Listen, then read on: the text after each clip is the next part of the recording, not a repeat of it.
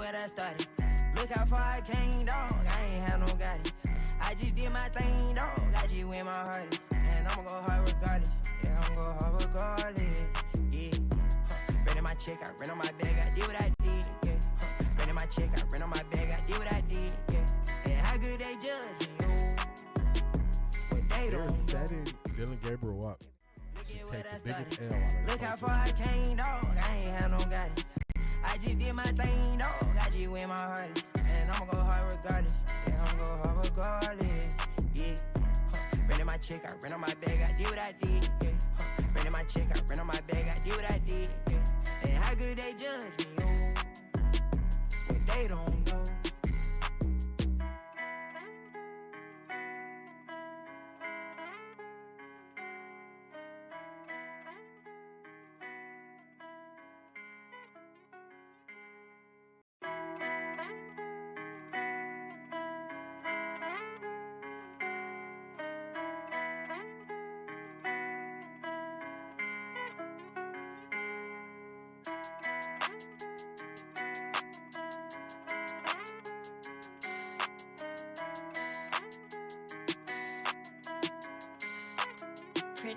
Look at what I did, look at what I started.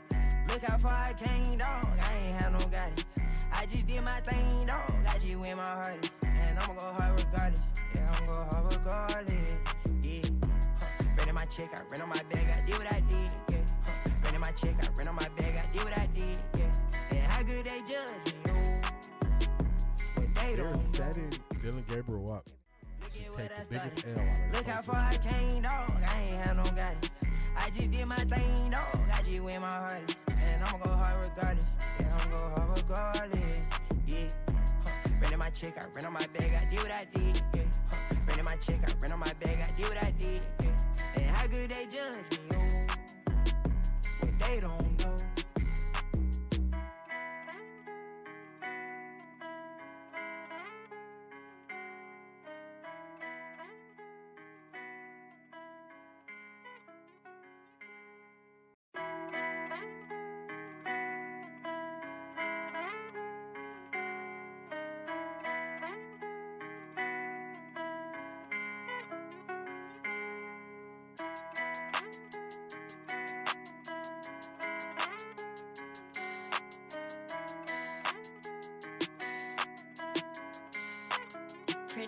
Look at what I did, look at what I started. Look how far I came, dog. I ain't had no guidance. I just did my thing, dog. I just went my hardest. And I'ma go hard regardless. Yeah, I'ma go hard regardless. Yeah. Renting my check, I rent on my bag, I did what I did. Yeah. Renting my check, I rent on my bag, I did what I did. Yeah. And how good they judge me, oh.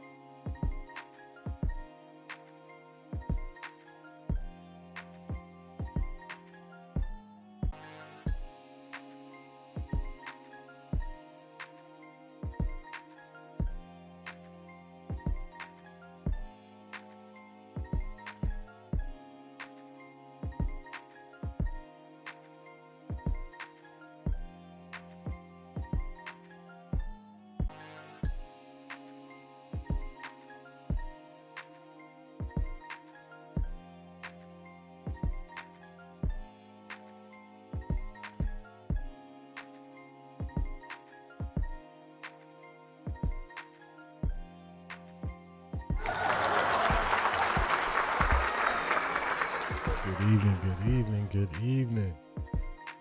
What is going on, everybody? What is going on? Let me get over here. Let's get this down. Let's get this straight. Let's get this down. What is going on, everybody? What is going on? Making sure my sound check is good. Making sure we good. We got sound coming through. We got sound coming through. All right, let me shut this down. Hit that like button on the way in, everybody. Hit that like button on the way in. Hit the like button on the way in. Let's get ready. All right, so the second and third rounds of the NFL draft are tonight. We got some NBA on tonight.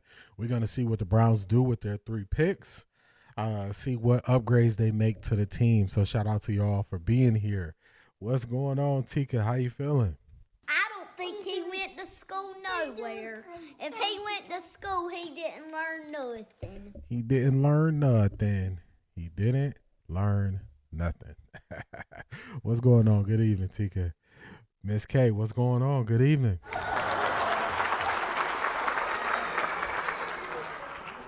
Donnie King is here from the Netherlands, here again for a good draft day for the Browns. Hashtag New Cleveland. Talk to him, Donnie King. What's going on, man?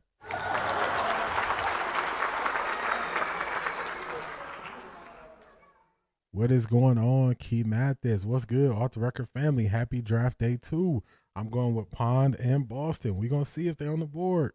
45-47. 45-47. Where we at? Cedric, what's going on, man? Hopefully you got everything done today you needed to get done. What's going on? You stupid. Nah, that ain't it, y'all.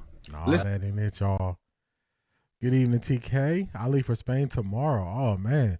Shout out to you for spending the evening with us. Safe travels to you tomorrow when you head over to Spain. Enjoy yourself.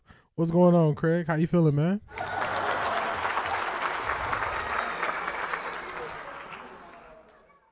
Marie, what's going on? Good evening. Everybody stay on that side when they switched up. You switched up, stay on that side, man. Stay on that side when you switched up. Good evening, Ms. Brown. How you feeling tonight? Good evening. The draft has started. The draft started at 7 p.m. Eastern Standard Time. The San Francisco 49ers are now on the clock. They have about 3 minutes and 50 or so seconds left to get their pick in. My prediction today is the Browns draft 2 second-round picks. Cedric? Hey, that's all I got. So you saying they're going to trade up from the 3rd round to the 2nd round for 2.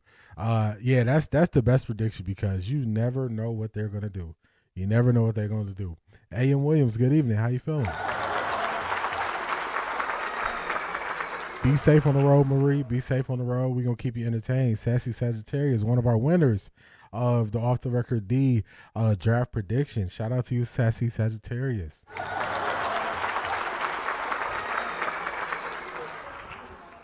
CO7111, good evening.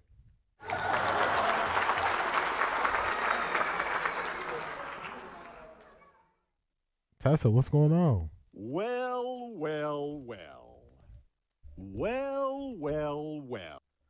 So just why we have some extra time, we got some free time. Do you think Hood will go past the 3rd round? No, I expect him to get picked up tonight. I expect Colton Hood to get picked up tonight. Just while we got some time, y'all. The merch officially dropped today. OffThaRecordDee.com. Tap in, check out the merch. I got some great ideas for it. I got something I want to show y'all. 1006, Chicago in the house. What's going on? I put together some things for this merch drop. Let me show y'all something real quick. One of the things I did was I wanted to bring together the old Cleveland and the new Cleveland. I wanted to bring those two together. So let me show y'all something real quick while we're waiting on the Browns to get on the board. Hashtag newcleveland.com is a website I put together just to explain some of the designs that I made for this rollout. So I'm going to type it in. So if you got time, check out this website I put together. Check it out. It's an explainer for some of the merchandise that I release on OffThaRecordDee.com. So hopefully y'all like that. Hopefully y'all like that. Just merging the worlds, merging the old Cleveland with the new Cleveland and where we're trying to go. Just bringing it all together. Bringing it all together. Also, shout out to Key Mathis for being the first one to tap in and grab some merch. Let's see.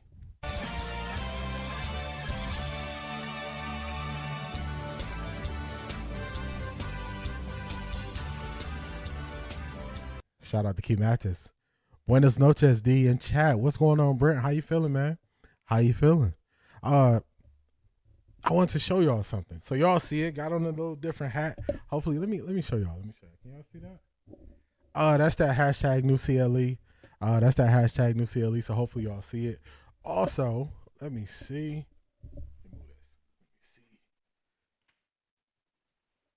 I got on that Todd Father T.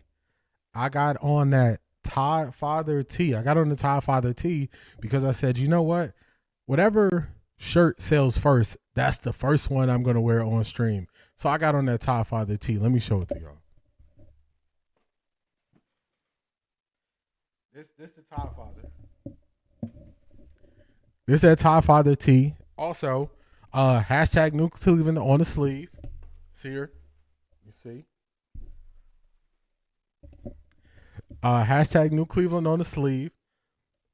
Also, custom tags in it. So it's just not just off the rack. This is actual custom merch. Shout out to Shanithia. She's not here yet. She's probably gonna check in on the replay.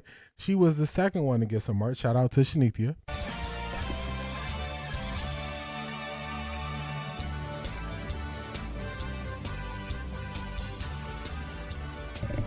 We got a little extra time, so I'm gonna show y'all. So Shanithia, she got it in a different color because I do have different colors available. She got this one right here. This is the Legacy Tee. It's that stone wash. You can see the custom tag in there. You see the custom tag. I also have designs on the sleeve, so you can see it. This is all 100% cotton. It's 100% cotton tees. It is direct to garment. So you can feel it. You can feel it. It's breathable. Really good stuff. You know what I'm saying? So probably for the next, I don't know, 7 or 8 streams, I'll be wearing a different piece of the merch. So just wanted to show y'all, let y'all see what you're actually getting out here. Wanted to show y'all what you're getting out here. So, and I got all of it. I'm not gonna ask somebody to invest and go buy some merch, spend your hard-earned money if I'm not gonna have it. So that's the Legacy Tee. I got that stamp Cleveland tee. It's all here. Just showing y'all a couple pieces while we got some time, just so y'all can see. One of my favorites here. This is that Gradient New Cleveland. Check out hashtag newcleveland.com so y'all can see the meaning behind all of the merch. Oh, we got more. we got more. We got that Todd Monken inspired merch. That Monk around and find out. So we got it. We got it. Definitely tap in OffThaRecordDee.com. Take a look. Check it out. I really put a lot of time into it. Made sure it was quality. Made sure it was good. When you get it, when you see it, when you touch it, when you feel it, you will know that this is not just some off the rack stuff. This is something that took a lot of time. A lot of care with putting these designs together. That's just some of the design. We got more designs. I'm not going to make this a whole infomercial about the merch, but just wanted to show y'all some of the pieces. Oh, it's more though. It is more. It is more. It is more. We got more designs, but just wanted to show y'all a little bit. So check it out. Check out the merch when you get the opportunity. OffThaRecordDee.com. Hashtag newcle.com so you get the meaning of the merch. Definitely tap in. Check out both websites. Check them out. All right, so we got who did the 49ers pick? The 49ers picked already. Let's see who they picked. Now the Arizona Cardinals pick is in as well. They got James Conner. They got James Conner announcing their selections. This is moving a little bit faster. I believe they have one less minute. So last night it was 8 minutes in between picks. Tonight is 7 minutes in between picks.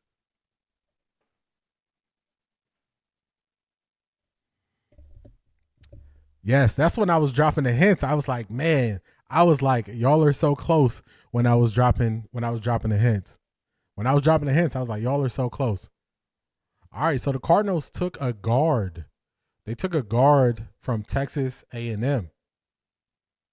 They took a guard. I didn't see who. Let me go back here. Let's see who the 49ers got.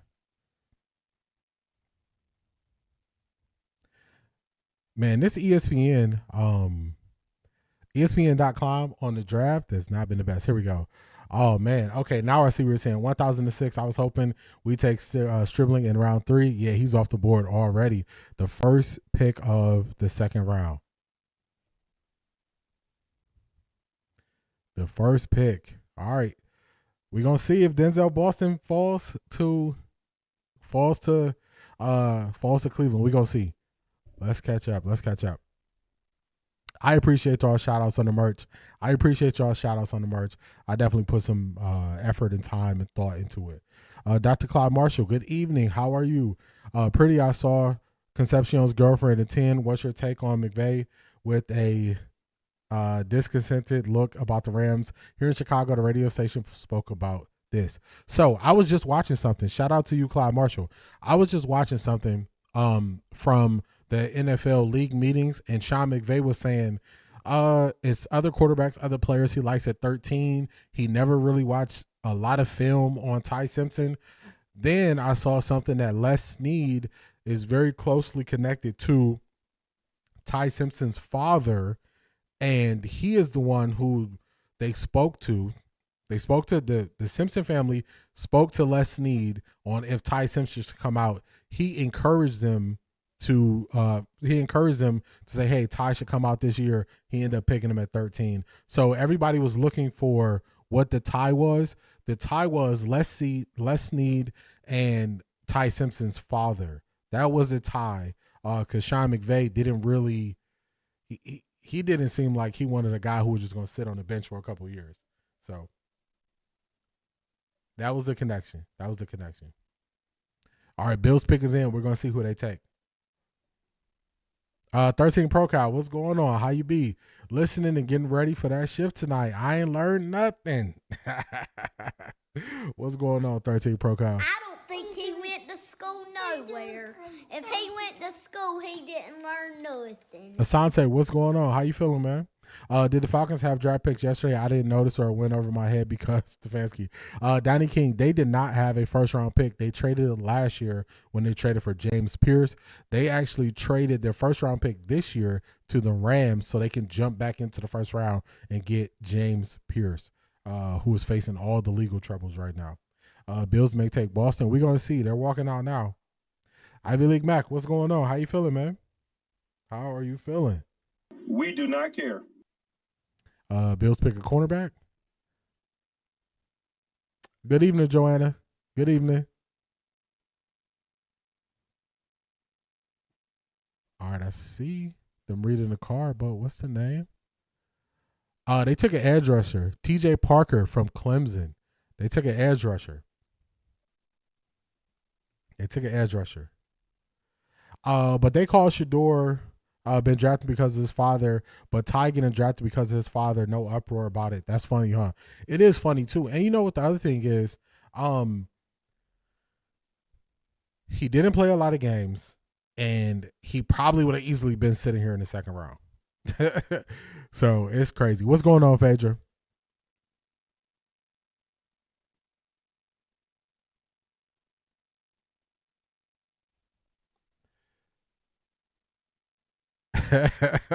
$13 Pro Cal, you onto something. That is correct. It was his dad's relationship that got him drafted into the NFL. It didn't take long to prove that they're going to do whatever they want to do and just blame whatever they want to blame. Reasons for guys dropping, reasons for guys rising, everything. So the NFL does what they want, and they just hope you believe their lies that they tell you when they tell you this is the reason why somebody isn't good or not getting picked.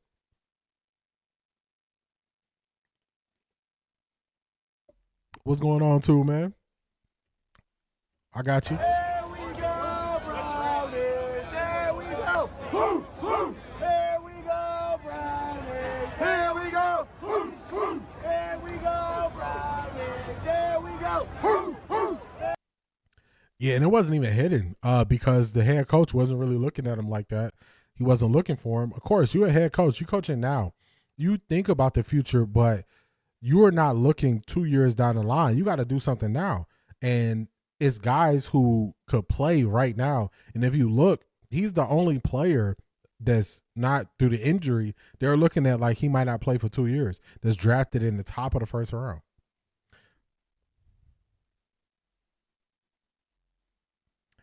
Just like yesterday, all the players the Bills wanted/need are falling to them. If that Toledo safety is there, I wonder would they take him. I've been hearing a lot of stuff about the safety from Toledo. A lot of stuff about him going early in this round. A lot. Texans not wasting any time. Texans got their pick in quick.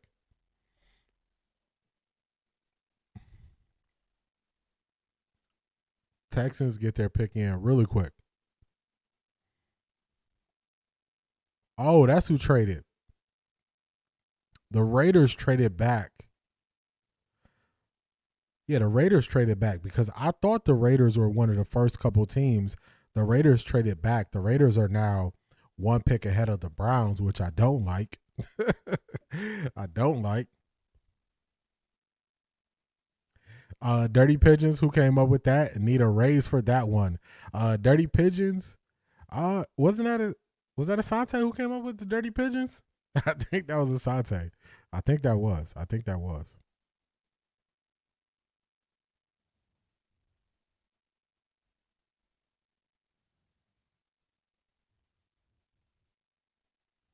I've heard about the Toledo safety too. What makes him so special? Man, Ivy League Mac, don't get me the line.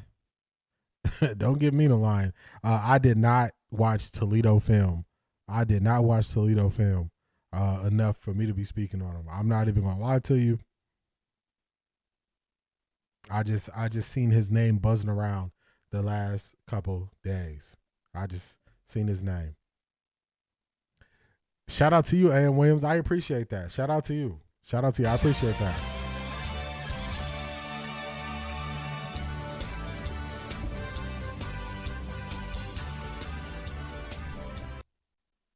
Shout out to you, A.M. Williams. I appreciate that. Thank you for tapping in. Grabbing the merch. I appreciate it. I heard the Raiders want Boston. Yeah, and then for them to position themselves to trade back just to be directly in front of the Browns, knowing that the Browns could potentially go back for wide receiver, is definitely telling. Nasty Parrots, that's my favorite. Somebody mentioned that yesterday. Oh, you came up with the Dirty Crows. I don't know who said the Dirty Pigeons. I don't know. Y'all was just taking me out that day. When y'all was giving them all those names, y'all was taking me out that day. So I can't remember who said it, but I just remember somebody said it. Yeah, shout out to A.M. Williams. Shout out to you. I appreciate you. Donnie King came up with Stank Nasty. Man, Stefanski got a bunch of names in the chat. He has a bunch of names in the chat. A bunch of them. All right, let's see who the Houston Texans are picking. Roger Goodell is up there. All right, let's see who they got. He's up there with Billy Miller, Texans tight end for 3 years, I should say. All right, who they taking? Who did they take? They took Caden McDonald, defensive tackle from Ohio State. I believe he was invited to the draft. Is he at the? Yes, he is there. So he was in the green room. Is that the fifth Ohio State player off the board?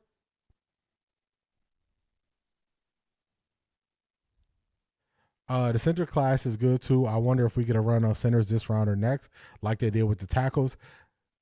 Akeem, you know how it's gonna go. As soon as they start picking them, they're gonna keep going. So Marie, who traded up? Who was that? I believe Buffalo traded up to take the edge, TJ Parker. The Raiders traded back to pick 38. The Raiders are one pick ahead of the Browns. So that was the team that we were always looking at like, man, who are we going to have to worry about taking potentially Denzel Boston if that's the pick that people were looking for? It was the Raiders, and they're still ahead of the Browns. The Texans are doing work on the defensive side. Already had a dominant defensive line, and it's only gonna get better. It's only gonna get better. The Texans also don't like to send a lot of blitzes if they don't have to. They like to get home with 4. So this is just gonna help them. It's only gonna help them. It's only gonna help them. So we're gonna see. We got the Giants, then the Raiders, then the Browns. So we're looking. So I brought Nightbot out of retirement. I gave him a free run tonight.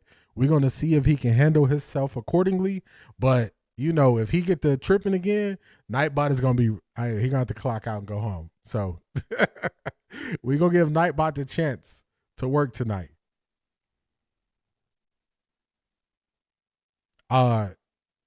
D'Amico Ryan should have won Coach of the Year when Kevin Stefanski won his second one. That should have been D'Amico Ryan's Coach of the Year. All right, the Giants pick is in, so we're gonna see what's up. I heard Boston can't separate from DBs. I saw him separating. And as the number one receiver, I saw him separating. So that's probably somebody who's not the biggest fan of him.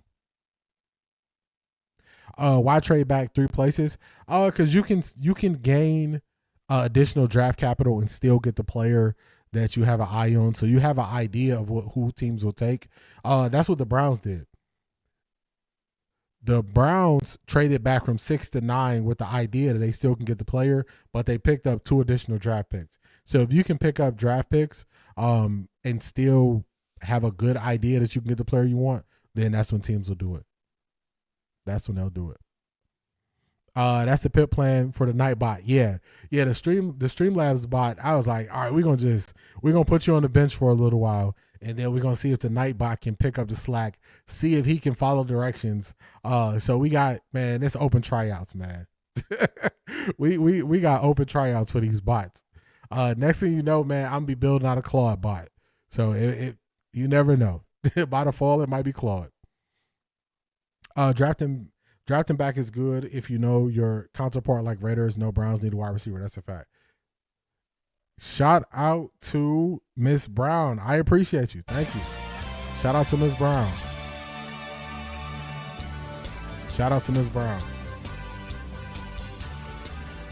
I appreciate your support. You definitely one of the people who was here when I had 10 people in the chat, Miss Brown. So I appreciate you. Thank you. Do the Giants have a backup quarterback? Well, Jameis played for them when Jackson Dart was out. I'm not sure.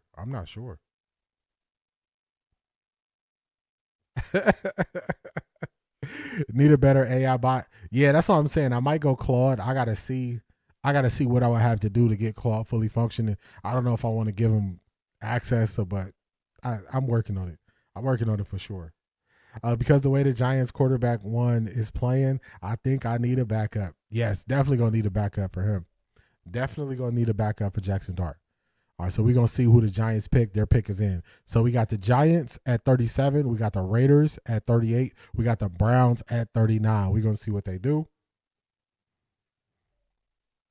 I missed it. 49ers picked up the wide receiver from Ole Miss. That's something interesting. They did. They did right here.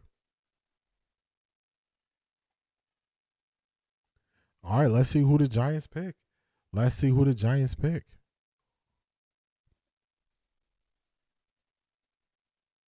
3 picks tonight for the Browns. O-line, wide receiver, defensive back. I wouldn't mind that. Colton Hood. Tessa, you were asking where Colton Hood was going to go. He is going to the New York Giants. Colton Hood is off the board. He's going to the New York Giants. That kind of tells me what kind of defense they're going to run. That tells me what type of defense they're going to run. Just like that, he off the board. Let's see. Ohio State is doing well in this draft. They're going to pick the whole team. Donnie King, it seems like it. It seemed like it. Raiders are going to be interesting to watch. They're the most improved team from last year with their moves. Browns are mostly better because so many young pieces developed and better coaching. I agree with that. That Ole Miss wide receiver was a sleeper. I agree with that. Hood off the board, just like that. Colton Hood off the board early. Press man wide receiver. You can never have enough of those. Never have enough of those. Watch the Raiders take Boston. We're going to see. We're going to see what they do, Craig. We're going to see what they do. The Browns got an A to an A+ by multiple outlets yesterday. Has that ever happened? No. Akeem Norwood? No. I don't recall the Browns getting A's or A+ on their draft. Probably not since Myles Garrett. Not since probably Myles Garrett. Or 2018. 2018 probably when we got Baker and Nick Chubb, I think was the second round. So yeah, probably not since Myles and probably Baker or the year that we got Denzel Ward. Yeah, Colton Hood wasn't gonna last. They got Greg Newsome too. That's kind of strange because Greg Newsome, he feels more comfortable playing in zone. He wants to play zone on the outside. Colton Hood is more a dominating man coverage corner, so they're gonna get exotic with those schemes then. All right, we got the Raiders coming up. Raiders pick is in. They're at the podium. They got Matt Millen announcing it. The quick answer: no. Browns never get A grades on the draft, and they don't, man. Yeah, probably not since Myles Garrett. People were asleep on the Mason Graham pick last year. It paid off. It did. All right, let's see.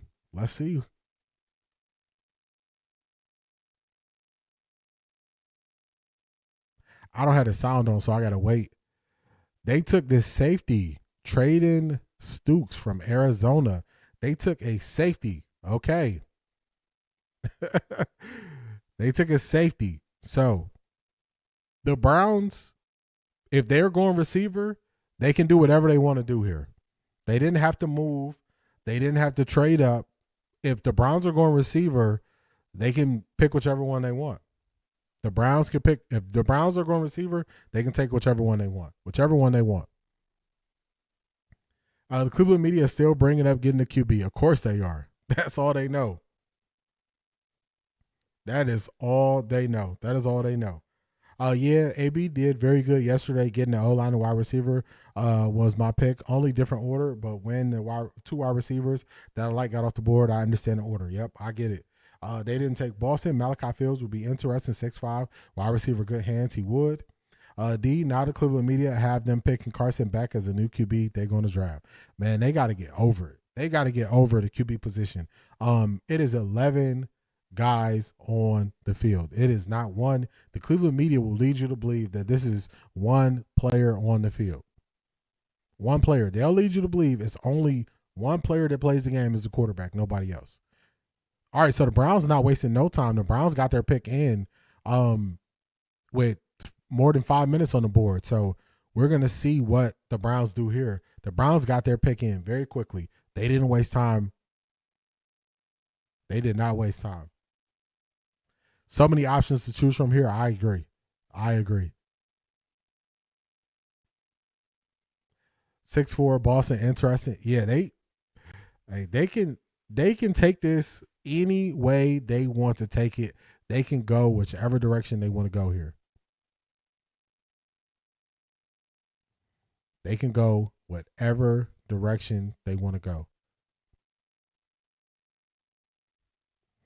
See, even Phil Yates is saying the Browns need a quarterback, cornerback, and safety. That's right. That's right, Miss Sparkles.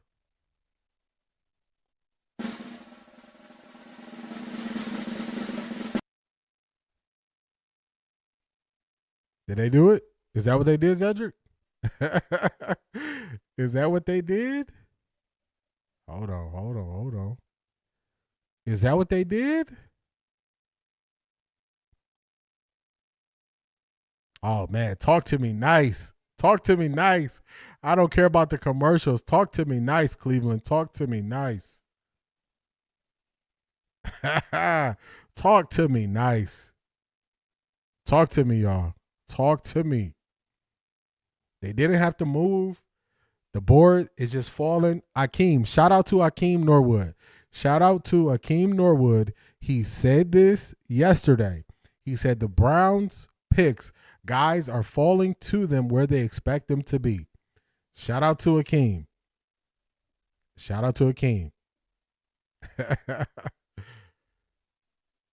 Talk to me nice. It's going to be competition. It's going to be competition in that wide receiver room. It's going to be competition. Our Jizzle, what is going on? Our Jizzle, it looks like the Browns are selecting Denzel Boston at 39. He fell to us. We didn't have to move around. We didn't have to trade any picks. He fell right to us. What? He fell right to us. Talk to me nice. Let me refresh this thing. They're holding off. Our Jizzle, hit Barry up. Let him know. Let him know. Hey, we appreciate what he's doing. Let him know we appreciate him.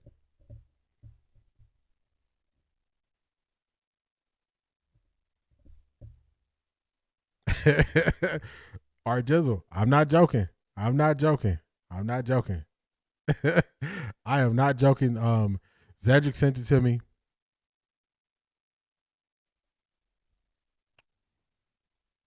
No. I have to disagree. I have to disagree there. I have to disagree there on his routes are not good.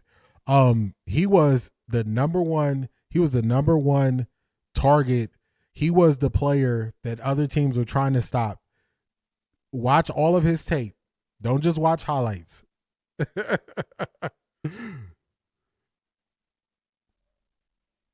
Watch all of his tape. Oh, they got Joe Hayden there. Shout out to Joe Hayden. Denzel Boston, the pick is in, is updated. Watch all of his tape. Watch all of his tape. The routes are there. He runs a lot more routes than people want to give him credit for. They just think he's a big receiver that just goes up and gets the ball. Nah, he got breakaway speed. Marie, we got Denzel Boston. We did get him. We did get Denzel Boston. We did. We didn't have to move. Yeah, whatever bad juju was over the Browns is gone. Yeah, because they moving different. They are moving different. They're moving different.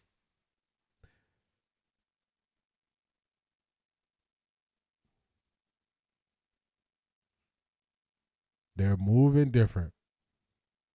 You got to watch. You got to really get in the weeds with Denzel Boston and go watch full games. And you always have to remember that he was the guy that teams were primarily trying to stop, and they still couldn't stop him. They still couldn't stop him. So I watched a lot of him. I watched a lot of him. This is one of the guys I wanted. Akeem, talk to him.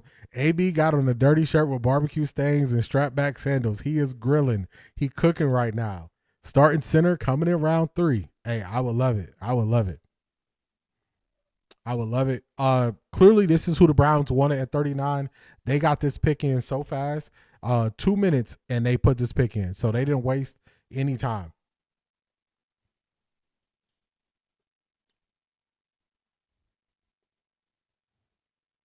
I'm liking what he's doing here. I'm liking what he's doing here. I'm liking it. I'm liking it. I'm liking it.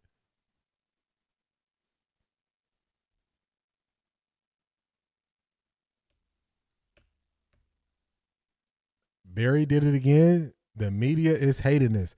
I don't believe the media wants the Browns to be good. I don't believe the media wants the Browns. I don't think the local media wants the Browns to be good. But me, I want the Browns to be good. So I want them to be putting together a good team. That's what I want. The next thing would be a third round lineman, maybe interior or backup tackle edge will be a decent day 2. Yeah, I wouldn't mind if we went center with our next pick. I wouldn't mind going center. I'm liking it. Joanna, I'm liking it. Shador is going to cook this season. Can't wait for Mary Kay to eat her words about too. She gonna try to switch. She gonna try to switch sides as she hear everybody else talking about it. Then she gonna switch up. She gonna switch up as soon as she hear everybody else talking about it. Once she hear people talking about it, she gonna have to switch. So, I'm liking what they're doing. Monken is definitely gonna coach the team up. If you notice, I was watching something earlier. It was the interviews from Casey Concepcion and Spencer Fano. And both of them were talking about how much they like Coach Monken. They were both talking about how much they like Monken. So I just think that players believe in what Ty Monken is saying.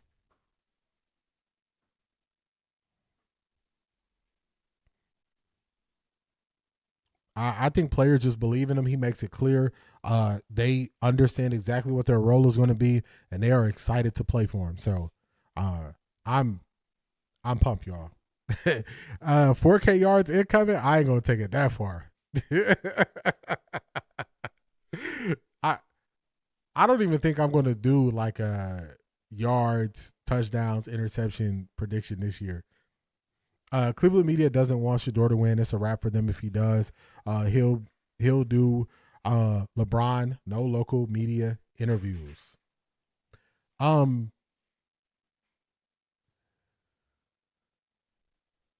They will find maybe Cameron Justice will be the one who might get the interviews. Maybe Daniel Owusie will be able to sit down with them. Afusier, maybe they'll do something like that. But the old people going to 92.3 The Fan, I don't really see it. Sitting down on ESPN Cleveland, I don't see it. So, I mean, can you blame somebody for saying they don't want to sit down with Cleveland media after the way they talk about them? You can't blame them. The media is only relevant for negativity. They're about to become non-factors this season. I agree. The first drop from Jerry Jeudy, he will see the bench. It's going to be competition out there. They got a nice mix of run and pass. How many more picks do Cleveland Browns have? They got 2 more picks tonight. They have another 8 picks in this draft, total beast. So they got 2 more tonight, another 8, I believe. I've been saying watch out for Dylan Bell out of Georgia with that 5th round pick. He was way underutilized after Monken left UGA. We're gonna keep an eye out. We're gonna keep an eye out. Oyafusi. Okay. I can say it when I read it. If I'm not reading it, I always mix it up. I always mix up his name when I'm not reading it.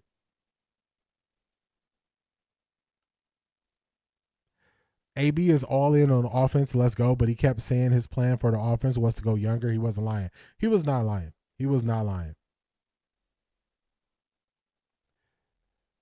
Cuzzo, I don't think they're going to trade Jeudy.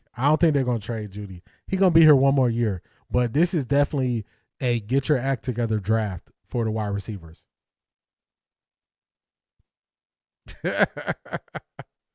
Nah, they not.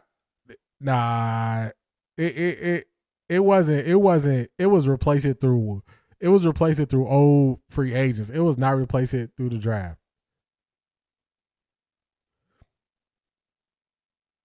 The Bengals need nothing but defensive players in this draft. They do.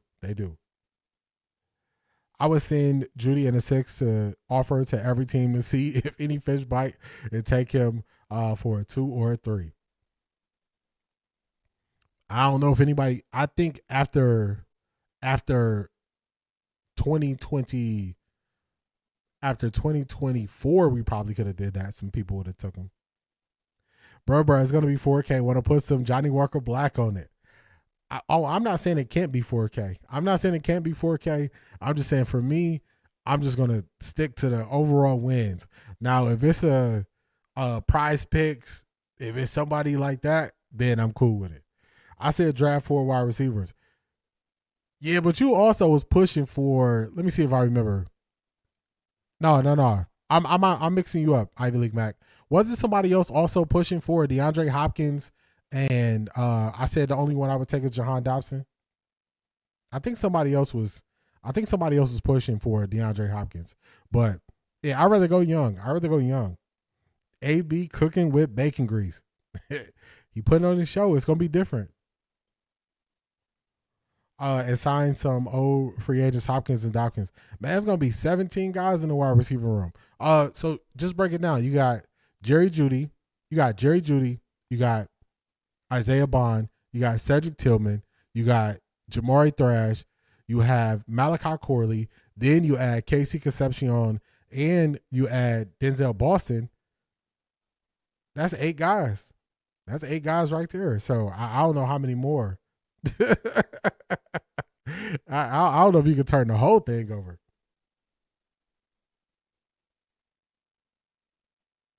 Oh yeah, they definitely can bench him if it don't look right. They definitely can. Yeah, AB is on fire. We missed it, but we didn't have a leader coach. We had a clown. Yeah, this is totally different. Right here. Cut Judy. Oh, so cut Judy, draft 4. I don't know if they'd be able to draft 4, but I think max wide receivers they probably could draft as 3. But I see what you're saying. Believe me, my thing with Judy is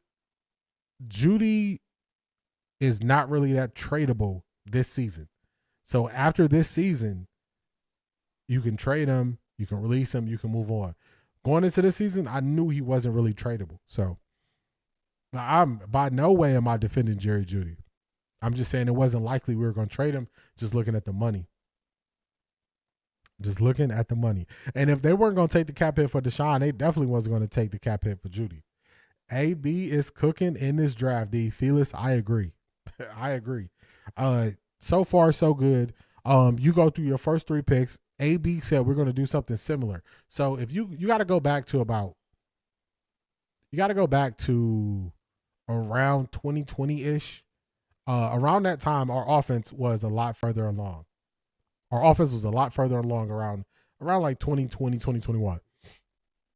We would spend all our early picks. We would spend all our early picks on defensive players. And then we'll wait till the 3rd round, and then we'll kind of switch and try to get a wide receiver or something like that. They just switched it up. Oh, got you. You said you just wanted Jeudy out of there. I got you, Ivy League Mac. You said you don't care what happened. You just wanted Jeudy out of there. Got you. Okay, I got you now. No real value when it comes to Jeudy. I agree. It's not really no. You got to have a trade partner. Cheaper to keep him and not play him. I agree. Just for one more year. Detroit Gemini, what's going on? Hey, y'all checking in. They got Boston now. I'm good with whoever they draft from now. The Browns winning 10 games or more. Hey, I'm telling y'all, the opportunity's there. The opportunity is there. All right, let's get it.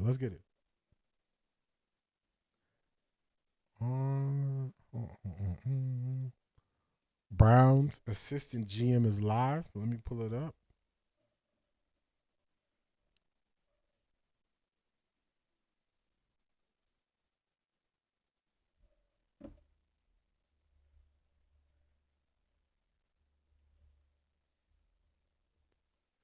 Let me pull it up.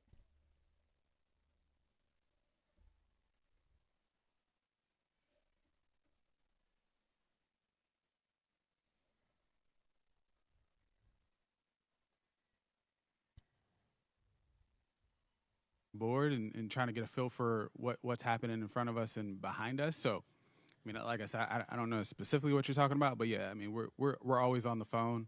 I probably have to go back up and get on the phone again. So that's just a part of it, Tony.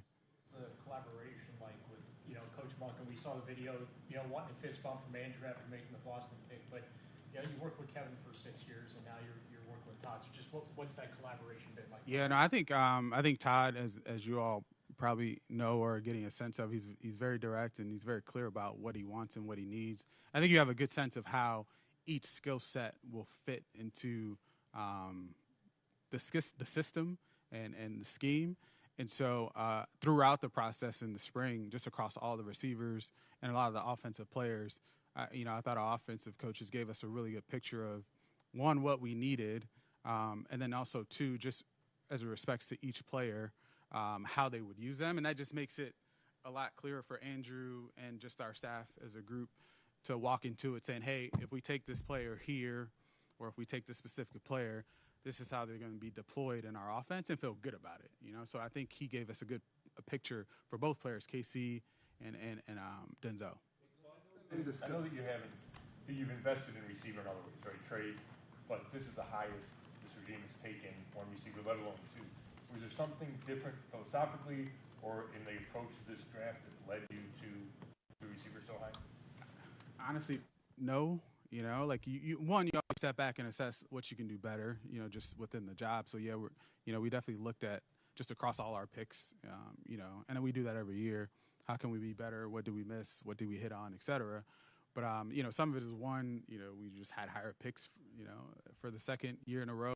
And then it's also just the quality of the players that we were sitting and looking at this spot. So I wouldn't say there was a wholesale change to how we approached it, but you definitely have to step back and assess yourself. So Boston at all in discussion at 24? Yeah, this is I Glenn won't I'm not gonna Cook. get into that. I think I don't want to make it a KC versus Boston thing. What it is we trusted the board. We think a lot about Sassy Sagittarius. Are you talking about on IG or probably had him on their IG first round story? grade or I'm trying to really look high for up. it. So, we're just excited that we had the chance to still get him where we're sitting at. Going through everything and the simulations of your board, you can try to predict as best you can following your data and everything, but how surprised were you that Denzel fell to you guys right there and you get your two big wide receivers that are rated high back to back? I mean, to your point, you can simulate it as much as you can, and we do. I mean, we probably spent 4+ hours going through a number of iterations, and you still don't get through all of them, right? You still can't 100% pinpoint how it's going to play out. There's probably a few picks in the first round that, even with those number of iterations that we went through, sort of caught us off guard. So we try to get as close as possible, and I think what it does help us do is have good answers to the tests when they come. And so, hey, if we do get a scenario that's within this ballpark, I see what you're talking about. And I think this is close to maybe one or two of them that we worked through. We're just glad we got them,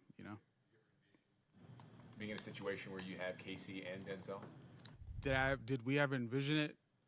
Sure, yeah. I think we did envision it, to tell you that we were very certain that it would happen. I don't know that we could tell you that, but it's definitely something you think about just in terms of how you build a team, how you build a roster. When you get to pick 39, is this something you would do where you take two receivers back to back? He was here for a visit. What did you kind of deem from that and getting a chance to talk to him and see his reaction to meeting? So it was pretty interesting because both he and KC were together, and so you have. Now that I look back, both guys are sitting at dinner and you're getting to know the two different personalities and getting to understand who they are as humans and young men and so much about their life. And I mean, Denzel's academic All Big Ten, an exceptional kid, loves the game and has a lot of head in his future. Same thing with KC, just hilarious, funny, a lot of energy, but also very competitive. And just when you spoke to football things, he definitely, flips a switch, and you love to see that about him. So looking back, like I said, to the question that was just asked, couldn't have envisioned that both players, as we sit there at dinner, would be on our roster. But but it's also a thing that I'm not mad about. Where was it? It's just our 30 visits, yeah. So as when we take them out to eat. I've been talking about KC's ability on punt returns, but Denzel can also. Yeah, he did. I mean, just how much did that kind of add value to him? It's in the back of our minds. We know it, right? Like it just adds. It's an added luxury to have players who can, with the constraints of the 53-man roster and the guys you can have active, to have someone, especially with his dimensions and build, to go back and field punts. Like we're definitely fortunate that he also can do that. Our focus is on his ability as a receiver. Same thing with KC. But again, it is an added bonus. I should have mentioned that earlier, but that's a good point. Everyone assumed that offensive line receiver in the first round were the top priorities, and obviously that's the direction you went. Now, as Andrew Berry mentioned yesterday, he expects this to be a volume draft for you guys once they bring in a pretty good size rookie. It's gonna be a good year. Do you feel like now good year. You guys are in a spot where you can kind of start stacking the roster? You don't necessarily have to maybe zero in on needs as much maybe as you might have in the first round. Yeah, I hope so. And also, I mean, I wouldn't say we're cornered into zeroing on needs as well with the first couple. Like again, we end up taking 2 receivers, but we have 8 picks, I believe, and we have 2 more tonight at minimum. I think it is an opportunity to just continue to add guys who will come in and compete in different roles on different sides of the football, on both sides of the football. So, yeah, it was important for us not to move too many picks because we want the volume, and we felt like we needed it. So we definitely are excited about the position that we're in after having 3 picks in the first, in the top 50 and still more to go. It's pretty exciting. When you guys hired Todd, when he first got here, and he kind of talked to you about what his sort of vision was for the offense, not that you could predict exactly what's going to happen on draft night, like you mentioned, but is this like pretty close to, in terms of the resources you guys have used, what that kind of vision, what you guys thought that vision could be in terms of addressing the offensive line, addressing wide receivers? Sure, but I also think like the number one thing, and I think you guys may have heard him say this, is nothing getting in the way of winning. And I think he approaches coaching and calling the game that way. He will have 2 tight ends on the field, 3 tight ends on the field, 4 receivers, different packages, run the quarterback, feed the guy who's having a great game. I think Todd is so diverse in his approach and so open-minded when it comes to how to move the football down the field and score points, because at the end of the day, that's what we're trying to do. From a 30,000-foot view, it just opened up our opportunity across all the players in the draft, because you just know you're not necessarily pigeonholed into it has to be X skill set, X makeup. It's really like, hey, have a good idea of how we want to use this guy. Todd will take it from there. So it was more so probably from that lens as opposed to the specific like skill sets, receiver or running back or tight end or O-line, if that answers. Appreciate you. Assistant GM, I haven't heard him speak a lot. But I'll tell you one thing. They are confident in their plan. They are confident in their approach. You can just hear it. You can hear the confidence. You can hear the confidence when they speak. Hey, this is what we want to do. The assistant GM leaked it. They are getting another tight end in this draft. Yeah, you heard that. 2 tight ends, 3 tight ends. You heard it. So, I'm liking the approach, man. I don't have any negative feelings. I'm liking this approach, y'all. I am liking this approach. They seem empowered. Last year, I can't remember if I don't remember if I remember the assistant GM speaking. I remember somebody else speaking, maybe one of the player personnel directors speaking. But this was the assistant GM, assistant general manager speaking. So this is the second time he's interviewed in the last like 3 or 4 days. So I'm liking it. Let me see if I can show y'all what Sassy Sagittarius and Latika were talking about.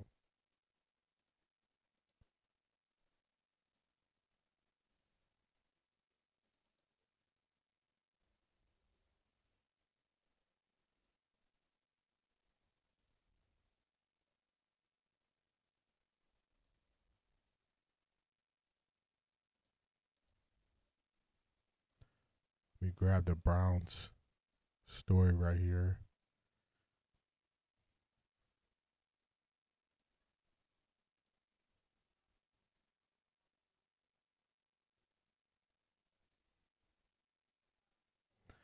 All right, I got to sign in.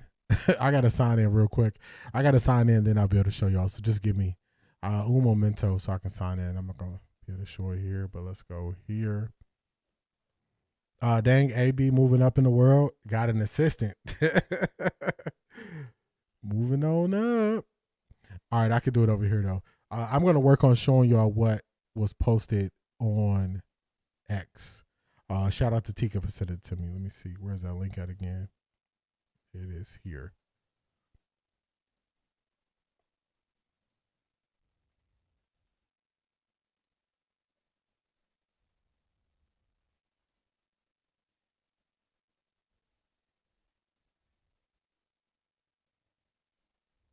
All right, now let's share this.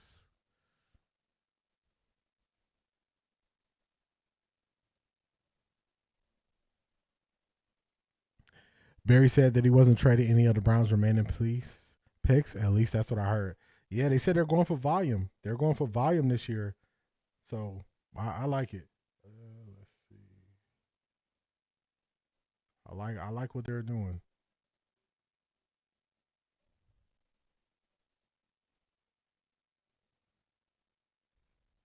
Hold on, let me adjust this so y'all can actually see it.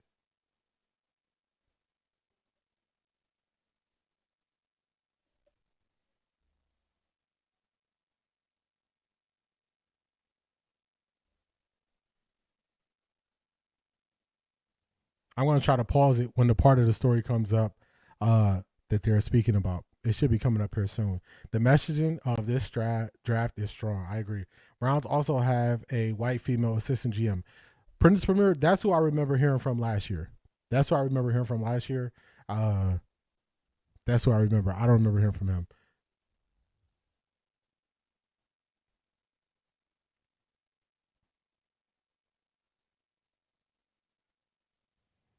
All right. So it's right here. This is what they were talking about.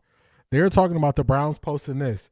So it's hard for y'all to see, but I'll tell y'all what it is. So you see Denzel Boston, and it says pieces of the puzzle, Browns offense, Shador, Quinshawn, Casey Concepcion, Denzel Boston, and Spencer Fano. So the Browns are making it clear who they believe in. They are making it clear.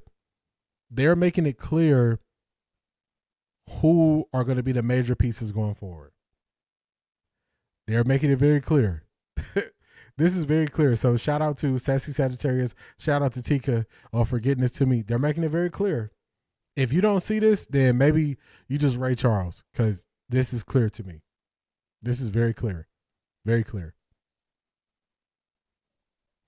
Very clear the direction they're going. What's going on, Charmaine? Very clear the direction they're going. Very clear.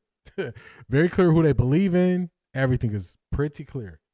Pretty clear. I'm way behind in the chat, so let me catch up on some of the chat. We all want Judy out, seeing that Good Sports say Judy is the best wide receiver at turning TD passes and interceptions after getting the dot in the breadbasket had me rolling. Shador's number reflect the bad team. I agree. All the Raiders channels had Boston on their thumbnails all today. I know they pissed. I know they are. I don't know when they're going to upgrade their wide receiver. Casey also said, just like Shador, I'm coming in to change the franchise. Hashtag New Cleveland. That's a fact.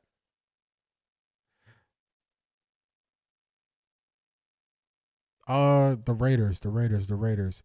They took the safety out of Arizona. Shador changing the culture just like he said he would. I agree with that. Barry said, okay, I got that one. Shador was AB pick is clearer now to see. Hashtag New Cleveland. That's a hill that I was standing on by myself saying AB is the one that wanted Shador. We see it as it's playing out. It's crazy. Kevin and DePodesta brought the entire organization down. New energy, new vibes, New Cleveland. I don't know what DePodesta did, but I definitely know what Kevin Stefanski did, and how he had way more control and power than he was ever willing to admit.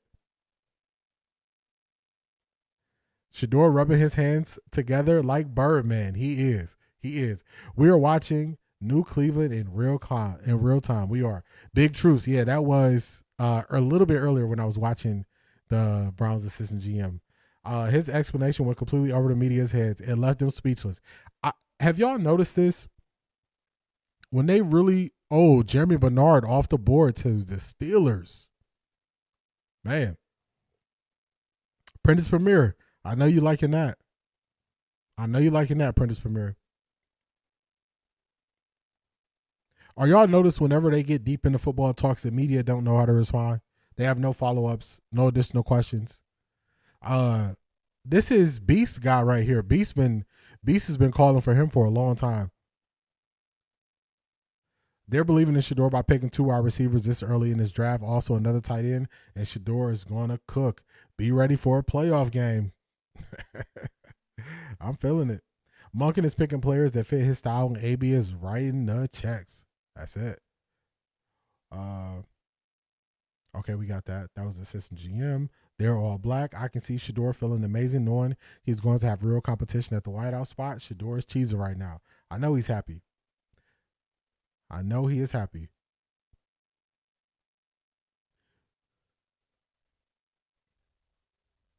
All right, it's not letting me see no more of the chat on there. As far as let me go back.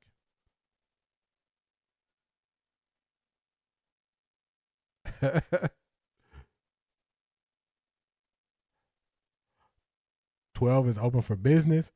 All right, now Browns saying it with their whole chest, making us proud. That's a fact, A.M. Williams. I know Judy is somewhere mad worried tonight. Yeah, he got to show up. Prentice Premier, I was a Raiders fan before the Colts came to Indiana. The Raiders is my first team, but I'm still pissed from last year for not drafting Shador. They had a bunch of chances. Cleveland been making it very clear. Also, a Bus former student works for the Cleveland Browns now. He is recorded on the sideline and takes pictures, but I seen him at Colorado still working.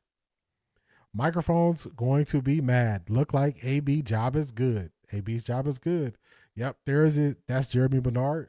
Steelers got Jeremy Bernard, wide receiver. I got fresh Raiders gear still in plastic wrapping, hats and all. I'm still in my feelings. Marvin Woodbury, what is going on? Great draft for sure. We need a catchy new title for this new point moving forward. Legendary Browns Doghouse is a great team if you want to play to win, not where careers go to die. That is a fact to man. They used to be able to clown us like that. They used to be able to talk about us that way.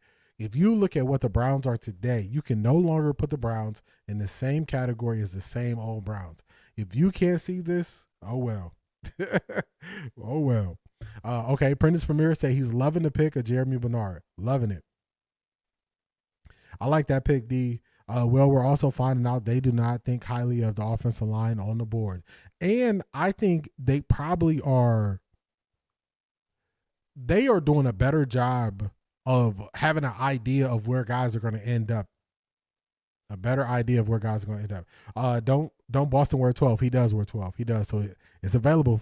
It's available.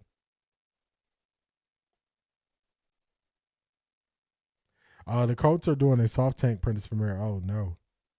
I was a Los Angeles Raiders fan and still gripe after they abandoned L.A.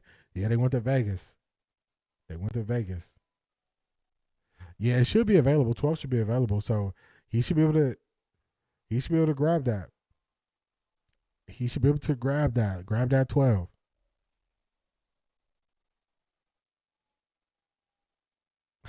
Wouldn't that be funny? Shador goes back to 2. Somebody else comes in. They grab 12 right after that. Concepcion is going to wear 17. He's going to wear 17 because he wore 7 last year in college. I believe Tyson Campbell might be number 7.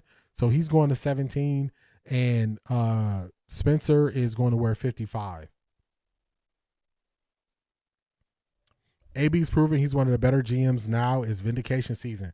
Man, I'm telling y'all, that smirk I saw from AB last night, the smirk I saw, I was like, okay. Okay. Shador made room for Boston jersey number. Hey, maybe a little birdie told him, hey, man, I'll open up 12 for you. I'll open up 12 for you.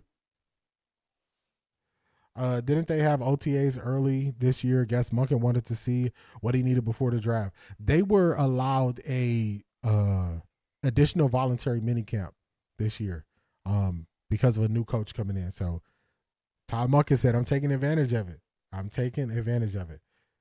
Divine plan unfolding. I agree with that, Lex. I agree with that. Definitely a divine plan unfolding right before our eyes. Lex, did your YouTube name change? Toilet Music? I thought it was. I thought your other YouTube name was Lex. I could be tripping.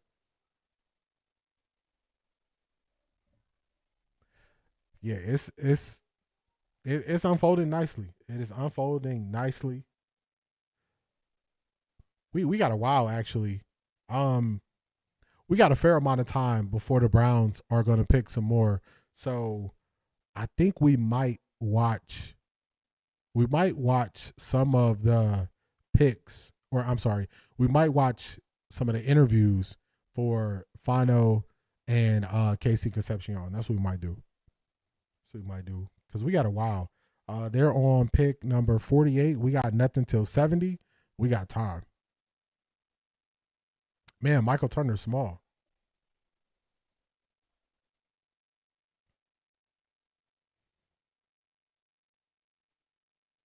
Oh, you can still get Oakland and LA Raiders gear.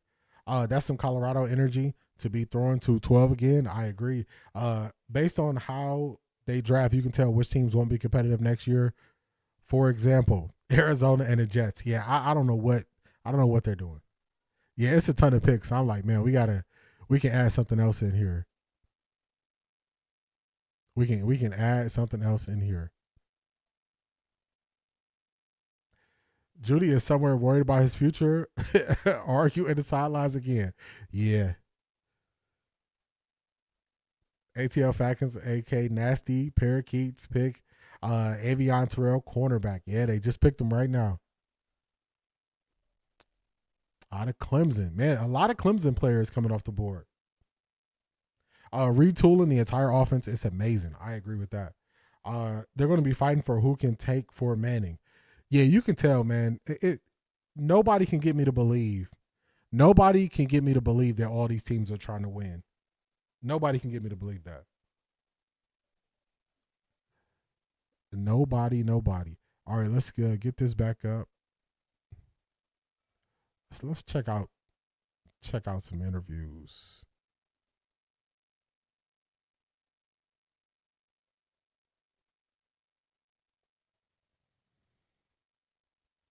Uh-oh. I already know it's something funny if Skip Bayless is sending it. Let's see what you got. What's Skip talking about?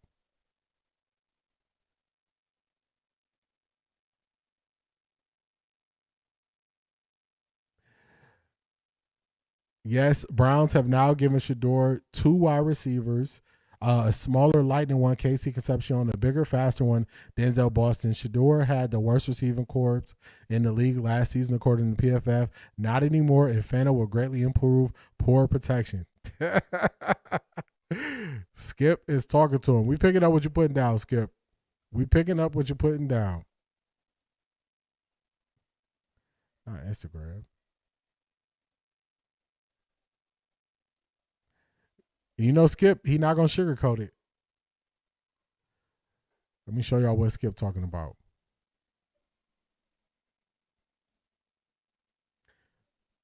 This was Zedric sent me about Skip. Judy shouldn't be surprised. I don't think they're negotiating a new contract with him regardless of what he does. That's a fact. Argue on the sidelines again and see what happens. I dare you. I triple dog dare you.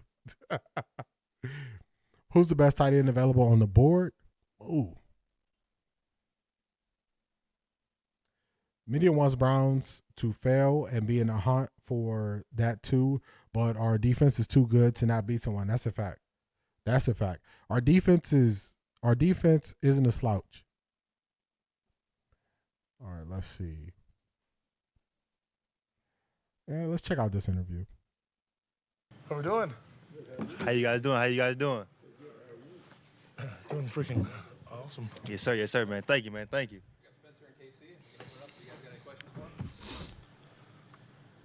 Either one of you guys, just how excited are you to be here in Cleveland? I know Casey, yesterday you mentioned getting the popcorn right Mhm. there. You guys just up there, your guys' feeling just being here. Yeah, you know, I mean, like, it's just, you know, a blessing, honestly.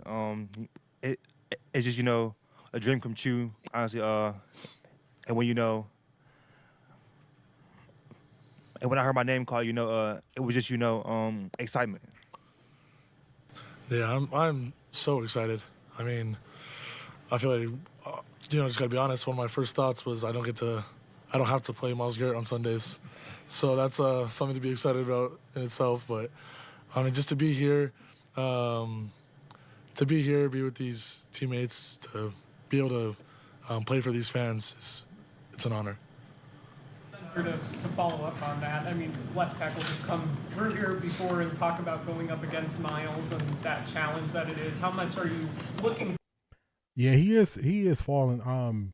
Because the buzz was the safety from Toledo was he was going to be one of the first picks to start the second round, and he has not been. So Browns media wants him to fail because they don't want AB and Shador to shine. Craig, I agree with that. I wonder if they're looking at safety or cornerback. I know a lot of people are saying go cornerback. I want to see us go safety before cornerback. We got Denzel Ward, and we also have Tyson Campbell, so I'm not saying we shouldn't add another one. But at safety, we got Ronnie Hickman, and we have Grant Delpit. Grant Delpit played a lot better coming off the injury the previous year, but Ronnie Hickman I think he was an undrafted free agent. He's been on the team, but it's definitely a room where we can upgrade there. Forward to getting that opportunity in training camp practices even? I'm so excited. I mean, I feel like there's no better way for me to get better than going against someone like that. I mean, just maybe the best player in the world. So to go against him every day is going to be a blessing. Both of you guys, you talk about versatility, you know, positional versatility. How much more important is that becoming in football, that, you know, you're not just a left tackle or a right tackle or an outside receiver? How much more important do you feel like it's becoming? Detroit Gemini, when she got to that question, I was like, what do you want them to say? They don't have nothing to do with who is in the quarterback competition. Like, her asking that question at the end of this, I was like, man, what is she there for? What is she there for? D, both of them brings winning mentality and a dog mentality. Fano said, don't let the nice guy of the field fool you. I'm a dog between the lines. # New Cleveland. That's a fact. I would like to see the best available safety or tight end. I'm with you there. Let's see what you got for us, Cedric.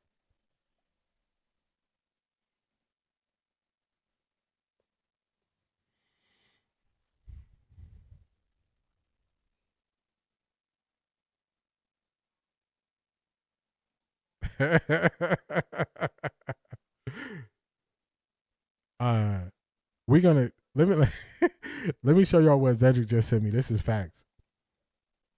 Todd Monken is so hype.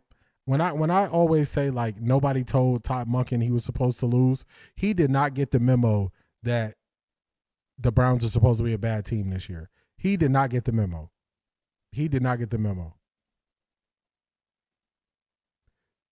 AB is looking like, man, I'm not used to somebody. I'm not used to somebody being hyped. Look at this. This is what Cedric just sent me. The sound don't really matter on this.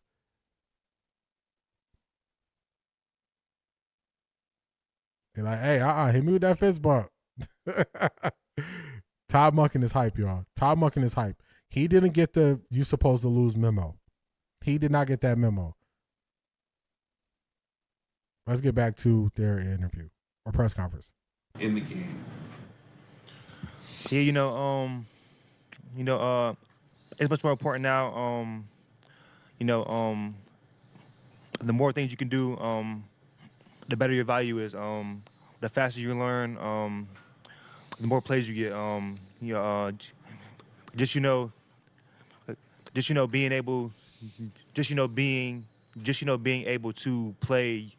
Being able to play, all across the field, it's just gonna, open up,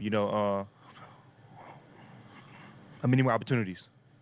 Yeah, man, and you never know what's going to happen on the football field. Like, someone could go down. I think it's a good thing to be able to fill in wherever I need to. Yeah, it's a big thing. And then not only that, is that knowing how to play multiple different positions just broadens, or I don't know, it broadens your knowledge on the game itself, on how every play works. So I feel like there's nothing but positives that come with knowing multiple positions. You were probably playing when games that Shedeur Sanders was playing in college. Yes, sir. But have you had a chance to watch him play, and what will it be like to catch? Yes, sir. So I actually got, kind of like story. So whenever I had entered the transfer portal, after my sophomore season, I had actually went down to Colorado and and met Shedeur. He's a great guy, a great leader. I just cannot wait to build that relationship, build that and build that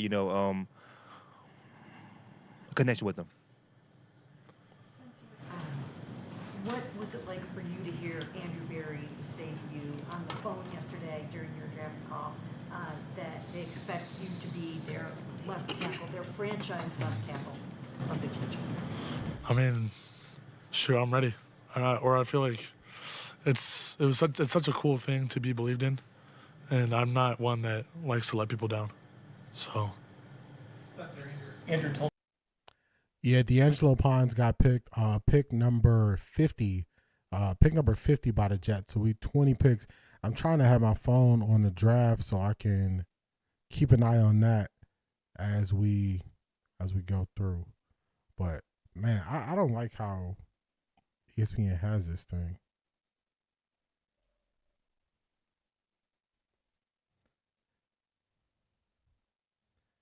Yeah, TK, they'll be tonight, but it'll be a little while.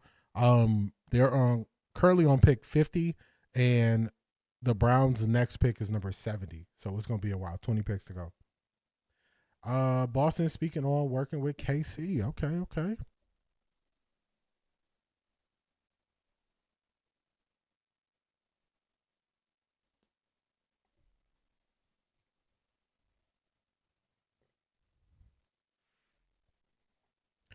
Denzel Boston speaking to local reporters on teaming up with KC Concepcion in Cleveland. I know for sure, I think that we're going to bring a good mix of explosiveness and just having explosive plays after explosive plays. Both of us have generated tons of touchdowns throughout our college career, so I think those are the two things we're sure you can look forward to. They said we're going to put some points up. Todd Monken said it's about scoring.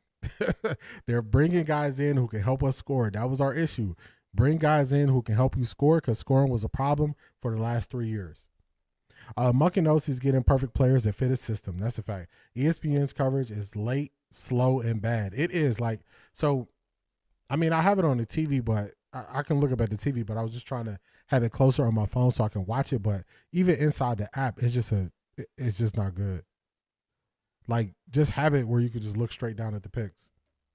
I love that Casey had a long-standing relationship with Shedeur and Fano, played Shedeur twice. They all have a connection. Yes. They all have a connection, and they all have a desire to be great and want to win. Start with that mindset first. The mindset first. Told us not to be fooled by your personality, right? I think you said don't be fooled by your kindness. So is there a switch that just flips with you when you step on the field? I guess you could say that. I don't know. There's just something about. There's something about just. I don't know. That's a little corny. So let me think of something else. All right. It's like the same. There's no greater joy of moving a man from point A to point B against his will. And there's really nothing like it. When you're just pushing a guy back, he's like swinging at your arms. There's no feeling like that, and then to be able to put someone in the dirt. It's awesome. That's that other side that Andrew Berry was trying to explain that he has, but the Cleveland media didn't even really get what he was saying. He was like, do you know the feeling of moving a man against his will? Every football coach would love to hear that. Every football coach would love to hear that. To a man, You can attest to this. Every football coach you play for, especially being a former lineman, wouldn't they love to hear you say you love to move a guy against his will or to just put a guy in the dirt? They heard that? Crickets. Crickets after they heard that. Crickets. The Baltimore Ravens will play the Dallas Cowboys in 2026 NFL Rio game. The matchup will take place on Sunday, September 27th at the Macarena Stadium. Did Mary Kay forget Dylan couldn't see over the players to make a throw longer than 10 yards? She did. I like Fano's arm left comment too. They said he has a wrestling background. AB was kind of explaining that. AB was saying the more athletic you are, you can get to the spot faster, which then you're not necessarily as worried about a half an inch or 1 inch on your arms. He also said, oh, when I was here, my arms were this length. When I was here, my arms were this length. When I was here, they were this length. So it's just not a big deal. Joe Thomas a little bit yesterday.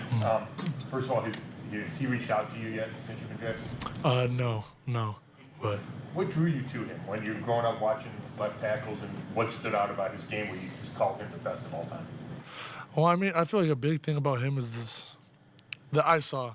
I feel like it's a really big character thing too, is the fact that he played 10 years and didn't miss a snap.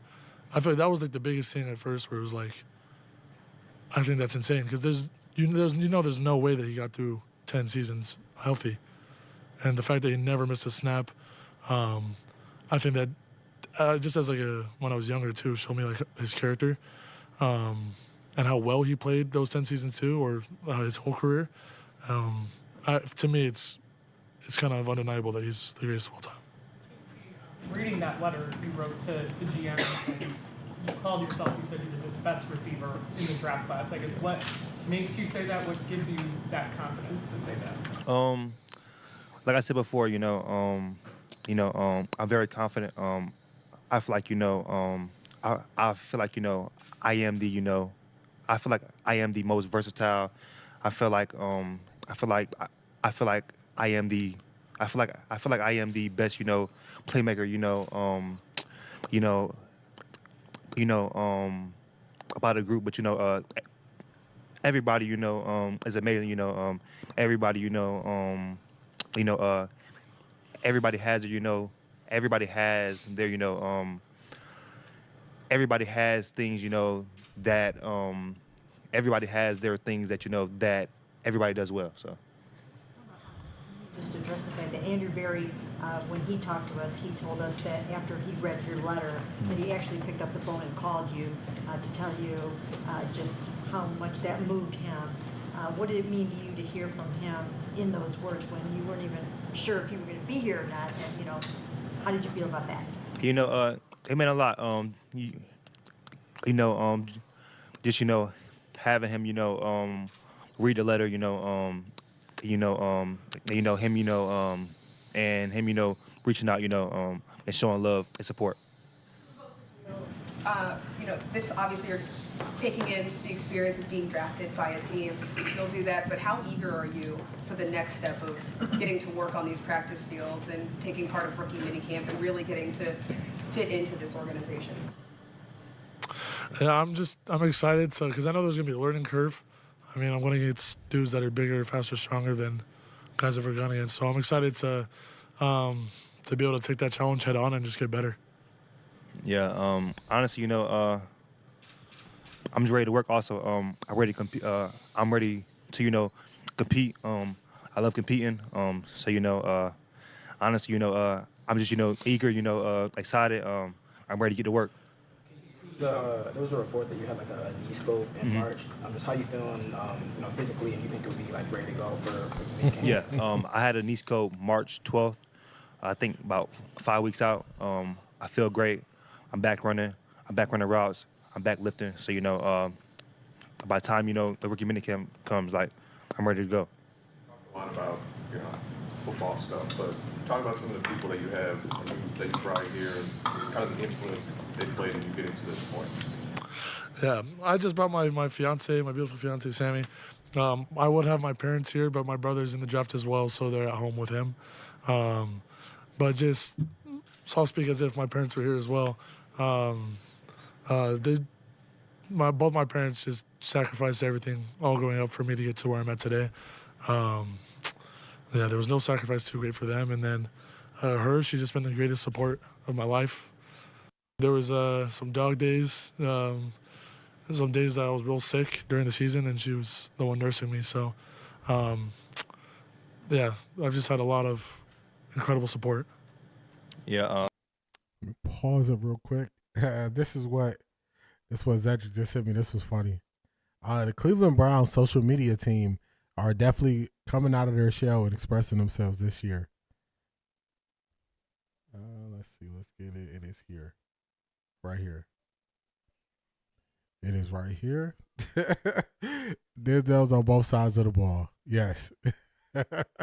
So the Browns social media team has definitely been showing more. Definitely been showing more. Oh, your squad is picking. Our Jizzle at number 53. Brown social media team definitely showing more. So above there, I got my dad, my mom, my beautiful girlfriend. My dad, he's the one that, he put the football in my hand. Since, 4 years old, he's just been, that, person who, who motivates me, who pushes me, to my limits. My mom, the sacrifices, she had to make. I got, 4 little brothers in the house, so it was just hers. So just seeing her, sacrifice a lot. It meant a lot. And my girlfriend, she has been nothing but supportive. She's just been the greatest supporter, a shoulder to lean on, and an outlet to talk to. Can you talk about the I think the Cleveland Browns media likes to troll the old media bad, and I like it. They do. They do like to troll them. We're still a ways away from pick 70. It seemed like they pushed pause on the draft for some reason. It seemed like forever ago I told y'all we were at pick 50, and we're only at pick 53. They just finished pick 53. So it's crazy. It's like it's moving slow. I thought the 7 minutes would make this go faster, but it seems like they were going too fast, and now they're slowing it down. They don't want to drag it out. It's like I don't get it. I don't get it. Now we have linemen that want to pancake guys in the dirt. No more dirt divers. Real progress. Yes. They actually want to make a difference. They want to move guys against their will. So hearing Spencer Fano, hearing Casey Concepcion, both of their mindsets, I'm telling you, I'm drawn to it. 2 Fanos in the draft. I wonder, I heard him say that when I was listening to this earlier, but I wonder where his brother went to school at, or not, what position his brother plays. Probably the same.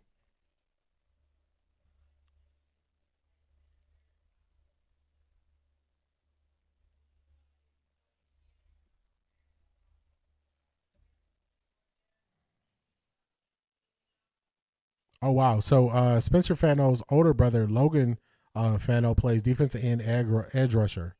He was at BYU in Utah. Okay. 44 tackles, 4.5 sacks. And they also have a younger brother who is a touted offensive tackle. Man.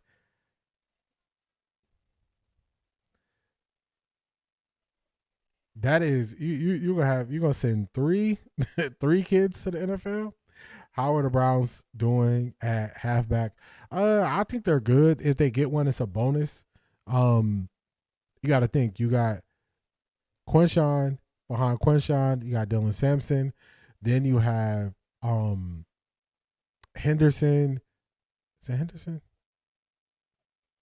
I can't think of the the other 2 backs. But we got 4 backs. We got 4 backs right now. So if you get one, it's just an upgrade over the bottom 2 who finished the year out. Then cool, but I don't think it's I don't think it's mandatory. We lost Zaire Franklin, so we needed a linebacker. Oh yeah, y'all did. Didn't y'all trade him? Y'all traded him during the season last year, if I'm not mistaken. The draft is missing Shador ratings this draft season. They are. Isn't he only 21? Who are you asking about, Maurice? Which one? I can let you know their age. Denzel called with AB and the team. All right, good.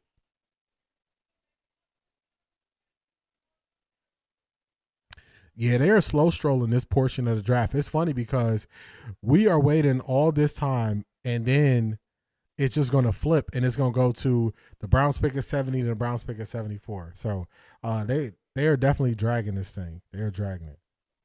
Let's do this. Let's get this pulled up.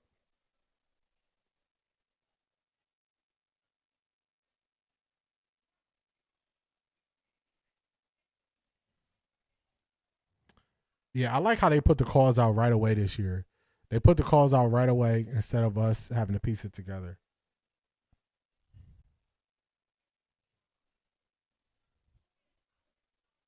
Oh, you thought both guys are only 21. Okay, got you. I'll check. I'll let you know. All right, here we go. Let's get the sound on for y'all. This is Denzel Boston when he got the call from AB. Get the sound up. Good, how you doing? I'm doing all right. Hey, look, hey, I know the wait was a little longer than you wanted, but good things come to those who wait, and we're really excited to have you here in Cleveland. We're excited to make you Browns. I'm excited. I'm excited to join there. And here, this is what I want you to know. Were you pissed off after last night? Yeah, I was hot. Good. So listen. I want you to keep that same energy when on your field because I need you to be a bully, right? You're 6'4", 215. Yes, you're strong. You've got great hands. I need you to bring some bully ball to Cleveland on the perimeter, all right? Yes, sir. For sure. We're excited to make you a Brown here. I'm going to give you to Coach Monk, all right? All right, cool. Congrats, What's big boy. going on? Thank you. Fired up to get you. I'm fired up to be a part of the Browns, Coach. Well, congrats. I'm going to pass it down the road here, okay? All right. Hey, Denzel, J.W. Johnson, good to see you again, man. It's good to see you again, too. Hey, man, congratulations. We're fired up to get you here, okay? Thank you. I'm fired up to get over there. All right, let's go get him, all right? All right, let's go get him. All right, congratulations, bro. Thank you. AB showing that personality. AB showing that personality. Maurice, you are correct. Both guys are 21. Spencer Fano and Casey Concepcion both are 21. So you are correct about that. AB showing that personality. He said, hey, were you pissed from last night? He said, yes. He said, I want you to keep that. I want you to keep that. Tessa, you wild. Let me find out Mary Kay and Kevin are doing a variable. Oh my goodness. You are wild.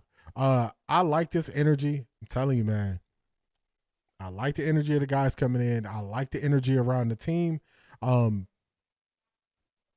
like the confidence. Like you just feel the confidence coming from inside the Browns building.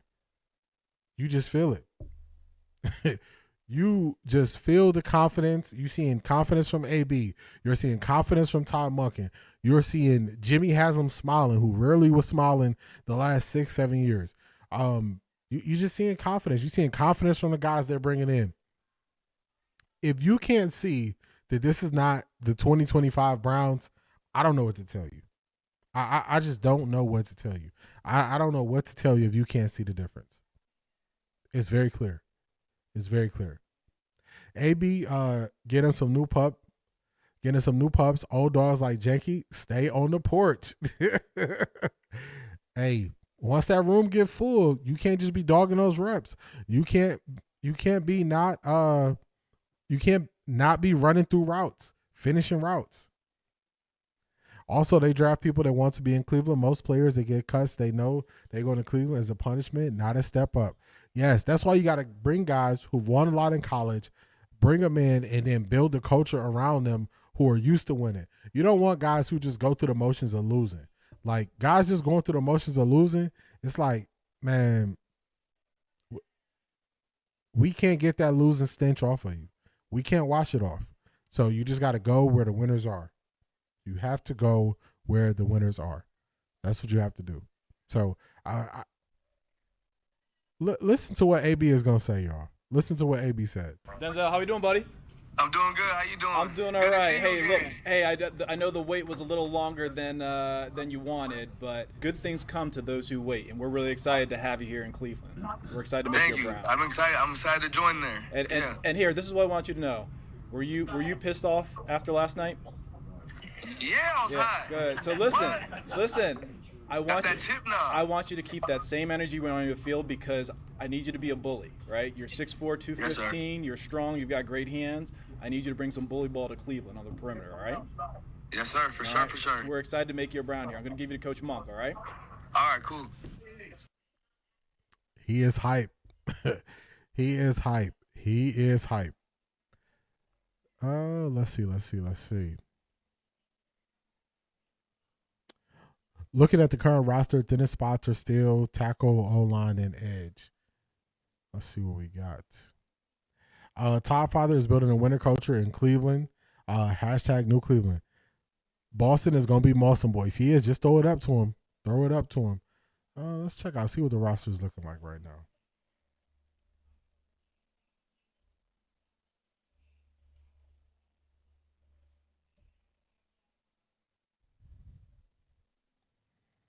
Oh, Marie, don't do that. Don't do that. I'm multitasking over here, Marie. Don't do me like that. Don't do me like that, Marie. Don't do me like that. Don't do me.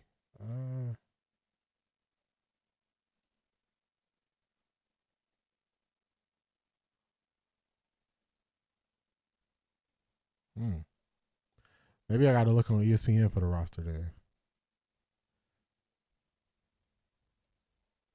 JW is Haslam's son-in-law too.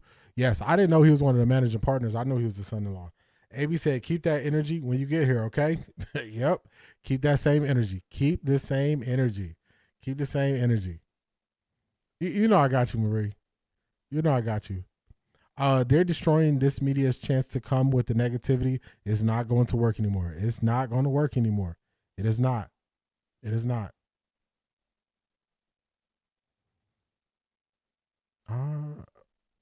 Let me look it up here. Let's look it up here.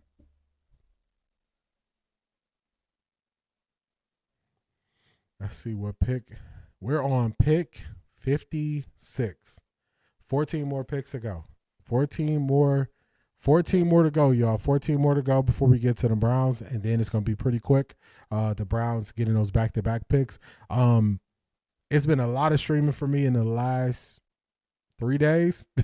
So tomorrow, you got to catch me on X. I'll be posting over there as the Browns picks go out. I'll be posting in Patreon, but no live stream for Draft Watch Party tomorrow.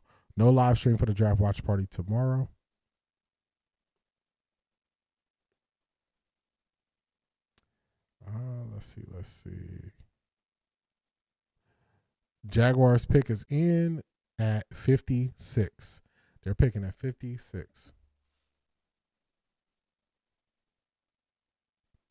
Let me play that question at the end for y'all so y'all can hear what Mary Kay tried to do at the end.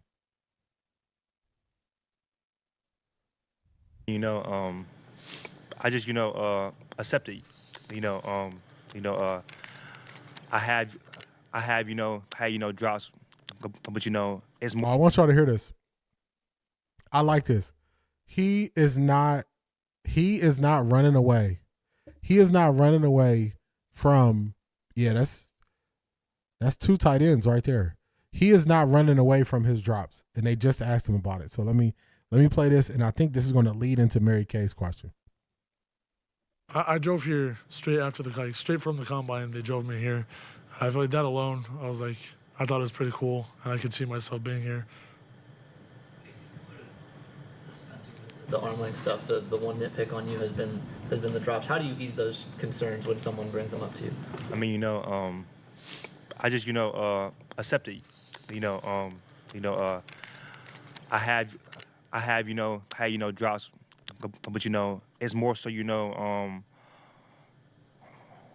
it is more so, you know, concentration. Just, you know, focusing on the ball. So, you know, I've been working, you know, nonstop at It's it all good too, man. every day. So, you know, it's gonna get fixed for sure. Last one. About stepping into a quarterback competition. So both of you guys are going to be, you know, a part of that. You probably haven't had a whole lot of time to think about that yet, but you know, what do you kind of know so far a little bit maybe about Deshaun Watson, Shedeur Sanders, and you know, how maybe exciting is it to see this whole thing play out? Well, I mean, just as a lineman, it's I'm excited to play to play in front of either of them. I mean, it's so funny hearing Deshaun Watson. It's kind of like a celebrity name to me. And then I was able to play against Shedeur in college too. We went 1-on-1. He beat us the year before he left. But to me, it doesn't really matter to me. My job is to block for whoever's back there. Yeah, I would say, you know, both of those guys, you know, are legendary. You know, honestly to me, you know, it doesn't matter, you know. It's my job, you know, to get open, you know, catch the ball. So, you know, whoever is back there, you know, I'll just be, you know, happy for those guys. All right, thanks everybody. Thank you guys. Casey and Spencer, if you want to stand up Get and hold your jerseys up. Yeah, she's tripping. What's going on, Sia Anderson? What is going on? This is a foolishness. Foolishness. Good evening, good evening. Hope you had a good day. Yeah, Mary Kay, her questions, it's what you want. What do you expect them to say when you ask them that question? I just don't understand. I don't get it. I don't know what you expect from them. Also, to me, too, man, I was looking at the roster, and I know you said tackle looks light, but left guard actually looks really light to me. Left guard looks really light, unless we end up getting another center. So we could look for another center or guard. I think those positions look pretty light as well. So we'll see what happens. She's already coming up with her divisive question. She is like, please spare us. How can I stand Mary Kay? I don't know why she keeps bringing up DG, because nobody has come to play with him. That's a fact. AB, he's our man. He can get him. Nobody can. AB is showing out, y'all. AB is showing out. He is showing out. He got that quiet confidence about himself, and guys are just falling to them. This is, let me see. I got two things. Shout out to Tika. She sent us the response, Denzel Boston's response. Let me pause that. That's going to be Denzel Boston talking to the fan. But we got Denzel Boston talking to Coach right here. Whoops, let me get this back up.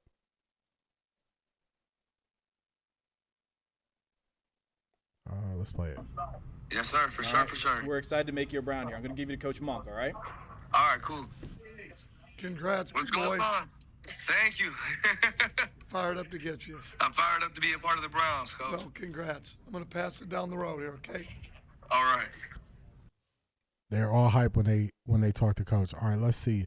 This is him. Let's get the sound on.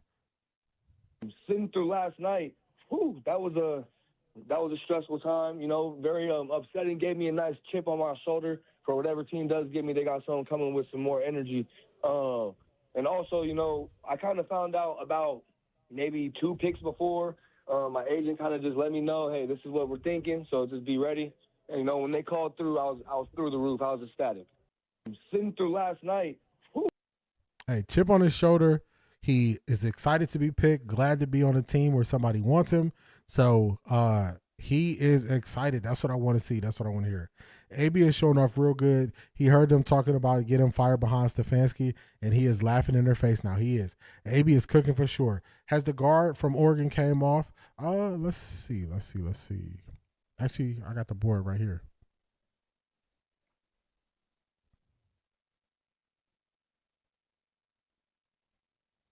I want to say one of them. Branch is still on the board. Yeah, he's still on the board. Let's see. Let me double check the first round real quick. Because I don't think he came off at the end of the first.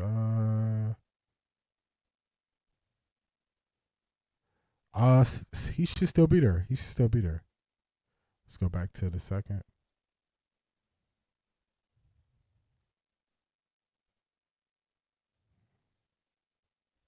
Hold on. The Browns traded, y'all. Am I tripping?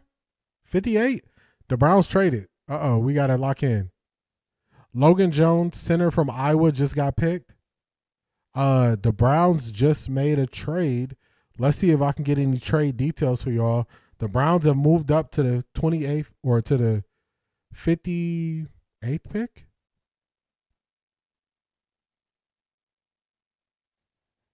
Let me see. Yes, Branch is still on the board. He's still on the board. The Browns just traded up. So the Browns traded up. They kind of hit it and stand where they were, but I'm not getting any trade details yet. I'm just seeing that they traded up. So the Browns said, hey, I'm going to give y'all something to think about. Browns traded up to pick 58. Let's see if I can find any details.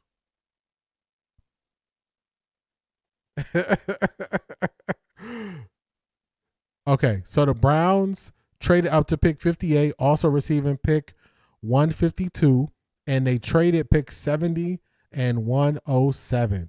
Okay, 70 and 107 for 58 and 152. So the Browns still have pick 74, but they're picking now. All right, let's see. Let's see what they're going to do. Center Logan Jones just came off the board. So the Browns had to be identifying somebody here. The Browns pick is in. We're going to see who they're taking here. And then from here, we'll be waiting to pick. All right, we got Joe Hayden again calling out the pick.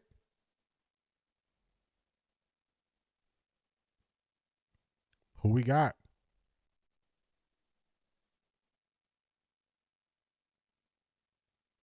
Oh, look at that, y'all. Look at that. The Browns jump up to grab the safety from Toledo, who they saw falling in the draft. A lot of people said he could be at the top of the second round. They go grab the safety from Toledo. They get the safety from Toledo. The safety from Toledo, they go up and grab him 6'3". So he's a bigger safety. They're definitely gonna give me some work to do this week. Right on cue, or Jizzle, right on cue as you were saying it. Right on cue.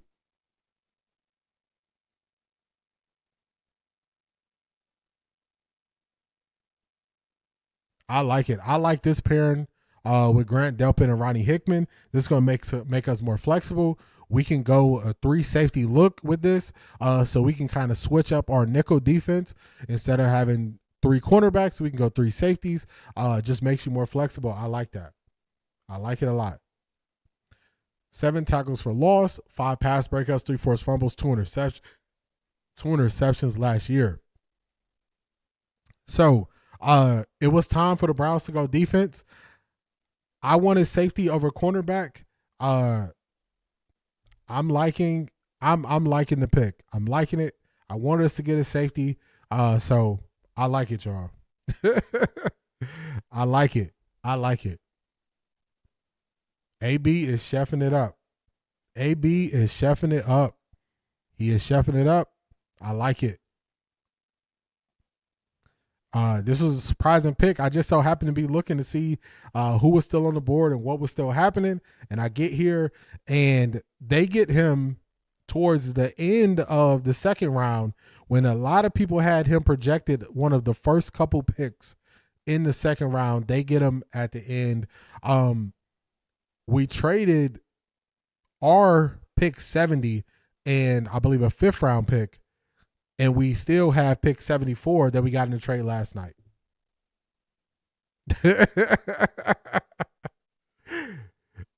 D, I shouldn't be saying this, but I've been counseling Barry through this draft. Hey, y'all on to something. Y'all are onto something. Maybe he accepted your compensation package last night.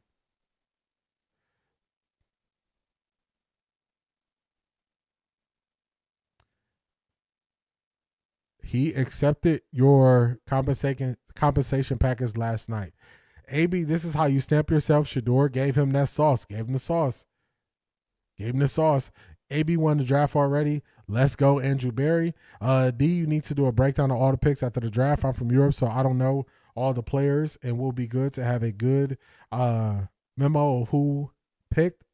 #New Cleveland.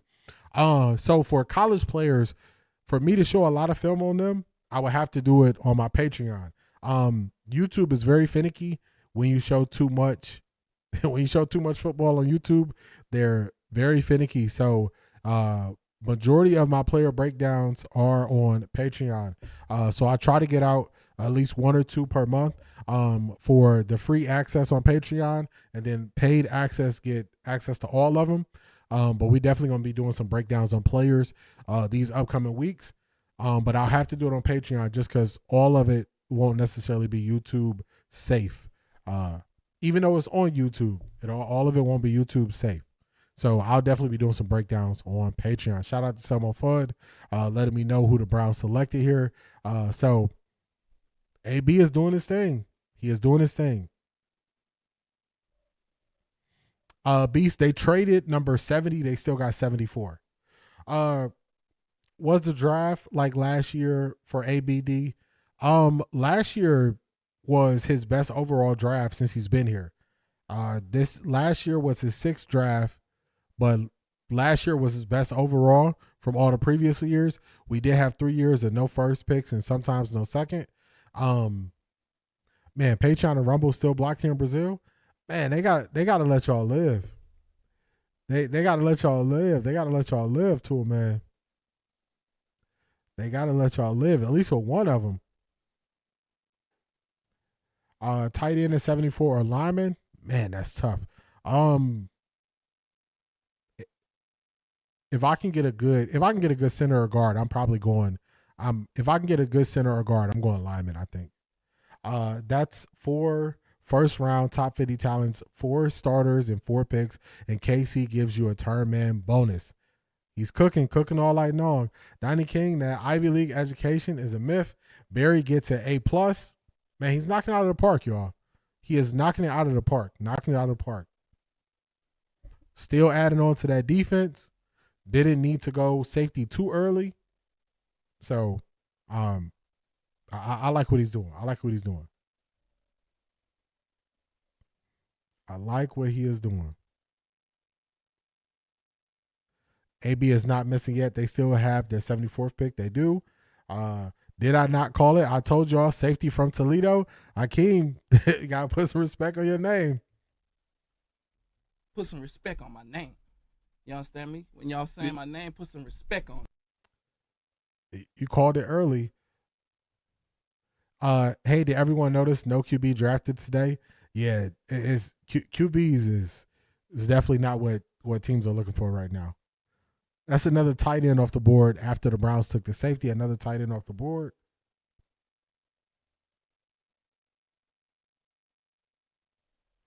Yeah, somebody mentioned him earlier, Asante. Somebody mentioned him earlier. So in the middle of the day, I was reading reports, and I was seeing that everybody was saying he was probably going to be one of the first couple picks as soon as the second round hit. So shout out to Tessa. Put some respect on her name. Put some respect on my name. You understand me? When y'all saying my name, put some respect on it. I don't believe Debs is going. Yeah, I believe Debs is still on the board. Debs is still on the board.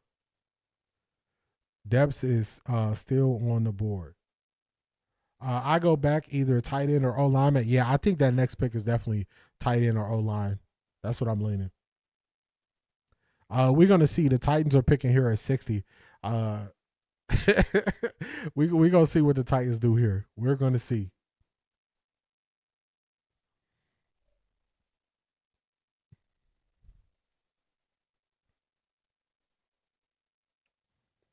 Monken won a textbook, Gignetti style this season. He got the talent for it to play out. He does. Boston reminds me of Mike Evans. I agree. Let's see who the Titans pick. Okay, AB is working this draft. He is. Oh, they got Jeffrey Simmons in a blue leather suit. Anthony Hill Jr., linebacker from Texas, is who they took, Tessa. That is who they took.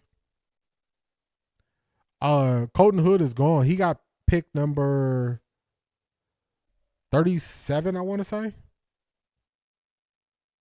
me see. Yeah, he was pick number 37. He was pick 37.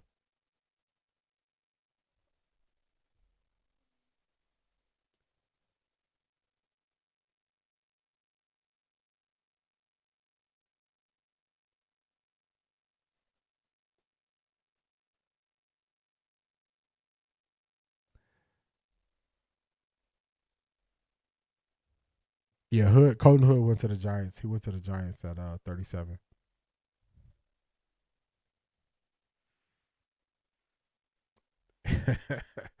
AB keeping things interesting. Keeping things interesting.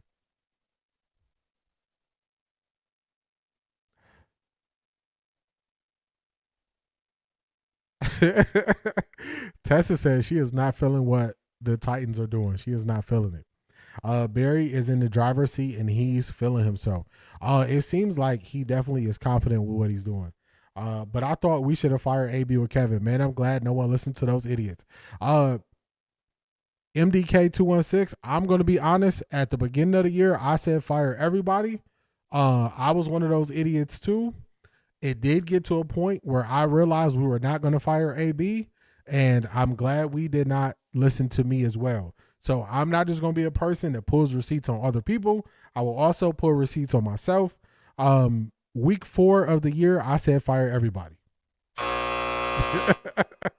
So I was there too. I'm not just going to put it on everybody else. I was there with them.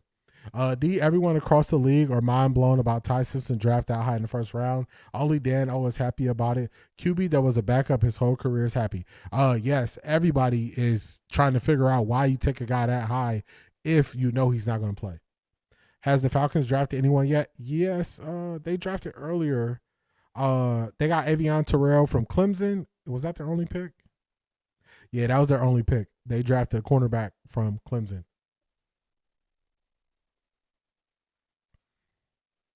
Yeah, I'm not gonna just put receipts on other people. I'm telling you, you go back, you look at the tape. Week 4, I was saying get rid of everybody. I can't really root for him. My Cowboys play New York and the Browns play them this year. I wish him well individually, but not collective. Boo to New York. He said, I can't rock with the Giants, but I'm rocking with Colton Hood to have a good year. So I'm guessing Boston thought he was going in the first round. I think so. I think Denzel Boston thought he was going in the first round for sure. I still wish we got Carnell Tate, but it is what it is. Good that Cam Ward is getting weapons. I agree with that. I agree with that.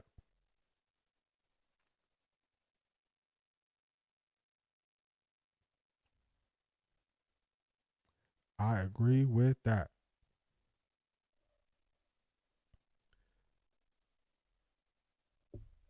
He playing with his brother in ATL. Oh, they're brothers? His brother is his brother a linebacker? Let me see. I remember him from last year's draft.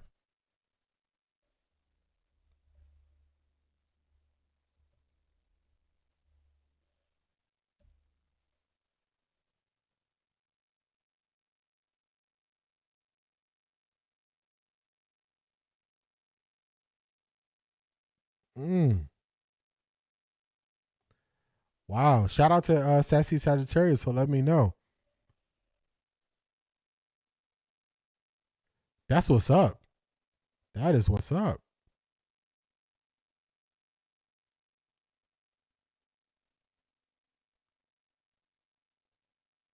Man, that's what's up. You get drafted to the same team. You get to go play with your brother. Your brother get to help you, just learn the ropes and everything in the NFL. That's what's up. Shout out to Sassy Sagittarius. Shout out to you. That's what's up.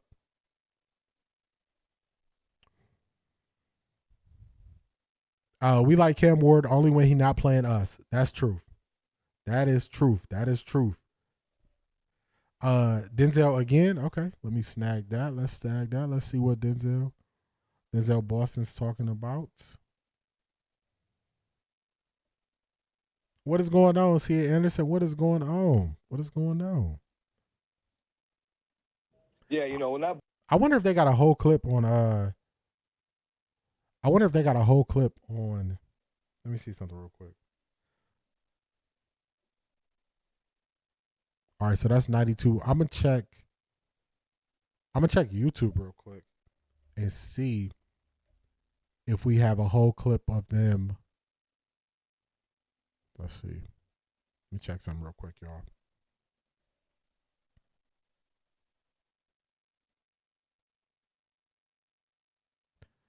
Dope 74 wouldn't be bad.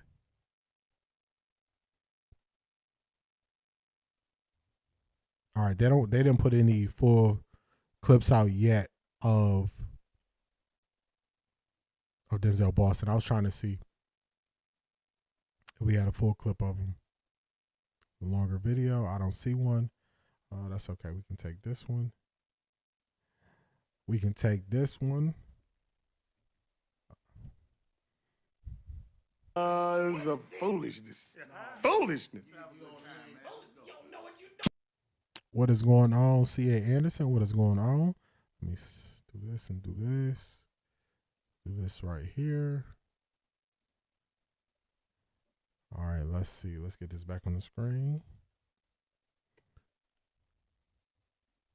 Yeah, you know, when that ball's in the air, I'm thinking that ball's mine. There ain't no way I don't come down with that ball. Not only that, you know, my whole goal when I go against a defender is I don't want him to be able to go home and be happy to be around his family. I want him to feel that from that game. So, you know, that's the mentality that I'm bringing to the Cleveland Browns. Yeah, you know, when that. Oh man, talk that talk. That's what I'm talking about, man. I'm telling y'all. Hey, y'all better listen to these guys' mindset and their mentality. Listen, I gotta play that back. Let's run it back. This is what Denzel Boston said. Listen to this. That ball's in the air. I'm thinking that ball's mine. There ain't no way I don't come down with that ball. Not only that, you know, my whole goal when I go against a defender is I don't want him to be able to go home and be happy to be around his family. I want him to feel that from that game. So, you know, that's the mentality that I'm bringing to the Cleveland Browns. Yeah, you know, when that ball's in the air, I'm thinking that ball. Hey, he said, I don't want him to go home and be able to be happy. I hope y'all are listening to this mindset. Nobody gave them the memo that they supposed to come here to lose. Nobody gave them the memo that they supposed to tank for a quarterback in 2027. Nobody gave them that memo. Nobody gave them that memo. Nobody gave them the memo.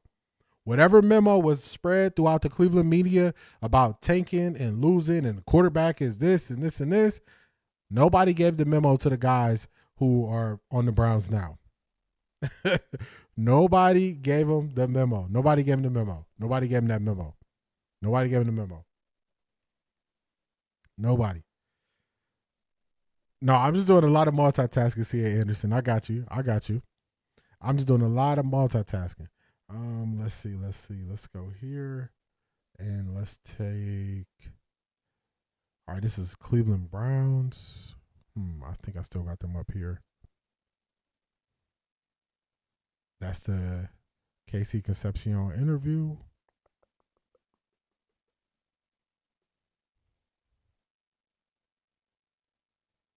Oh, we got the conference call with Denzel Boston. Okay, let's get that. Hi, Denzel. Hold on. That sounds like Mary Kay. Maya, what's going on? That's the energy Shedeur needs from his wide receivers. I agree. I keep thinking Judy's saying the exact opposite. No way I'm coming down with the ball. No way I'm coming down with the ball. Oh, no. What is going on? What is going on, Charmaine? Welcome in. Hardest working woman in Ohio. All right, let's play here. Just wondering, how do you feel this is the Browns do a conference call with everybody as soon as they draft him, not that long or not long afterwards. This is Denzel Boston's conference call. It's about 4 minutes and change long. Also, if any trades come up, somebody let me know in the chat. I'll make sure to, kind of jump around. About both you and KC being drafted back to back? I know you guys were here. on your top 30 visit together. So what do you think you guys will bring to the table together? Yeah, I know. For sure, I think that, we're going to bring a good mix of explosiveness and just, having explosive plays after explosive plays. We both of us have generated tons of touchdowns throughout our college career. So, I think those are the two things for sure you can look forward to. So, Denzel, last year the Browns were last in the league in receiving yards and last in touchdowns.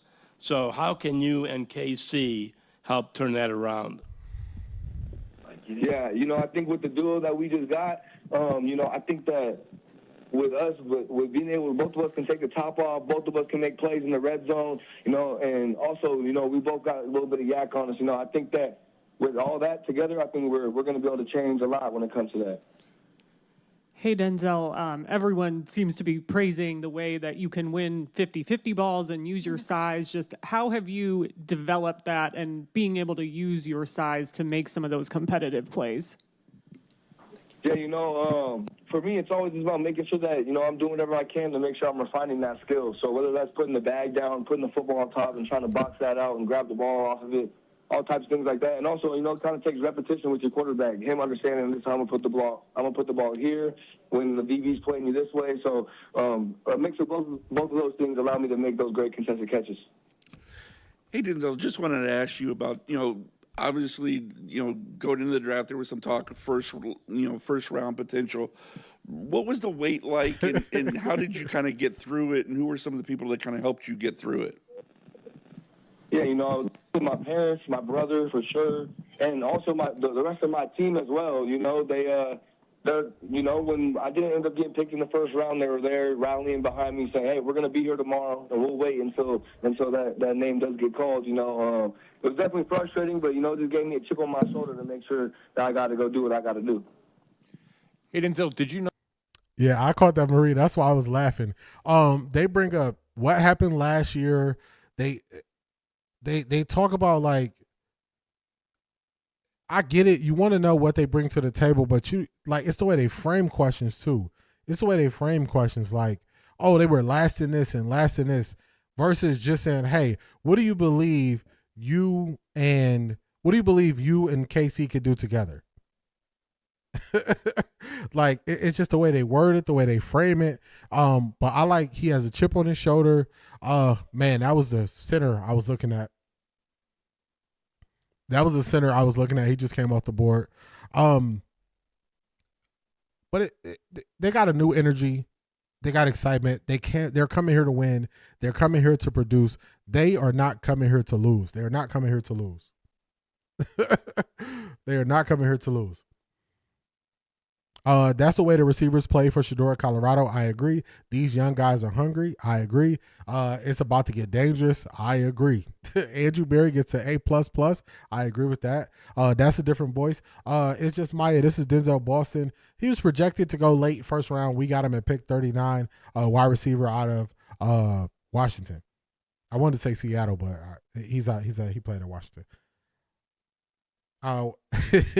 Wow, the Cleveland media is so positive. They love to focus on negative. That's a fact. I caught your sarcasm. Boston talks like Travis Hunter. Throw me the ball, and I will come down to it. That's a fact. I like his energy. He is a winner. I'm going to pull up his stats, Cedric. Oh, my goodness. Why did he mention the word QB? That's Mary Kay Q. Say anything about quarterbacks, you jumping in there. Boston can wear that 12 with pride. He can. McNeil is a beast. Like, what that got to do with me? You already know what's coming. The new players want to win. The passes over. This is New Cleveland. Get on board or get left behind. That's a fact, Marie. Will and Travis did those things all the time. They always attack the ball at the highest point. AB is making good on the Travis Hunter trade this season. I agree with that. Let's listen more to Denzel Boston. It's about 2 minutes ago. You know KC before you guys were here together? Yeah, we met on a couple of visits and stuff like that. Love KC. Awesome guy. Can't wait to be with him in the future. Did you ever picture that you guys would wind up here, let alone on the same team somewhere when you were together? Definitely didn't, but I'm glad that we are, because that's my boy. Spending time at the visit, spending time through the airport and stuff. So I'm very excited to work with him. Hi, Denzel. It's early on, but have you heard anything from Casey yet? Have you guys spoken to each other? We haven't yet. You know, I know I like I like some of his Instagram stuff going on and stuff like that. So, you know, I'm gonna make sure I reach out to him after these calls, though. I'm like, hey, what's up, bro? It's time to go to work. You know what I mean? And how do you feel like you two will complement each other here in Cleveland? You know, I think that, you know, you got a taller receiver and you got someone that's you know, we got two different receivers. You know, I can take off the top when it comes to the 50-50 catches and everything, but, you know, he could do that too. We're both great red zone threats. You know, I think with our duo together, his quickness and my size and everything, I think we're going to be able to do great things. Casey, what was it about your visit here in Cleveland with Denzel and Casey, both you guys together, that made you think this could be a destination for not just you, but potentially both of you when you guys came here? When we were there, I mean, I wouldn't say that we ever even thought that was going to be an option or a possibility. But, you know, the fact that it did turn into a possibility is going to be a great thing. Hey, Denzel, I know it doesn't matter now because you're with a new team, but the reason you didn't run 40s at all in the pre-draft process, and what do you think you would have timed if you did? Yeah, you know, definitely mid 4.4s. Like that's where all my projections were. But when it came down to it, I had some inflammation in my knee that happened to the combine. There wasn't really a true diagnosis for it, but we were able to get that out the way and everything. So it was just best in that time to not run the 40.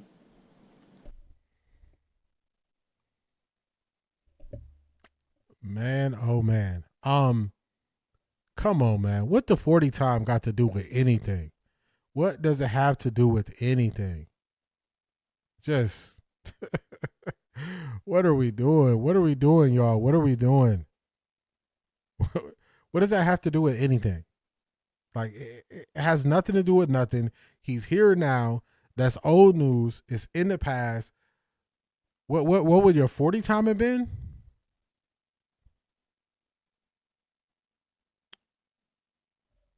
Did he call Denzel? Let me see. Let's see. Let me rewind it back. Some inflammation in my knee that happened to the combine. Like that's what Draft process, and what do you think you would have timed? It doesn't matter now because you're or a possibility, but you know, the fact that it did turn into a possibility is going to be a great thing.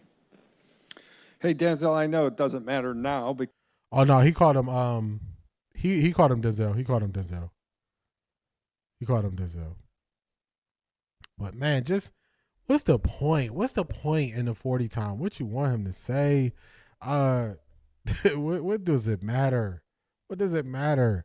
Like, Tony Grossi, I want you to find me the time. I want you to find me the time during an NFL game when a player is going to get down into a track stance and run with no pads on. Oh, it was the question before, Grossi? Like, just let me know when that's going to happen, Tony Grossi. What was it about your visit here in I think this was the one before. Casey, what was it about your visit? Good catch. Good catch, Zedric. He just called him KC.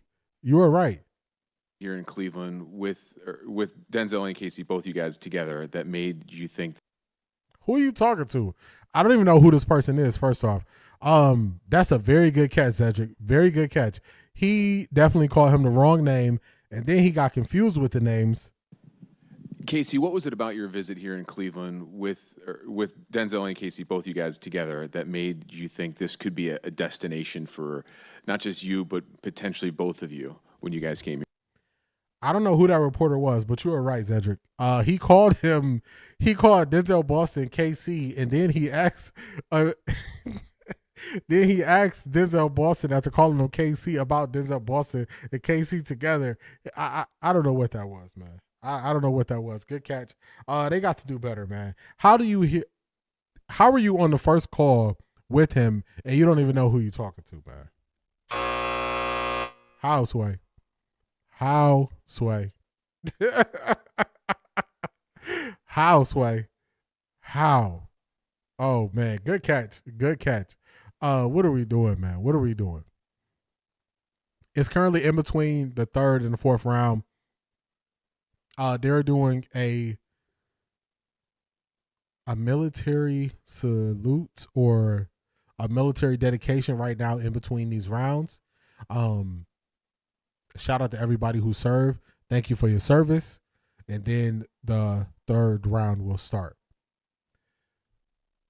They don't even know how to ask these black players questions. Yeah, they don't. Double down on the mistake. He did. That's what I was wondering. Who is that guy? I don't recognize his voice. I don't know who that person was. I don't recognize that voice either. You got one job. Ask the question to the person you're actually speaking to. That was Tony Grossi, of course, second in line to ask dumb questions. He was. Just tell me about a time when in the 4th, not in the 4th, but in an NFL game, or they're going to get down, put one hand in the dirt in a track stance with no pads on and run. It doesn't matter, Tony. When I think the Browns media cannot get any worse, they manage to surprise me. They do. They do. And thank you for your service, Ms. Sparkles. Thank you. I just don't know.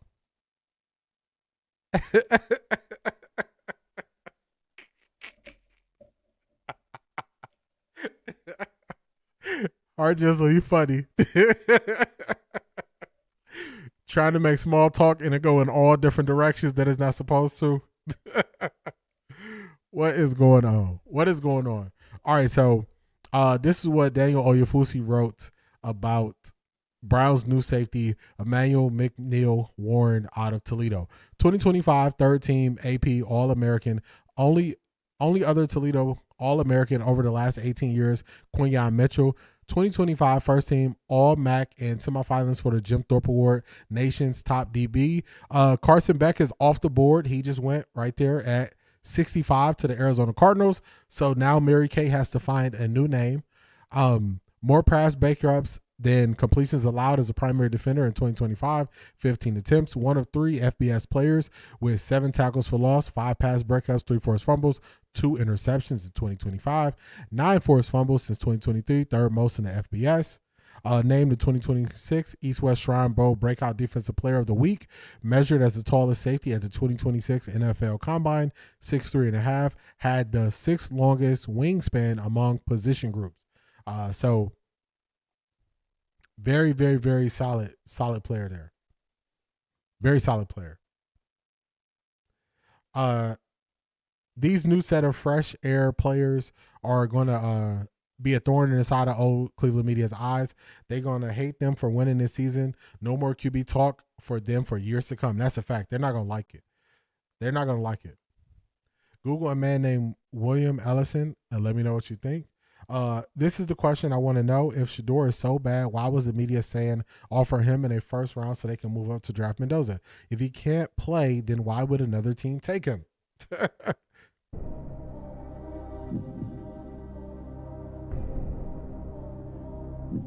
Questions that need answers, Akeem. Questions that needs answers.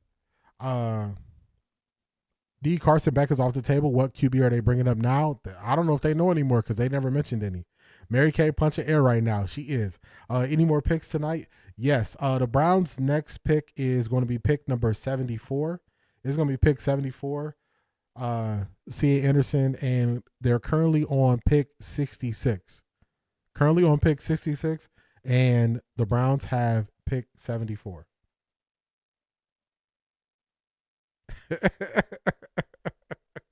How old is Beck? He's been in college 6-7 years. He has to at least be 24 at least. Let's see. Let's check it out. Let's see. 24 years old. He will be 25 during this season. So his birthday is November 19th. So he'll be 25 during his rookie season. 25 during his rookie season. Haynes King is I never heard him say nothing about Haynes King though. I wonder what team would take a chance on Taylor Green. Yeah, I wonder what team would take a chance on him too. Definitely a lot of upside there. He's gonna need some time to develop. That name sounds familiar. Okay, I got that one. Yes, Greyhound is like, it's a one-way ticket to Arizona. Passenger name is Mary Kay Cabot. Please and thank you. For real. Call them and say, here you go. Send her right down there. She can pick now. Which A do you like more? ATL or Arizona? You choose. You choose. Which A do you like the most? You got options, Mary Kay. You got options. So after this next pick, they won't pick until the 5th round. Let me make sure before I tell you a lie.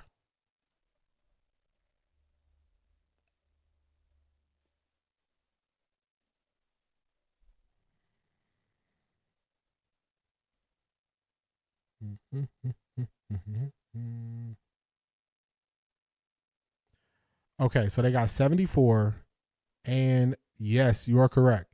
They will not pick. They will not pick until pick 144 after this pick in the 5th round.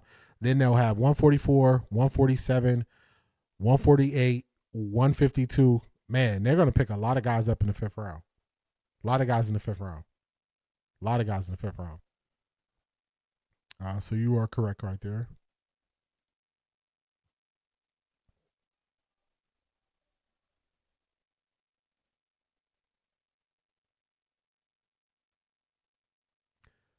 Uh, 74, 140. Oh, so they don't have 144. Let's see. Yeah, they don't have 144. Let's get back to it. So they got 146, 148, 149, 152 in the 5th round, 206, 248. Okay. Leaving college at 25 is wild. It is. They said Taylor Green is a pretty good QB. I hope he gets picked, but not to Cleveland. I think Taylor Green is a player who will be on the same trajectory as Lamar with how his career goes. So they might use him more as a runner, but then develop his passing as he gets further along. But he definitely played in a pro style offense and made pro style decisions.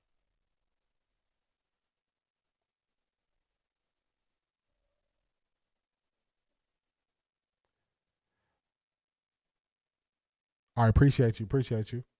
I just pulled it up. Not to Ukraine. Oh no. Oh no. Beck wasn't drafted by the Browns. What will the Browns do at QB now? That's a fact. Those 5th round picks got to be trade bait. Yeah, they're stacking them up, and they got a bunch of them back to back.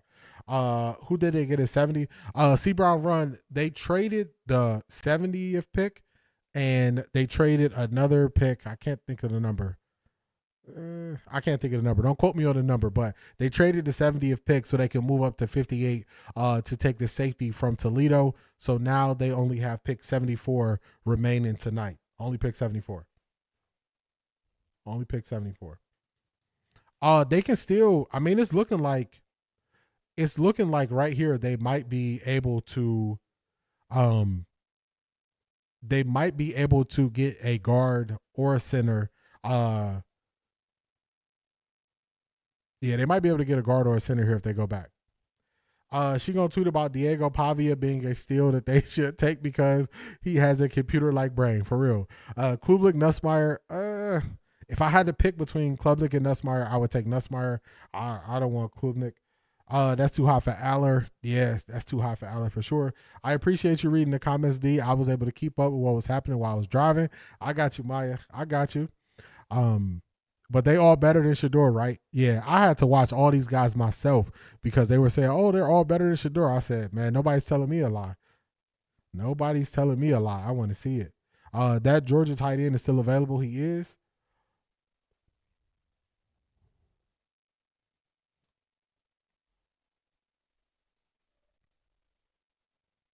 Yeah, I'm thinking go O-line if we can. I'm thinking go O-line. I'm thinking going center or guard.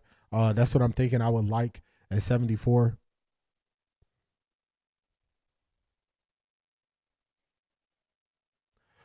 Trade for a vet lineman. I'm not sure. Let Nussmeier go to the Saints. That's a fact. Let him stay close to home. Let Nussmeier stay close to home.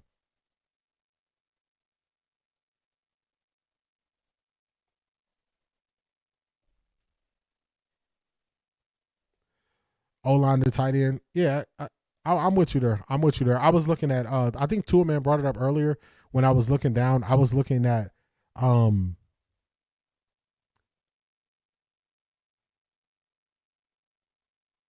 I think Pavia will go undrafted. I think he'll go undrafted. He's a lot smaller than I thought. A lot smaller. When I was looking at the depth chart that they have right now, I think they could use a left guard. It don't matter. I think they can use a guard. I think they can use a center. So I wouldn't mind going guard or center. Also, y'all know I want another tight end, so I wouldn't mind it. Aguilar's on the board too.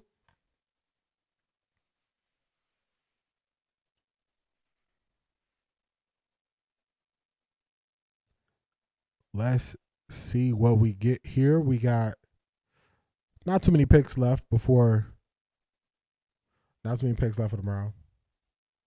Pavia's little. He has a bad attitude. Yeah, the post he put up about the Heisman stuff, it's like, hey man, you can't be smaller and kind of not the best attitude. That ain't gonna work. Man, close game for the Celtics and 76ers. D, doesn't Shedeur still hold the all-time college record holder as QB also, both his college schools? He broke all the records. If you're thinking about completion percentage, Markel Bell, did he just get drafted? How did I not realize he was from Cleveland? Oh, Cleveland, Mississippi. Okay. How did I not realize he was from Cleveland? I believe he still holds the record for completion percentage, and he broke some records at CU that have not been broken. Shanithia, what's going on? Zedric, this is the lineman that we kind of spoke about on Patreon. Broncos country, let's ride. Broncos country, let's ride. Come to Off the Record D, where we gonna read your super chats. Your voice is gonna be heard. What is going on, Shanithia? What is going on?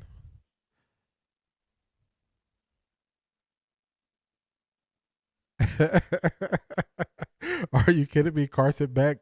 This is straight BS. Yeah. Hey, that is an Arizona problem.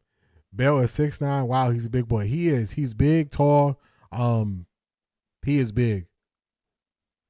He's in that kind of DeJuan Jones category, or he's basically in between DeJuan Jones and Caden Proctor.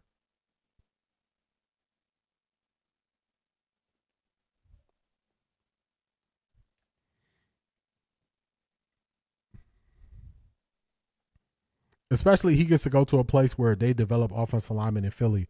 So it's always a good spot you want to go to as a player in your position group where they've been developing guys and having success developing guys. It's perfect for him to go to Philly. Philly is making some moves. They're doing some stuff. Bond construction field while KC can run intermediate routes. Man. This is gonna be a good offense to watch. A good offense to watch. I can't wait. Right now they have Boston 2 to Jerry. Boston coming for your spot, JJ. He is. That's another tight end off the board. So we definitely second and third round are seeing the tight ends come off the board. So they took a tight end early last year. They took a tight end early last year for Chicago, and they grabbed another tight end. His grandfather played in the NFL, was drafted in 1970. His uncle played in the NFL, was in the Hall of Fame, man. KC, a better route runner. I agree with that. I agree.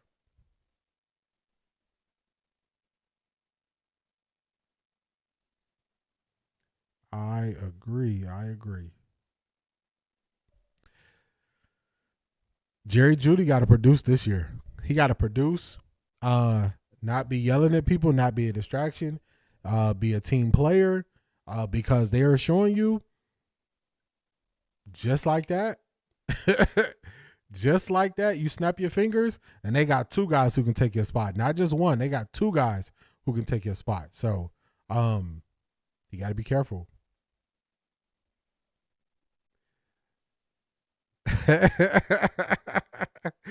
Zedric said, dangerous offense, D. 4K, 30 touchdowns. Man, oh man. I'll take it. I'll take it. In the third round, are you freaking kidding me? How much is his contract? Everybody making more than Shedeur. I think third rounders are going to be around $1 million a year, I think, if I can remember. If I remember correctly.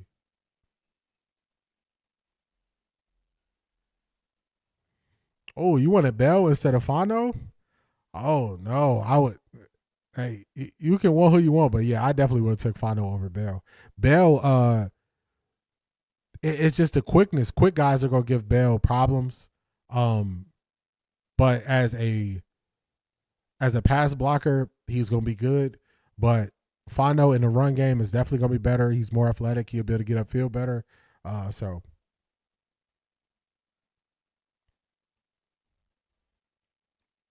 Okay, I'm a little biased. I don't want anyone from Oregon on the O-line protecting nephew. I totally understand what you're saying, Marie. I see where you're coming from. Or just say, you see me, Cedric. I told you, bro, I'm in the wrong profession. All the wide receivers on the Browns team past season couldn't get open. That was worse to see next to dropping the ball. And they weren't playing in the best system or scheme to get guys open either. So that they had no help. Lane Johnson will be retiring soon, so the Eagles are looking for his replacement. Yeah, and, as guys start to get injured, especially big guys start to get injured, it's hard for them.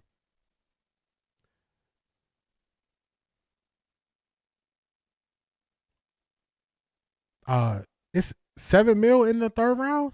Man. My numbers is way off. I haven't looked at it in a while what they made. I haven't looked at it in a while what they made. I think I looked at it during last season what the previous guys made, but $7 million. Because I remember, wasn't Dylan Gabriel's contract for like $4 million? And wasn't he? Yeah, I don't know. I could be tripping. I could be tripping. Yeah, we are close. We are really close. Really close. Really close. No, I know he's making more than Shedeur. I wasn't saying that. I didn't think he was making in the $7 million range. I thought Dylan was making in the $4 million range, is what I'm saying. I know he was making more than Shedeur because one was a third, one was a fifth. Most wide receivers say I'm always open. The Cleveland Browns say I'm never open. They got the weapons for it. Did I step into the twilight zone? They're on 72. We're almost there. The tight ends left are all kind of specialists in certain type. Tanner, I'm not going to mess up his last name, but 6'7", a good receiving tight end will be a steal. Also, Michael Trigger tight ends they could look at. So they got some options there. I think it went up this year. Yeah, if I remember, Dylan was not making that much more. I remember Dylan was making just over $1 million, and I believe Shedeur was 100,000 less than $1 million. So I think theirs was pretty close.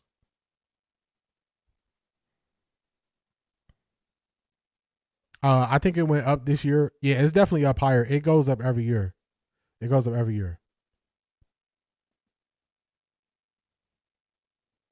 Yeah, so okay. So somebody do the math for me. I'm not tripping on math. Wouldn't that be 1 million and some change, or am I tripping? Am I tripping, or is that how the math works? Yeah, just over 1 million. So am I tripping? Okay.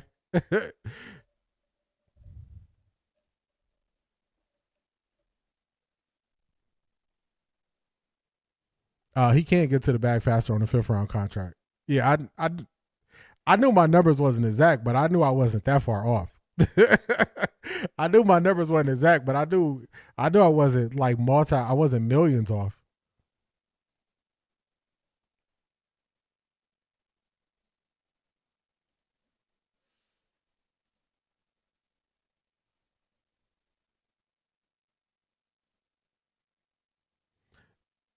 Yeah, 1.1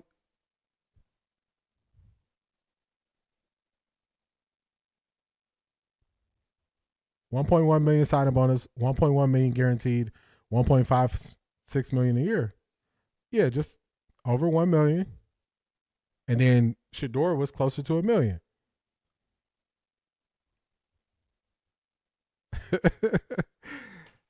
I don't know. I think y'all think we're not on the same page, but I think we are on the same page.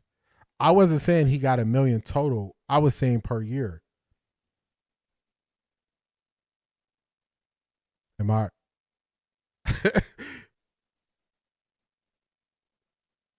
Yeah. So one is around $1 million, one is over $1 million per year.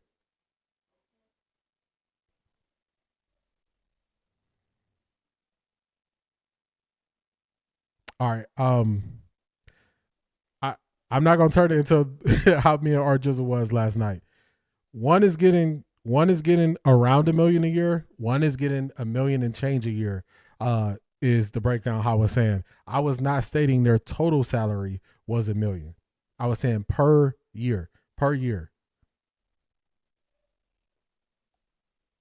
Yeah, it's not even close.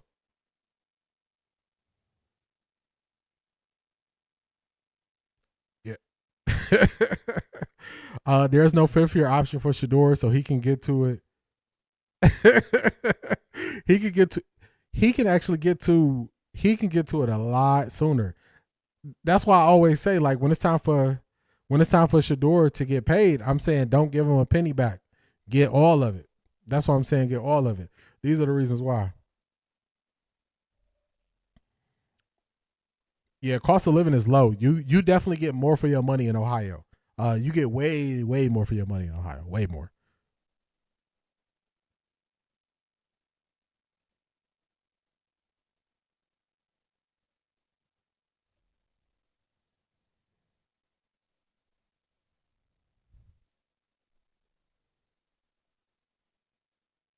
Okay. All right. So, all right. Yeah, we on the same page. We on the same page.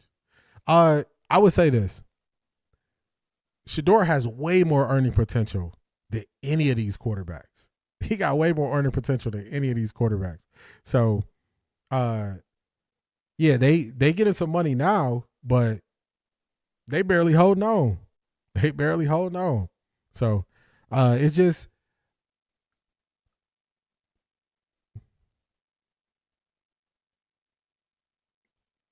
Talk to him. All right, there we go, Marie. So y'all seeing it. It ain't that much different, but Shador is easily going to be looking for a big second contract, and we don't even know. I get the principle, but we can't go back and change it. I get the principle, but we can't go back and change it. Like, I think I would say this. I think Ty Simpson getting picked number 13 is way more egregious than Carson Beck going in the 3rd round. The one, if it was the quarterback where I was looking and I was saying this one should never have went before Shador, is Ty Simpson. Ty Simpson is the egregious pick, not Carson Beck going in the 3rd round. Carson Beck going in the 3rd round is not that crazy, but I think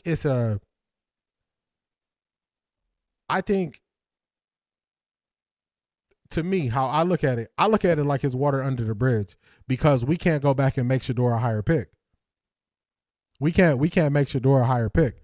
Of course, we believe Shador should have been picked higher. I wanted the Browns to take Shador at pick number 2. That's not the pick he was. I'm just rolling with it.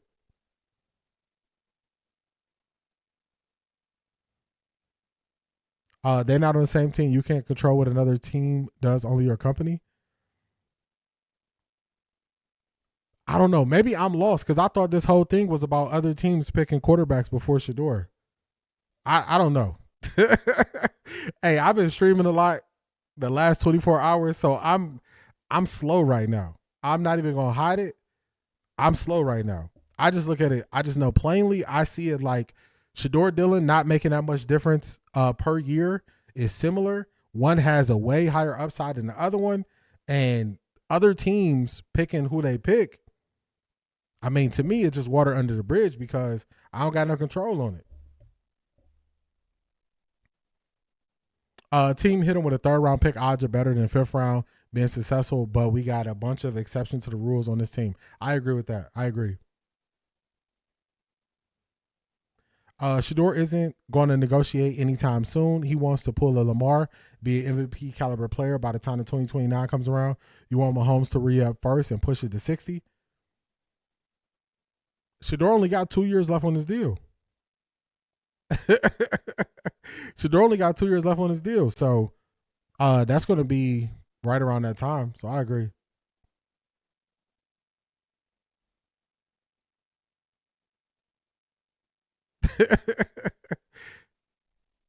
It's the Browns choosing to create a situation of salary inequity. Gotcha.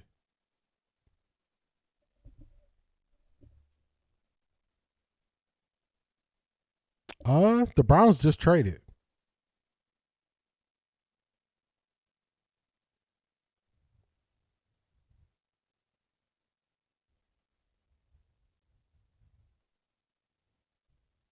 The Browns just traded. Okay, let's see what's going on here. The Browns traded out of 74 to the Giants. Let's find out what just happened.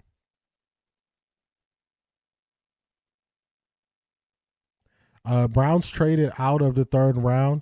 Cleveland traded number 74 to the Giants for 105, 145, and a 2027 4th round pick.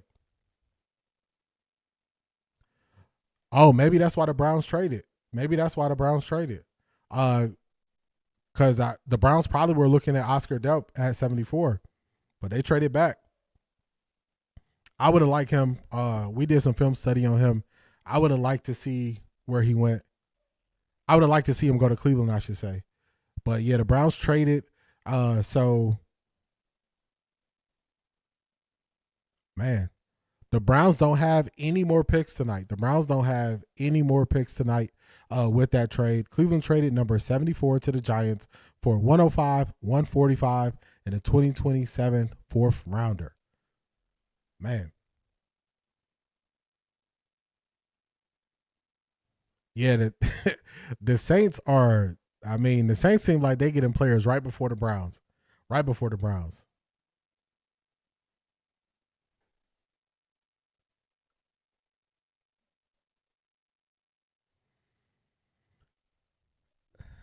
I'm surprised the Browns. Well, I guess if you could pick up a pick next year, the Browns are collecting 5th round picks like Infinity Stones.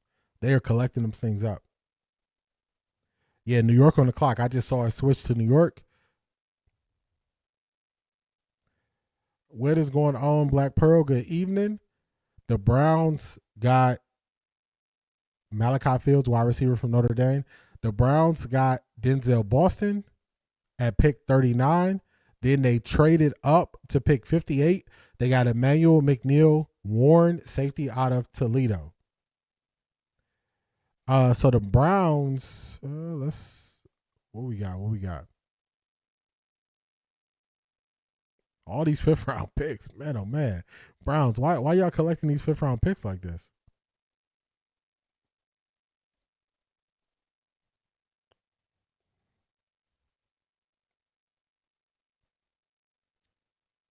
So how many more picks do they have left? Let me count them up. I think Daniel should have it. Daniel was doing a Browns tracker, so let me go to his stuff and see what he has for the Browns. Okay, so the Browns in round 4, they have 105. So they got, let's see, 1, 2, 3, 4, 5, 6, 7, 8. The Browns still have 8 picks.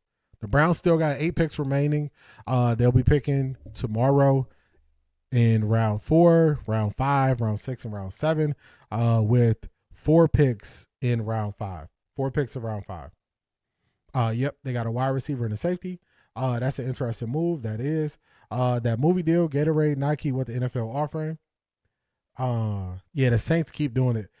8 picks they got left. Carson Beck in the 3rd round. Ty Simpson, not the Illuminati pick. Have a good evening, C.A. Anderson.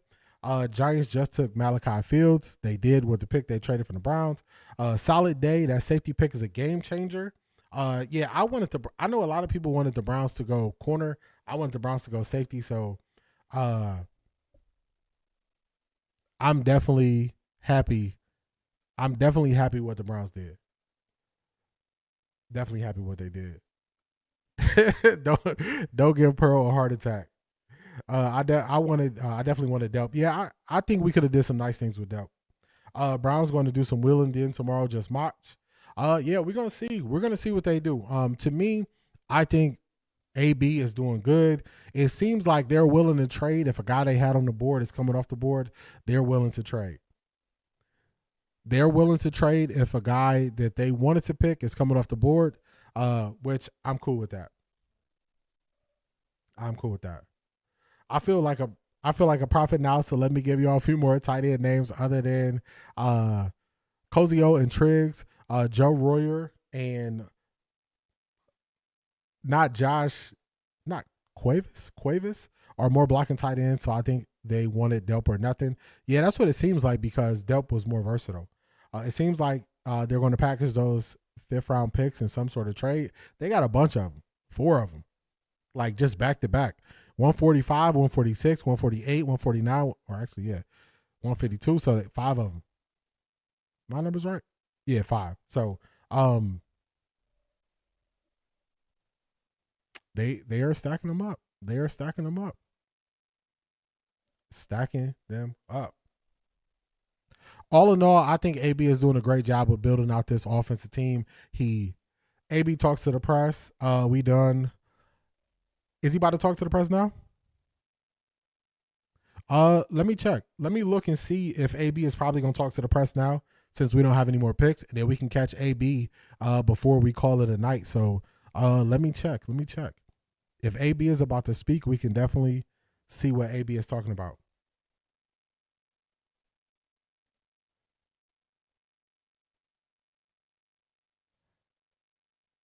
Let's see. So Catherine Hickman, she spoke.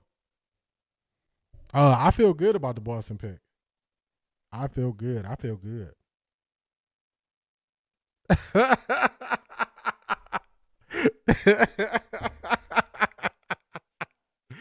Shanithia, don't do me that way. I was trying to figure it out. I was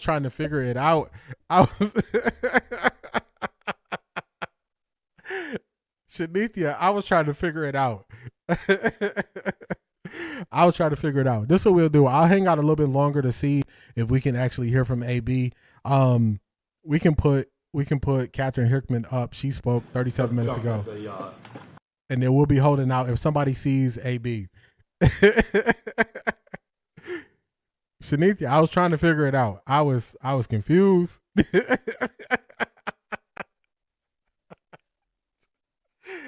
It is all good. It is all good. It is all good. This is Assistant GM and Vice President of Football Operations, Catherine Hickman. We're going to listen to her. We're going to give AB some time to see if AB is about to speak. We're going to give us some time. Let's make this a little bit better. Let's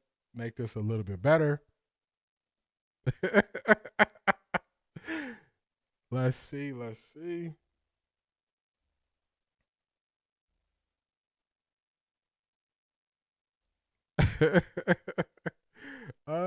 get it together. Whoops. Let me fix this. Let's get it together.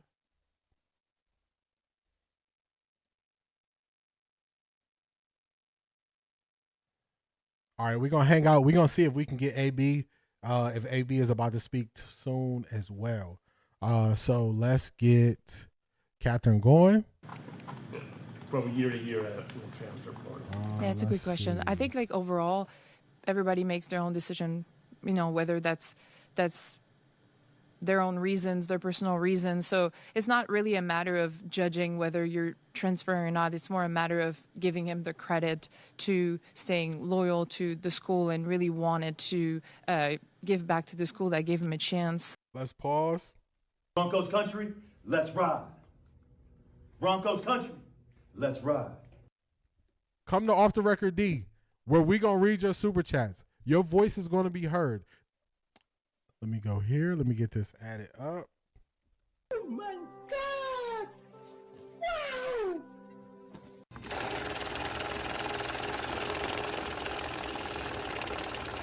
I got money. What is going on, Shanithia? We appreciate you.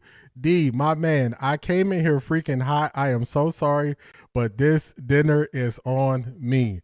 I appreciate you. I was trying to work through it. I was trying to work through it. It's okay. It's okay. It's been a long couple of days.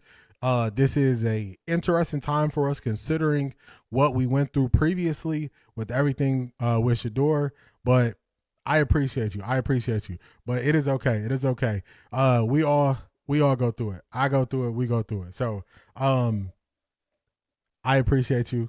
I appreciate you. I'm going to eat good. I'm going to eat me some lobsters, some shrimps. Actually, you know what I'm going to do, Shanithia? I'm going to go to the spot where I got to pay cash. I'm going to go to the spot where I got to pay cash because they do whatever they do with their accounting practices. So I appreciate you. I appreciate you. I appreciate you.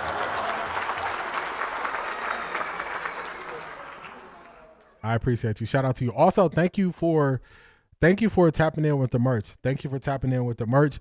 You ordered the Legacy shirt earlier on.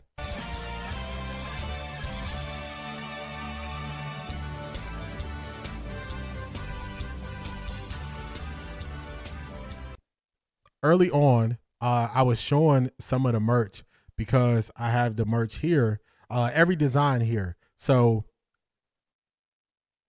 this is, let me show you. This is the Legacy tee, the custom tag in the inside.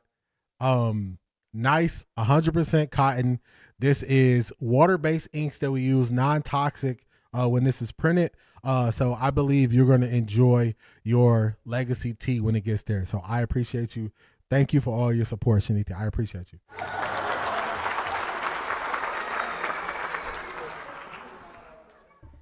I appreciate you. Allard is gone. Mary Kay is somewhere crying in her beer. She is definitely crying in her beer after that. She definitely is. Let's run this back a little bit so we can see what she's talking about. Let's see. Boston spoke as well. Okay, we can look for. I think we played Boston. We're gonna look for AB to see if we can get AB on here when he's speaking. Cash and Dash D. Black Pearl, that's how you got to do it. That's how you got to do it. You know these people be playing with my nephew. Oh, no, you going to use my money for money laundering activities. Shanithia, when I tell you that the seafood is good, the seafood is good. The seafood is good. The seafood is good. Oh, shout out to you, Miss Sparks. I haven't checked it since I've been on stream, but shout out to you, Miss Sparks. Miss Sparkle, that's the shirt I'm wearing today.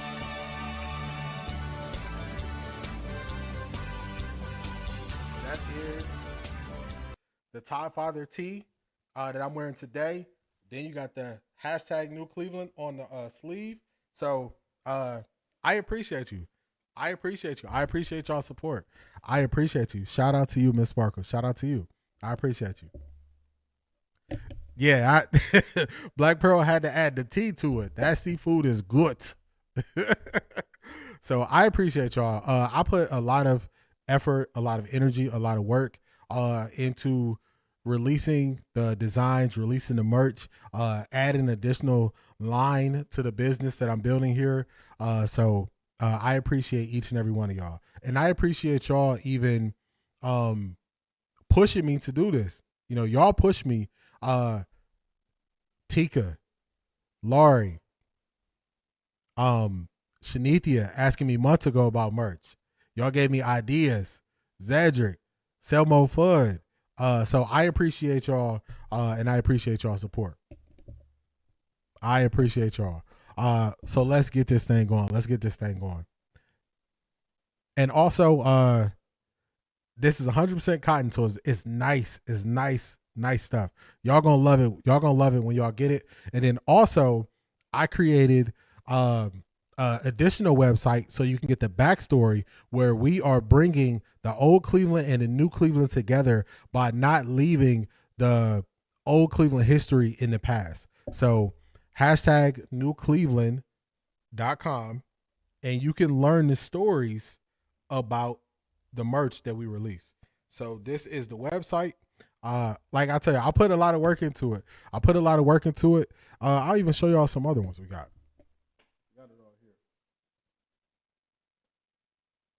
This is the stamped Cleveland shirt right here. This is the stamped Cleveland one. So we got that here. It matches the hat. I got the gradient Cleveland right here. This is here. This is the gradient Cleveland, new Cleveland.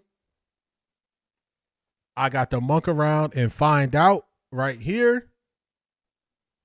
And then it's even more. So I got a bunch of designs on there. So hopefully y'all enjoy those. I appreciate y'all. Quality stuff. Quality stuff. Shout out to you, Black Pearl, for the support. I appreciate you. Yeah, the Tie Father is nice. It is nice. Shout out to Miss Sparkle. Shout out to Black Pearl. I appreciate y'all. All right, let's get to it. Be on the lookout. Somebody let me know if AB starts to speak. Somebody let me know, and then we'll switch to AB. Oh, look at the Nightbot on that timing. So the Nightbot is on time today. Shout out to Laurie. The rent still due, but she tapping in. What's going on, Laurie?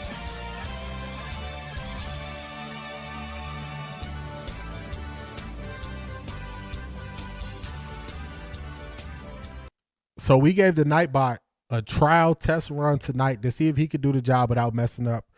We had to bench the Streamlabs bot for a while. He just wasn't acting right. So we got the Nightbot on the trial run tonight.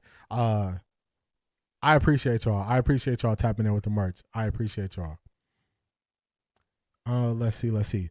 All right, so this is Catherine Hickman. This is Assistant GM and Vice President of Football Operations. Let's see what she's talking about. We're going to be on the lookout to see if we're going to hear from AB tonight as well. Jump at the from year to year at the transfer portal. Yeah, it's a good question. I think like overall, everybody makes their own decision, whether that's their own reasons, their personal reasons. So it's not really a matter of judging whether you're transferring or not. It's more a matter of giving him the credit to staying loyal to the school and really wanted to. I appreciate you, Laurie.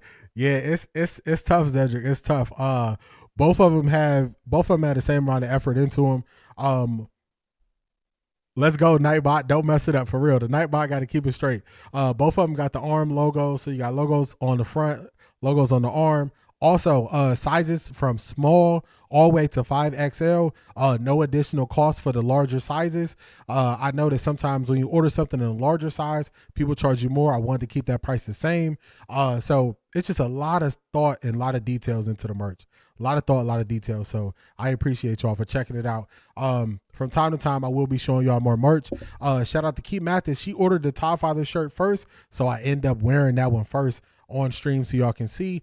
But every stream, y'all will see me in another version of the merch, working my way through. Because even though some people do like even print on demand merch, they don't spend the investment to have the merch, but I believe in the merch. I believe in the quality. So I have all of it here. So anything you can order, I got it sitting right next to me. It's even more if you look at it.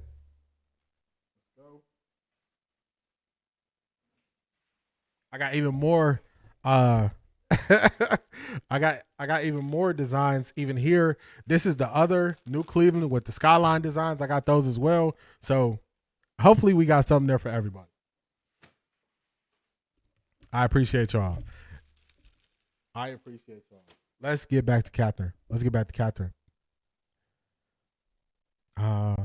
see. Dita went from Church's Kitchen to lobster and shrimp. Gangsters and pimps. Love lobster and shrimps. Kool-Aid and chicken. Man, that's that. Big timers right there. Let's listen to Catherine while we wait on AB. Give back to the school that gave him a chance when he didn't really have any offers. Now that he was producing and he could have just left. And he said something to me that really stuck out. He said something along the lines of, the long-term financials or the big, financial gains will come when I make it to the NFL. And that's kind of was his mindset. So it's just a testament to him and his maturity and his process and all that. It's obviously not a secret, like not all college programs are created equal. There's the FBS, the FCS, whatever. The MAC schools aren't considered like the premier programs, but back-to-back years now where you're taking Emmanuel McNeil-Warren out of Toledo, obviously Harold Fannin last year. What are the things that you see or can use to know this isn't just a guy who's doing it in the MAC or at a smaller level. This is a guy that we know can play with the other players in the higher up leagues or in the NFL and actually make it? I like that you asked that question because that's a conversation we had a lot when I was working in Philly under obviously Howie Roseman and Tom Donahoe, who'd been GM. They have a dilemma on their hands. Did you see Aller went to Pittsburgh and his parents are Browns season ticket holders? Man, oh man. I know that Drew Aller grew up with Browns fans, and I a Browns fan, and he was, to me, trying to talk his way into the Browns before he got injured. It's a 2-hour drive, so they're gonna be driving back and forth to kind of get in between, so they can get to Pittsburgh from Cleveland.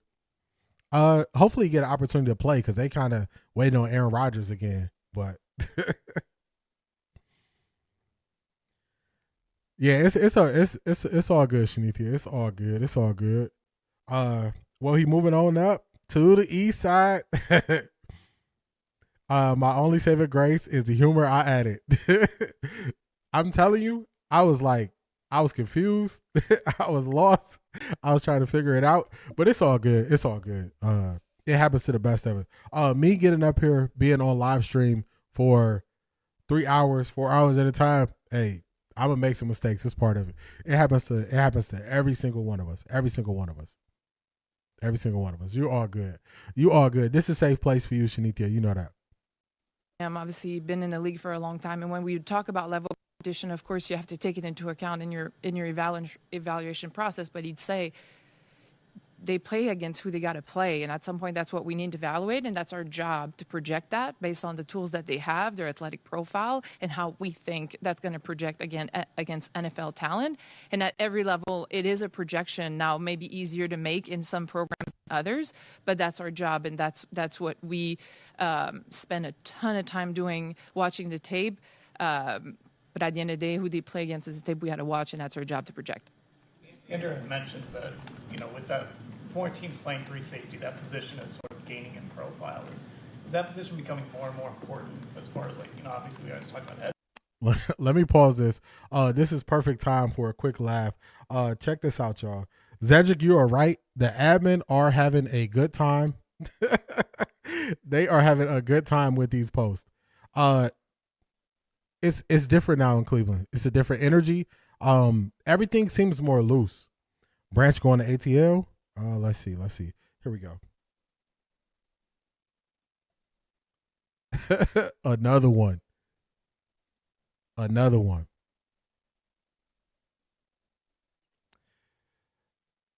Let's see. Branch going to Stanky. Let me see, where my board at? Right here. This is the wrong round. Let's see. Yes. Man, he's staying home. Zachariah Branch going to the Falcons. Man, oh man.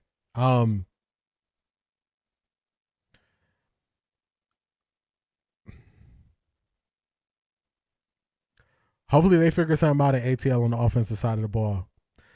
Yeah, Tool Man, no stream tomorrow, but Tool Man, if you are active on X, I'll check my X on my phone as I'm watching the draft tomorrow.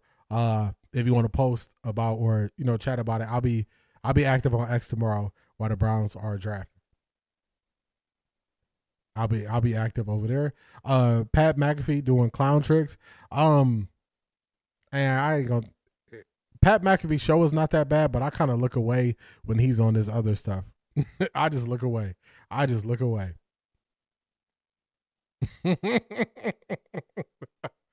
In that deluxe apartment in the sky, moving on up to the east side. I finally got a piece of the pie. Branch going as thank he is. It really does. Culture changing. Giants go Malachi Fields. Yes, I saw that earlier. All these Falcons draftees gonna question their decision once the season start. Yes. Two man. Okay, cool. So I'll be over there because I know X is good for you. So I'll be active on X. So we only pick 1 or 2 tonight. Black Pearl, we picked 2 picks tonight. Denzel Boston and the safety from Toledo were our 2 picks, and then we traded. What time they starting tomorrow? Same time or later? Since it will take long. I believe they start at 12 Eastern Standard Time, if I'm not mistaken. But I can double check it for you. I'll double check it for you.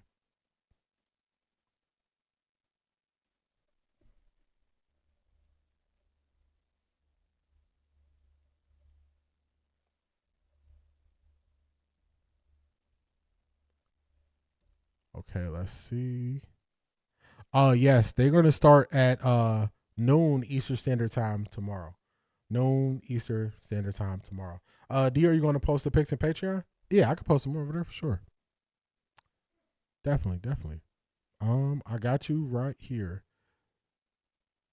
I'll post this what the Browns just posted. I'll post it over there right now, Black Pearl. Yeah, because it's a longer day. I'll post them in the group chat. It's a longer day, so they definitely start earlier. We can pick a bunch of O-line, edge, and corners to fill the roster and see who doesn't make the cut. I like that plan. I think that's what they should do. All right, I got you right here. Let's paste. Okay, that's the players who they picked today from the Browns. I just dropped it over there in the group chat. The Browns should have got Zachariah Branch instead of they traded the pick. They did. I think they might have wanted to go tight end. Let's see.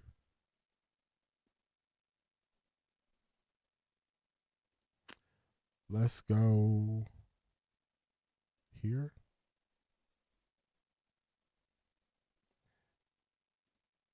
All right, let's see. What you got for us, Selmo Fudd? What you got for us? The Browns got one of the highest ceiling safeties in the draft in Emmanuel McNeil Warren out of Toledo. He is raw but has rare ball hawking range, long arms, natural football instinct, attention to detail coaching. We'll see him grow into a beast because this guy never ducks the smoke. I like that description. I like that a lot. Let me swing around and see if we hear anything. Man, the Ravens got Jacoby Lane. The Ravens, man, oh man. Now we want to see, but they gotta. It's good to see guys get drafted. Let's see. So I saw people talking about if players could return, and somebody brought up Njoku, and Andrew Berry said he was open. He was open to guys coming back.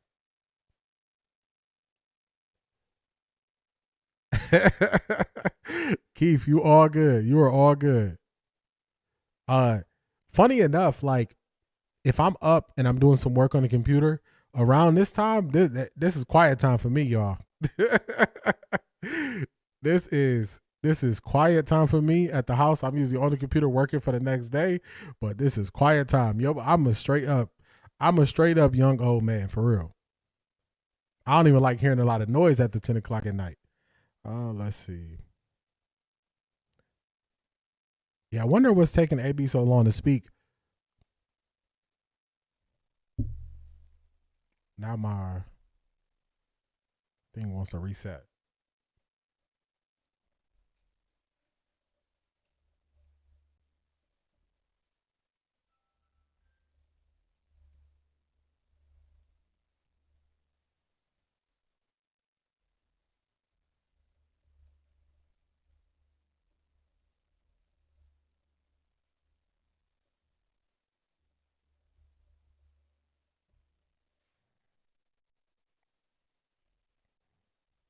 I'll keep looking for AB. I don't know if it's coming through. My computer even getting sleepy.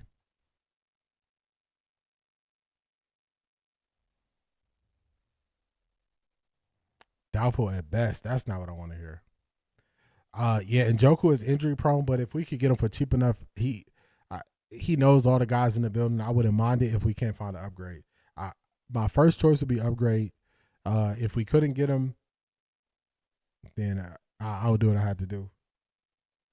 If we can't get an upgrade in the draft.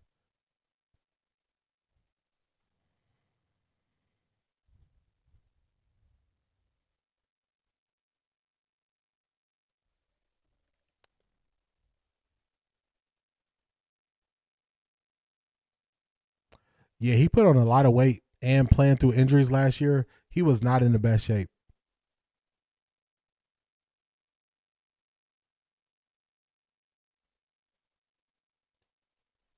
Yeah, I think the Browns, I like what the Browns did. I really like what they did.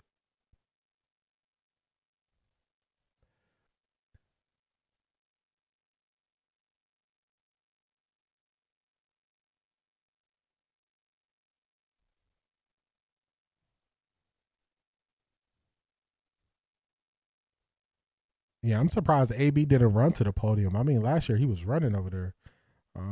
Not even seeing anything, so.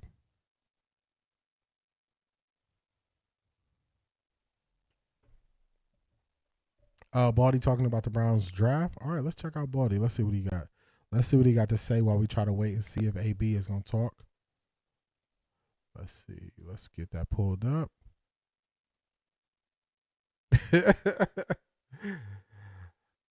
Njoku slimmed down? Yeah, that's good. Because then he could win his matchups. I know last year him dealing with lower leg injuries and stuff like that. It seemed like AB went home. All right, let's see what Baldy's talking about. Let me pause this. Let's do this. Actually, I should just switch this to here. Let's do this. Here we go.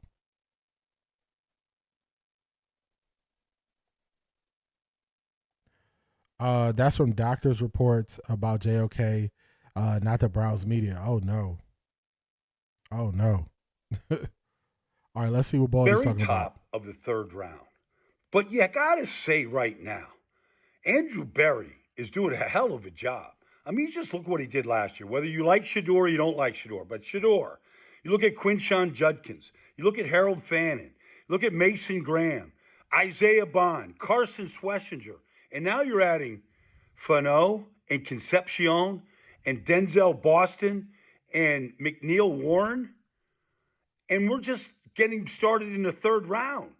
But there's an influx of talent in Cleveland right now. And how quickly they can put this thing together, you got to be impressed. Like, he's not missing on many right now. And we got a lot of picks yet to go. Hats off there. So Andrew Berry getting props from a lot of people. A lot of people sending props to Andrew Berry saying, hey, he's doing a great job. What you got for us, Selmo Fudd? Let's get this pulled up.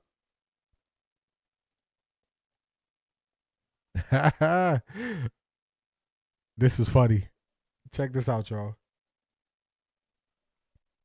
How Andrew Berry is cooking without Kevin Stefanski in the kitchen. Shout out. That's funny. Yeah, Baldy is definitely a meathead for sure. It's one of those things where they see what he's doing. They see what he's doing. They see what Andrew Berry, you get an idea of what he's trying to improve on the team, and you see a clear plan being executed. You see a clear plan. I'm just surprised that Andrew Berry's not talking yet. That's what I'm surprised by. Oh, yeah, of course. They're going to be mad because, first off, they didn't see any of this coming. They didn't see any of this coming. So now they're thrown off. Oh, man, Chris Brazil went to the Panthers.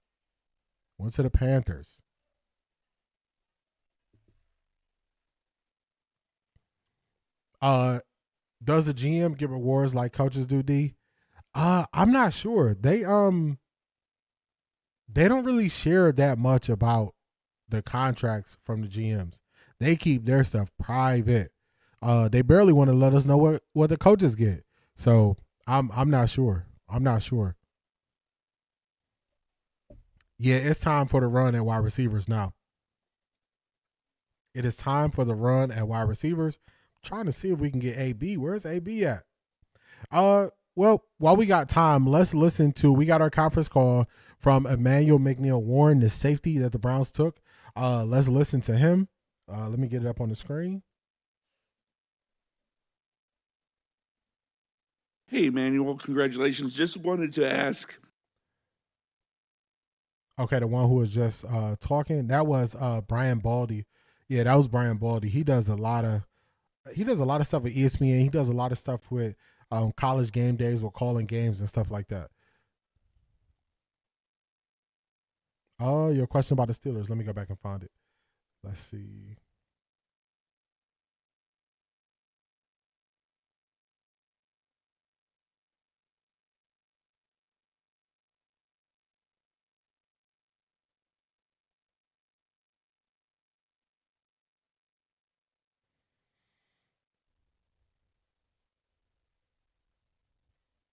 All right, I can't see all the chats there, so let me go over here and see if I can find it.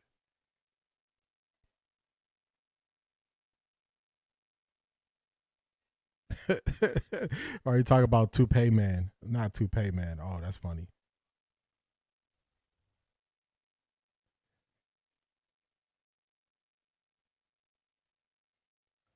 Tour Man, not his belly. Let's see.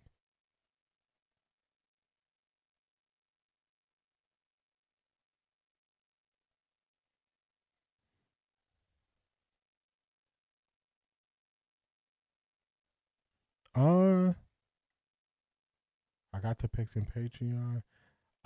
Black Pearl, I can't find it. Just post it again and I'll make sure I answer it now. I can't find it over here. Cause I went all the way back. And then what I see is the Patreon about posting the pics over there. I posted the pics over there. So just post it again and I'll make sure I get it. I'll make sure I get your question. I'm sure GMs get bonuses. Yeah, they just keep it super private. Thank you for tapping in. Thank you for supporting the merch, Miss Sparkles. Have a good night. We appreciate you. D, I mean, like the Coaches of the Year award, like GM of the Year for doing a great draft, like the draft. I'm pretty sure they gotta have some type of incentives. I wouldn't be surprised. It's just not as widely known. They kind of protect theirs. They protect theirs a little bit more. AB is in his black car on the way to the hotel playing T.I. Let him know. Or what you know about that? AB is definitely feeling good. He might not be speaking tonight. Yeah, Black Pearl, send your question again because I missed it. I missed your question, Black Pearl. Send it through again.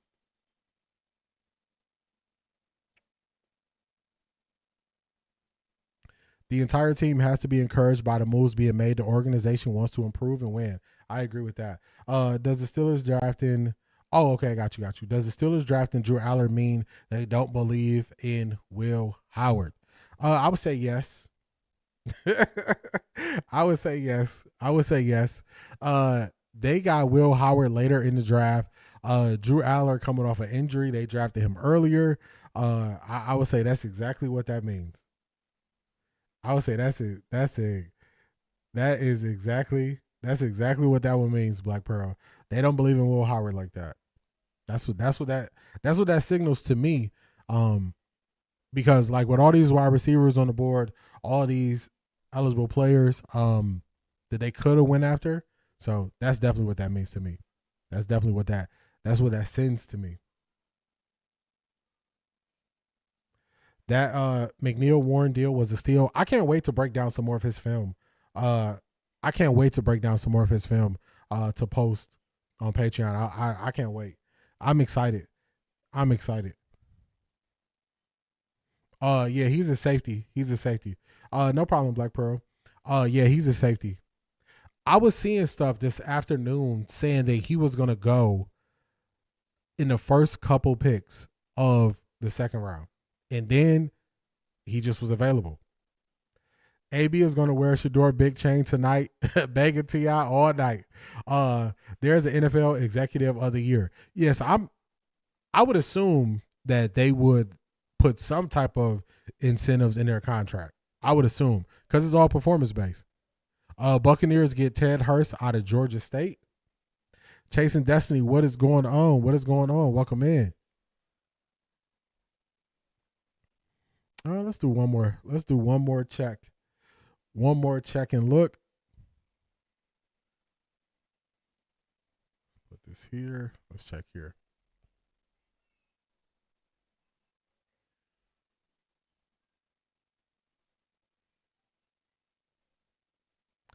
Yeah, I definitely think he went to the house. Shanithia, you might be right. AB went to the crib because the Browns traded out of their last available pick a long time ago.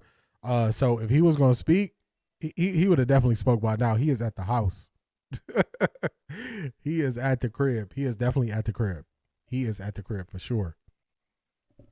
For sure. This has been another great stream. I'm excited for what the Browns are doing. I'm excited for the direction that the Browns are moving in. I'm very excited for it. Hopefully y'all enjoyed this stream. Tomorrow I'll be more active on X. I'll be more active in Patreon as the Browns put their picks out. And then I'll start doing some research so we can take a look at some of the talent that the Browns have brought in, so we can do deeper dives on Patreon. But this has been another great stream. Fun stream. Browns move up to 86. Hold on. No wonder AB ain't going home. The stream is not over.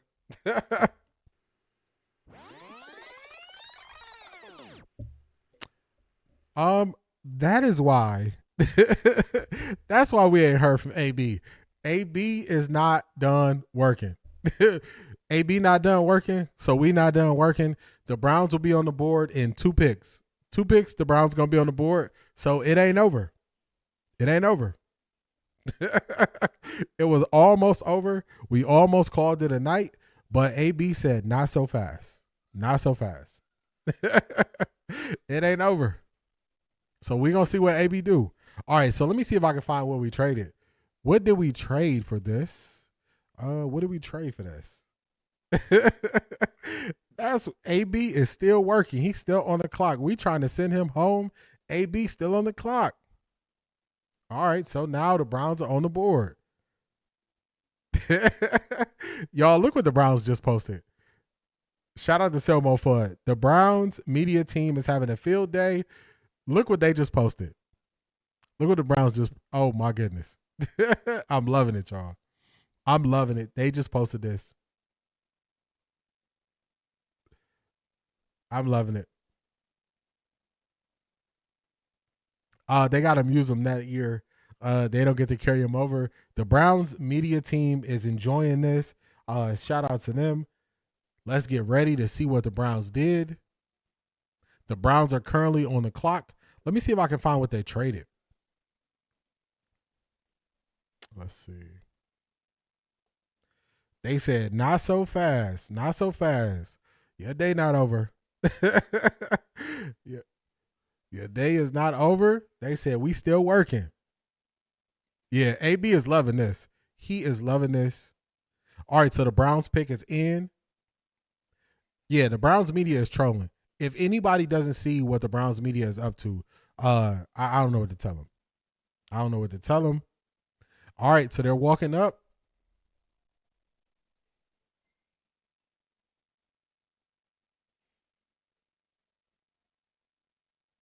Tackle, Austin Barber. So they get another tackle.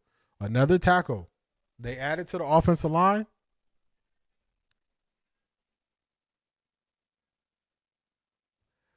Signed a late offer from Florida, initially committed to Minnesota, shifted from right tackle to left tackle in 2023, 2025, third all-team SEC. They went up and grabbed another tackle. They got another tackle, y'all. The Browns are working. That's 2 tackles they got in this draft. They are definitely improving this line. Yes, more film work for sure. More film work for sure. Let's see. Oh man. Oh, he a bully. Okay. Okay. Okay. Oh, he a bully. He pancaking dudes out here.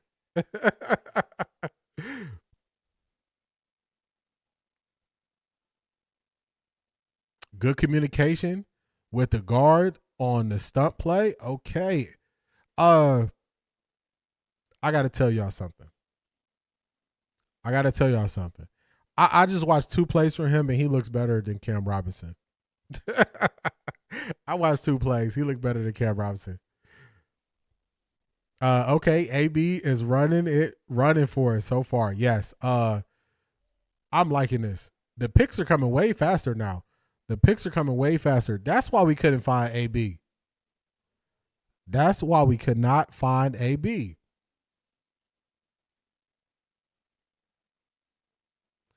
Okay, this is what Daniel posted about the tackle. I don't know what the Browns traded. The Browns are traded up to 86 to select Florida offensive tackle Austin Barber. What to know about new Browns offensive tackle Austin Barber? Started 39 games over 5 seasons, all in Florida. Started 5 games in 2022, all at right tackle before switching to left tackle for the rest of his career. Let me grab some water, y'all.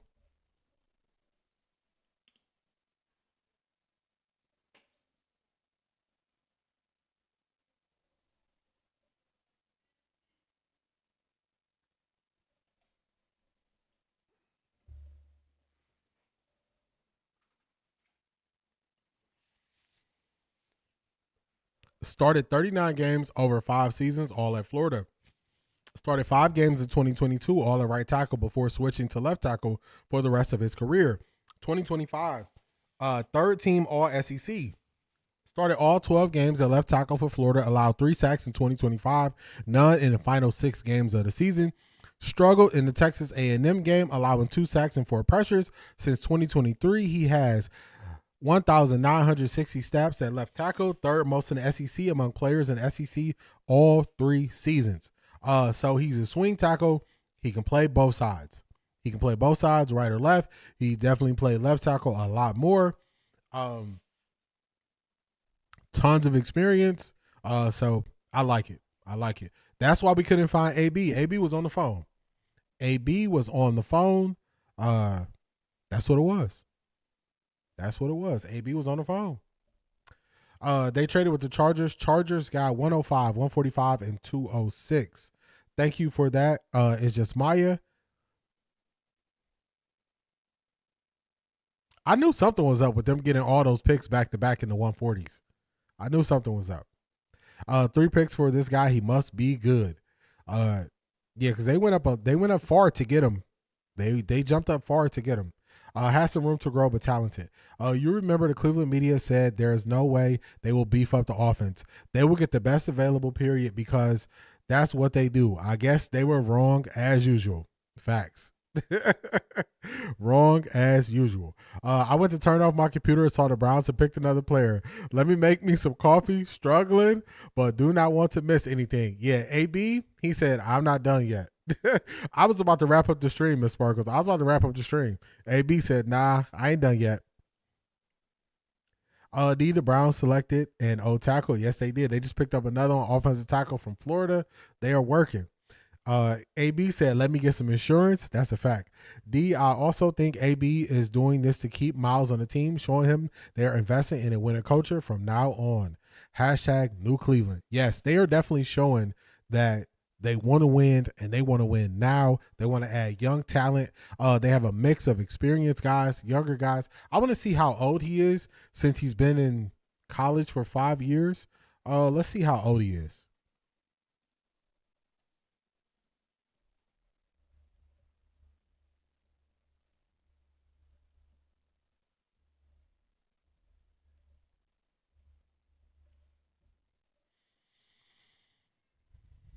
Oh, man. Wow. Okay. So this is crazy. He's been in college for 5 years, but he's only 22 years old. He's only 22 years old. Man, okay. So he's not like 24, 25. He's only 22 years old. So he's still pretty young. He is still pretty young. So what else do the Browns need, and how many draft picks do we have left? Let's see.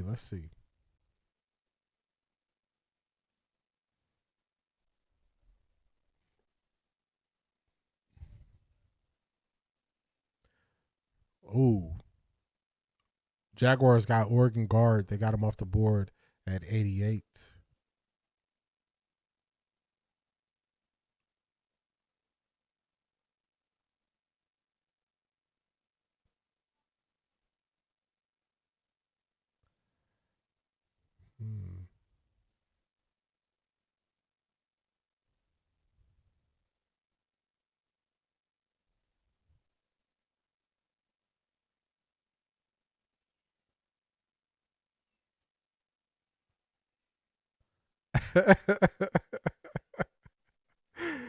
I'm trying to, only 22. I'm surprised by that. I'm trying to calculate how many picks the Browns got left. Let's see. I'm drinking coffee too. I won't sleep tonight. Yeah, AB is definitely making sure we stay up. I was wondering why we were ending and you didn't announce their pick. Yeah, I didn't even see it. I didn't even see it at first, Key Mathis. I didn't even see it. And then Cedric like, not so fast. The Browns got another pick. I said, well, it ain't over yet. It is not over. It is not over. Ain't no party like a dog pound party, because a dog pound party don't stop. Selma Fudd, talk to him, because I was ready to shut it down, and AB said, not so fast. Not so fast. So he graduated a year early to go play ball in college. Interesting. Yes. He went to college at 17 like my son did. Yes. Todd is doing the presser. Okay.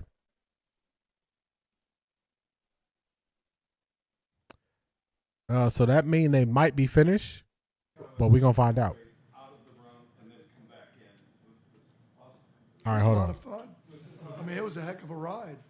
I was just in there for the ride, so it was pretty cool.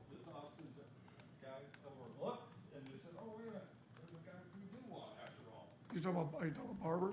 Yeah. No, I mean, we really liked him from the jump. You don't know how the For real, Donnie Donnie. can answer this. You don't know, in my limited experience of this, you don't know how it's going to go. There's certain players that are picked higher than you would have thought, and there's others that are a little bit lower. Certainly, we knew we had to address the offensive line, and so, you know, as he was still up on the board, I think the opportunity to move back, and then as it continued, then let's not wait any longer. Let's go up and get him, and we're fired up to get him. When you look at the competition now in the receiver room, what do you see in total there? Well, I just think you have to keep adding to the room as best you can. You're trying to raise the floor. I mean, ultimately, in any position group, you start by raising the floor and developing who you have, and that started this past week. So it just turned out the way the draft unfolded, and Andrew again can speak to this, that when we got to, you know, the spot that we had at 7 would be actually 39, but today's 7. We did have opportunities, and Andrew will speak to it, to move back, but we really thought at that pick, take Denzel. Do you now feel with the guys that you added, with the guys that you have, with Harold, do you feel pretty good about the potential explosiveness of your offense? I feel better. Why he do Mary Kay like that? I feel better. Just what strikes you and stands out about Emmanuel McNeil-Warren, and what do you like with what he brings to the table? Length, speed, tough. That's it. Great length, excellent speed, and he'll hit that out of you. I mean, that's 3 pretty good characteristics of a safety. That's my coach, y'all. Were you kind of surprised at how the board fell today and getting Denzel, who had a first-round grade? Surprised? I would not say that. I would not say that of picks, I would not say that I was surprised, especially on the offensive guys. If you asked me where those picks went, I would have said, pretty close to where we kind of had targeted, where we thought they would be available. Again, Andrew can speak to that. I'm speaking for me, in terms of where I would have thought, because I did evaluate all those players, and I would have said that was about right. And the board actually played out that way. How much more fun is it doing this, if fun's the right word, doing this as a head coach instead of offensive coordinator? Well, I have one more level of input, I guess, as opposed to a step down, from the head coach end of the OC. But ultimately, it's more fun because, when you're an offensive coordinator, you're really not responsible for winning. You're responsible for scoring. And when you're the head coach, we're responsible for winning. So I certainly want to score. But more importantly, we got to win football games. And so when it came down to, when you're talking about defensive players, I'm all for great defensive players going to help us win. Ultimately, that's our job as an organization, a head coach, is to do everything in our power to put a roster together that gives us a chance to compete every week and ultimately turn this organization into a consistent winning one. Good evening, Real Fresh Food. Everybody at work on early OT. We can't even work well because of this draft. Go Browns. AB is working.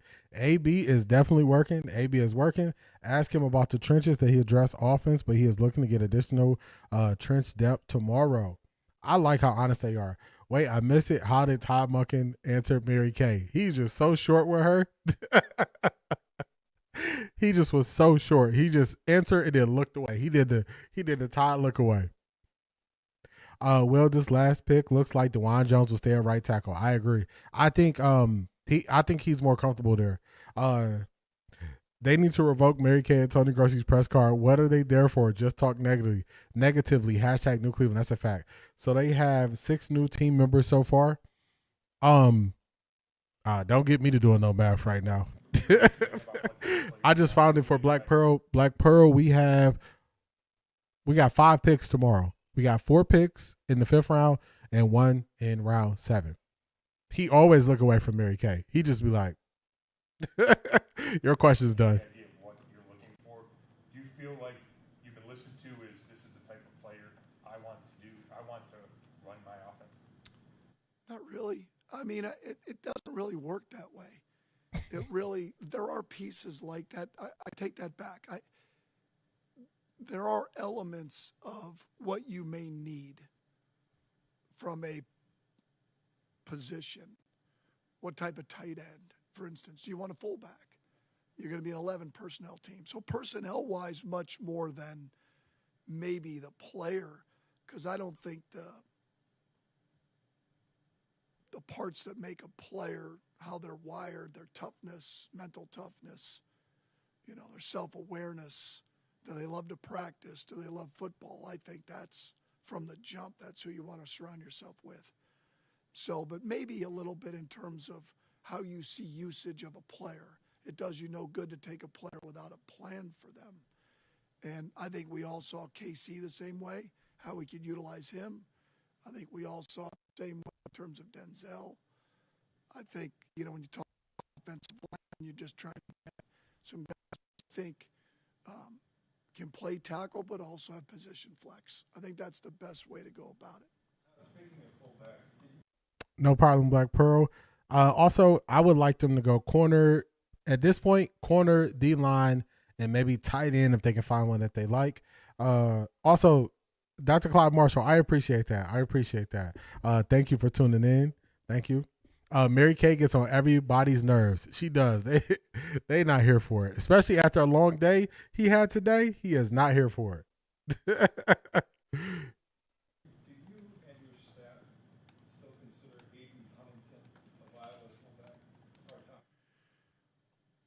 Well, it's funny, the first time I saw him, I'm like, you're the fullback here, right? And he looked at me like, no, I'm a defensive tackle.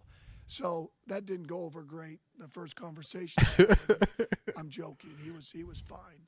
But ultimately, you know, he's going to want to play defensive tackle first. But he certainly showed some promise in the backfield, and obviously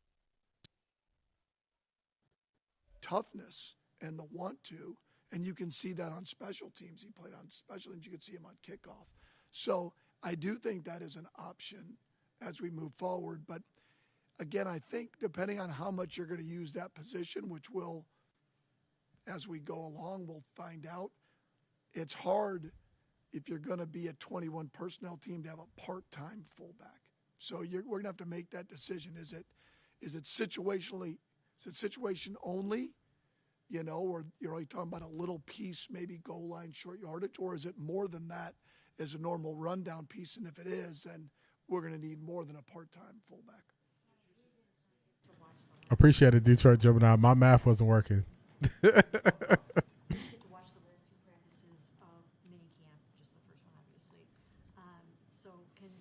you kind of share how did Deshaun and Shador and Oh my goodness. Mary We Kay. couldn't get past the draft and get right on to the quarterback. Anybody got some Miles questions too while we're at it? I mean, hell, while we're just here at night. First off, I'll address the question. First of all, it was awesome. 3 days, the weather was unbelievable. To get out on the grass and pump the music and get fired up being together, and the neighbors complained, and we didn't care, and we pumped up the music louder. If they don't like it, they can move. And so I didn't care. And it was like, you know, being out there with the guys and just getting a little bit of a feel for who we have on our roster. And I thought all three quarterbacks at times you could see, you know, the positives in their game and learning the new system. And they've been awesome in the meeting rooms and on the field. And it was just kind of dipping our toe in the water. But I thought, you know, Deshaun looked really good at times. And there's other things got to work on. Same with Shador and with Dylan. So I really didn't do a deep dive into all of them, but it was a lot of fun being out there. I can tell you that. That is so true. Monk around and find out. She definitely did. She said, so you had the mini camp, and how do you believe Shador and Deshaun and you know, Dylan did the quarterbacks? And he just cut her off and said, we can't even get through the draft. And he was like, what's next? Somebody got questions about Miles?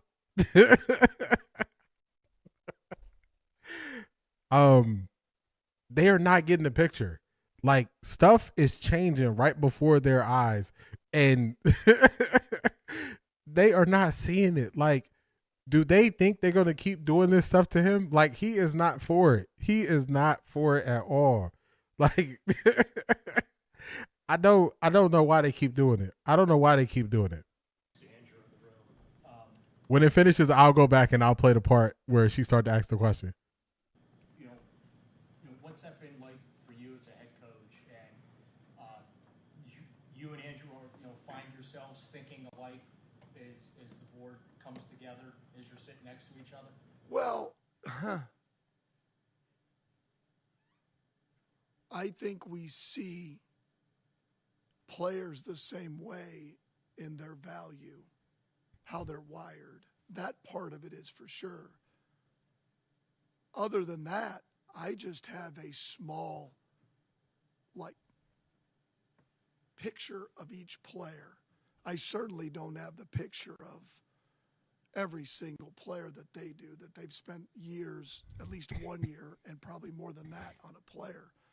So what I do know is the players that I did look at, and I listen to the scouts, and we all talk about how they're wired, and do we want them representing the Cleveland Browns? Is that who we want? And we've got a great group.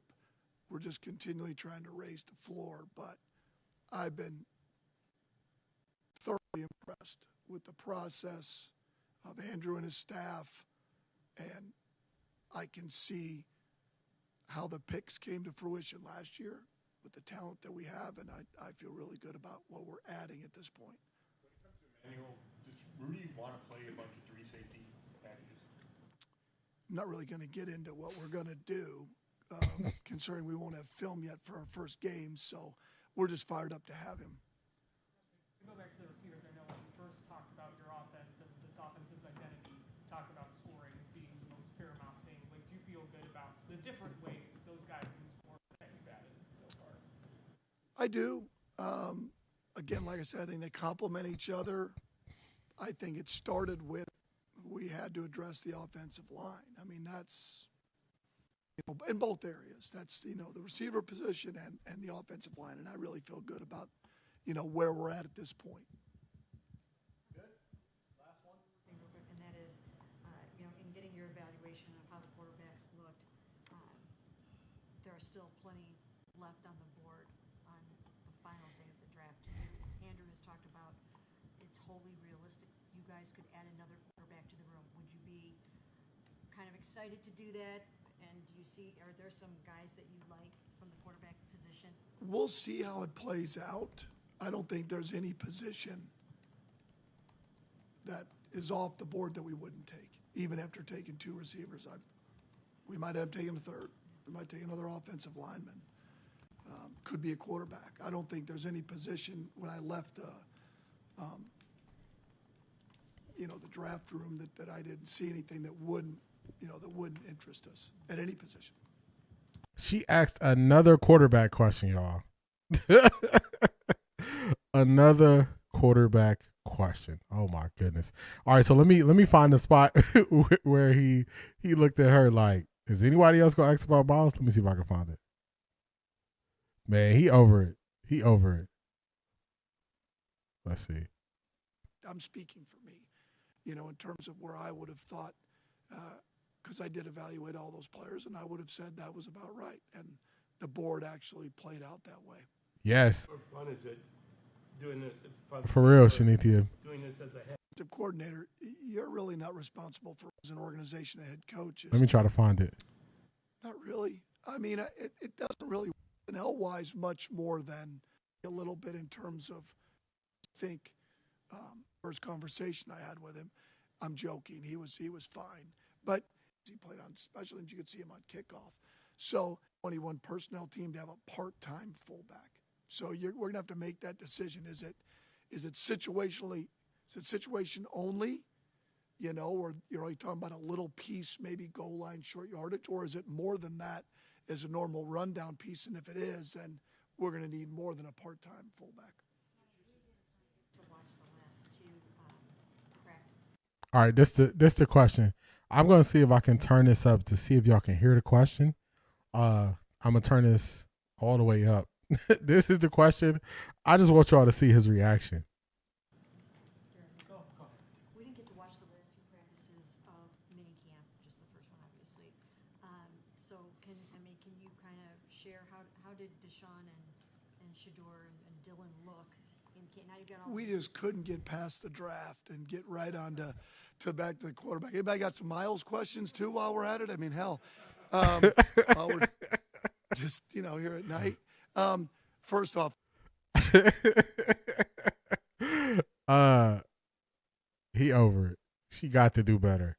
She got to do better. Also, let me show y'all this right here. Shout out to Zedric. So Steve Smith, y'all can't see the top, but Steve Smith posted this. Let's do this. And I want to show y'all some of the responses. Not saying who, but 2 wide receivers drafted. Somebody will be hiring a moving from company sooner. Denzel to the Browns at 39. Another wide receiver for Todd Monken. So Steve Smith Sr. posted this. And these memes below this have me over here crying while Monken is going off on Mary Kay.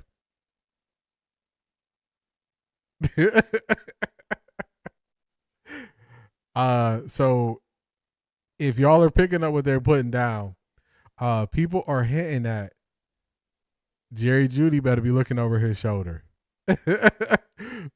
He best to be looking over his shoulder and producing. He best to be looking over his shoulder. Let me catch up on the chat with y'all. Between Coach and Shador, I wonder which one they dislike the most, for real. She's going to keep it up and get banned from the team altogether, hopefully. Yeah, her questions are crazy. Now she to move to drafting a QB. Yes, she can't help herself. Instead of asking QB questions, she better be paying attention to the ascension of Daniel Oyefusi. That's a fact. AB made the draft very interesting this year for the Browns fans this year. Never watched the draft before Shador. I wasn't even watching NFL after Kaepernick's situation. AB definitely kept us locked in and in tune watching everything.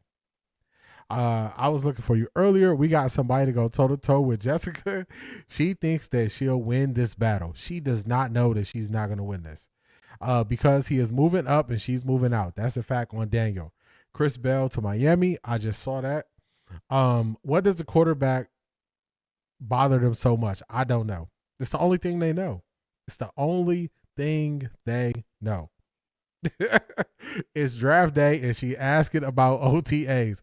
It don't even make sense. Like, what are you doing? What are you doing? Todd Father put one-footed Mary Kay Buzz just now. The way he just responded, he said, man, come on. Come on. I was so out, y'all. Got in late. Yes, Janky going to be riding that pine. He is. It's going to be a quiet year if you don't get it together. Jerry Jeudy and Tillman. Talk to him, Shanithia, because Tillman, that's the one I think. Shut up and take my money. Shut up. That's the one I think don't really have a shot is Tillman. Tillman, I think is. I think Tillman has less rope than Jerry Jeudy. He better not drop one ball. That's a fact. He hates her guts. I don't see her being as happy working with Monken and will be doing everything she can to passive aggressively attack him. It's a losing battle. She cannot win this battle. She is not in charge of the battle. She's not in charge of the battle. Quarterback. For real. She can't win this battle, y'all. She can't win this battle. She cannot win this battle. Her inside source is gone. Bye-bye. That's it. She got to do the job now. Now she has to do the job. Now she got to do the job. And sometimes when you haven't had to do your job in a long time, they ask you to do your job, you take offense. All right, we got AB.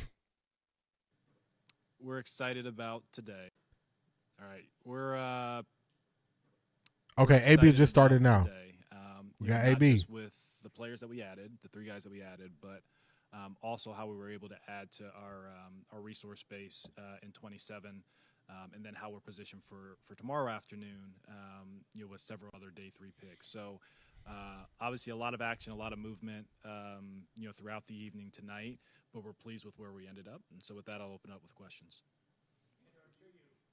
You didn't come in tonight and you make this many trades, but when do you get a sense that it could be just that kind of night for you?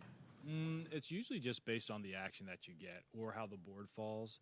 I'll be honest, Dan, we're pretty, we try to stay. They probably can go undrafted, Zedric, or if one of the vets decide they want to go. Opportunity is going to come up. And I think that's actually one of the benefits of having volume and quality with your picks because there are more opportunities to maneuver up and down the board. And were you surprised with some of the guys that fell in your lap, like Denzel Boston and Camille Warren to begin with? They were first-round projections. I was probably most surprised with E-Man.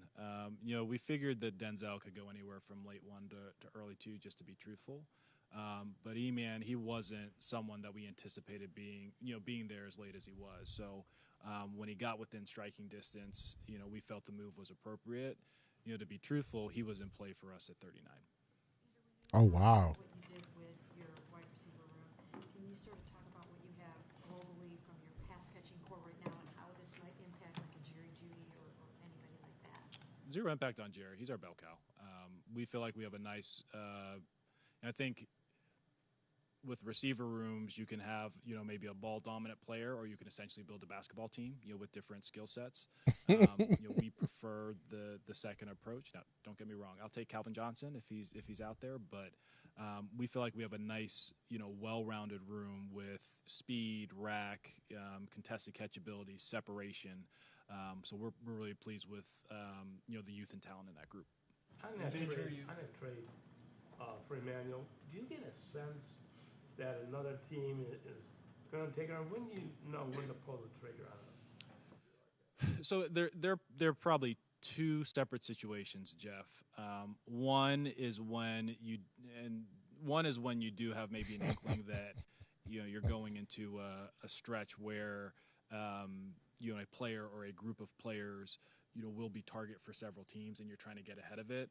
Another may just be, and I would put like the Emmanuel trade and then what we did for JOK in 2021 in this bucket, where you have a player that you just didn't expect to be in a certain range of the draft, and there's a certain level of like, okay, you don't necessarily have a team identified that's going to take that player off the board, but you look at your resources and say, hey, this is a price that I'm willing to pay for this skill set for this guy relative to what you think you're getting. I'll go here and then I'll go Ashley. OP, that's a fact. Last week before the draft, just about like positionless defense. Where does a player like Emmanuel Warren sort of fit into that idea as you think about what you got in him as a player? Yeah, well, Emmanuel is incredibly versatile, and we're realistic that you're not going to put everything on his plate his rookie year. But I think you really started seeing this with the safety position, certainly with what Baltimore did with Kyle Hamilton a couple years ago. You look across the league and you see just the increase of 3 safety packages. You look at what Nick Emmanwori did for Seattle this past year, and it just gives you a lot of flexibility where you have safeties that can play deep, they can play in the box, they can live in the linebacker world, they can live in the nickel world, and they just give a lot of flexibility for a creative coordinator. Remember last year after you guys drafted Carson, you talked about the importance of taking an off-ball linebacker that high because you hadn't made a major investment there since like 4 years prior. Was there any similar thinking with Emmanuel, and like you hadn't taken a safety that high since Grant like 6 years ago? No, it really wasn't, because Grant and Ronnie, we obviously like those guys a lot. Grant, we took him my first draft, we extended him. Rocket, he's outperformed how we acquired him, signing him as an undrafted free agent. Emmanuel, we just viewed it as a fantastic opportunity and someone who could, not only just from a pure talent standpoint improve the room, but could also complement our existing core there. You spoke back in January about dedicating a lot of resources to remaking this offense. Mm-hmm. With 1 day still left in the draft, how do you feel about the process you've done in terms of that remodeling? I think we're excited about the players that we've added. We're certainly excited to see them on the grass because we haven't seen them as a collective unit. But we still have work to do on both sides of the ball, and tomorrow will be a big day for that. But so will really made to the cut-down period, because there are still some important roles that we'd like to add competition to. You don't want to put too much on Emmanuel's plate too soon. Do you see him initially as kind of a ball hawk free safety? I think that remains to be seen, Tony. And honestly, like, that determination will be by Monk, Rudy, Ephraim. It's probably hard for me to answer that until he's in our building, until we get him up and running. But we'll crawl, walk, run. I know you have to stay flexible during the draft, but did you anticipate a scenario where you might take 2 receivers, either back-to-back or whatever, early on in this draft? And does it feel like a departure because you really hadn't done that in your previous drafts, there, taking a receiver high? Scott, we did have scenarios where, because of the strength of the receiver class and the depth of it, that we thought we could take 2 receivers relatively high. Definitely doesn't feel like a departure. It's maybe a little bit what I mentioned to Fred earlier, where I think if you look at the past couple years, we had Jarvis and Odell. We traded for Amari, who was a Pro Bowl receiver for us, and then had him on a big money extension. We then traded for Jerry, who was a Pro Bowl receiver for us. And then, like, I was actually even thinking, and this one didn't maybe work out quite as cleanly, But even the years where we were short first-round picks, one of those trades was for Elijah Moore, and then trading down from 2 for Elijah Moore, and then taking Sed in 3. So there's no philosophical thing there. It's obviously easier to maybe dictate the room a little bit more when you have your full slate of resources. Todd, about how the quarterbacks looked on the last 2 days. Mary Kay asking about quarterbacks. They're trying to box him in to give away his game plan. So what he gonna do tomorrow doesn't make sense. It was a combination. It was a Tony Grossi, then it was a Scott Petrak question where they both probably need to go to sleep. They've been working too hard. So he's about to get asked about quarterbacks here. Excuse me. Let me catch up on some of y'all chats because it's been going for a little while now.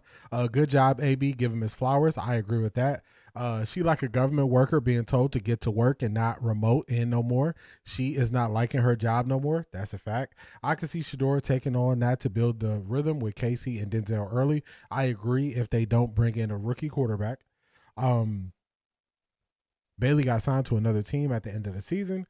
What will Mary Kay question be to AB? Are you drafting a QB? She's about to ask that question now. She had to get a QB question. Shador didn't bring the circus. The local media did. That's a fact. Ain't nobody feeling Mary Kay. Nobody. Mary Kay question. So will you be drafting a quarterback in 2027? Facts. It's amazing what happens when a person is given the latitude to do their job, no interference. It definitely looks that way, like AB was never allowed to do his job.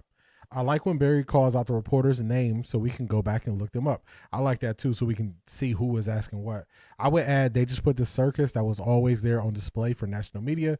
Very, very good point there. Very good point there. She is the worst. I like how Todd said Watson does some things well and some things not to squash their narratives, that Watson was all that. That's a fact. The league did, and after that, old Cleveland media did. Tony Grossi, Mary Kay, and Stefanski did. That's a fact. Talking about the circus. Agreed, Detroit Gemini, because they all jumped on the Watson train out. They did. You see it, Shanithia. D, you bought hashtag New Cleveland domain. You're hiding the good stuff. You were playing chess, friend. Just a little small details. Just the details. The details. I'm glad you noticed that. He sounds like he needs to go to bed. Is that Grossi? I think that was Grossi right before Scott Petrak asked the question. We see you, D. I'm glad you noticed.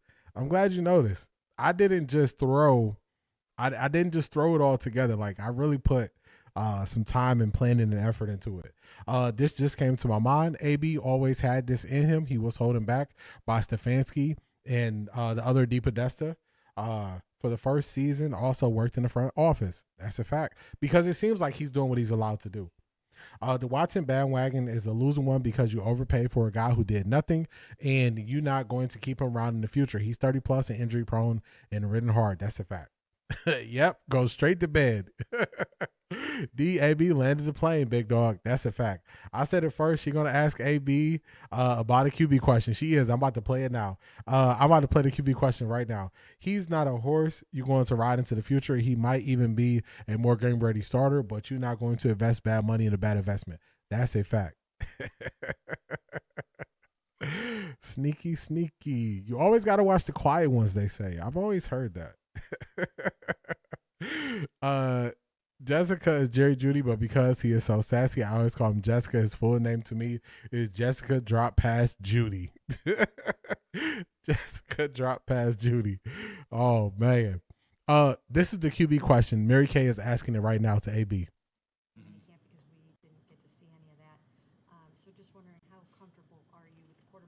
She's asking, how did the quarterbacks do because they couldn't see the minicamp? And now she's at, how comfortable are you with the quarterbacks? So y'all all might be right. I think she's going to ask if he needs to draft a quarterback. Probably. That's my guess.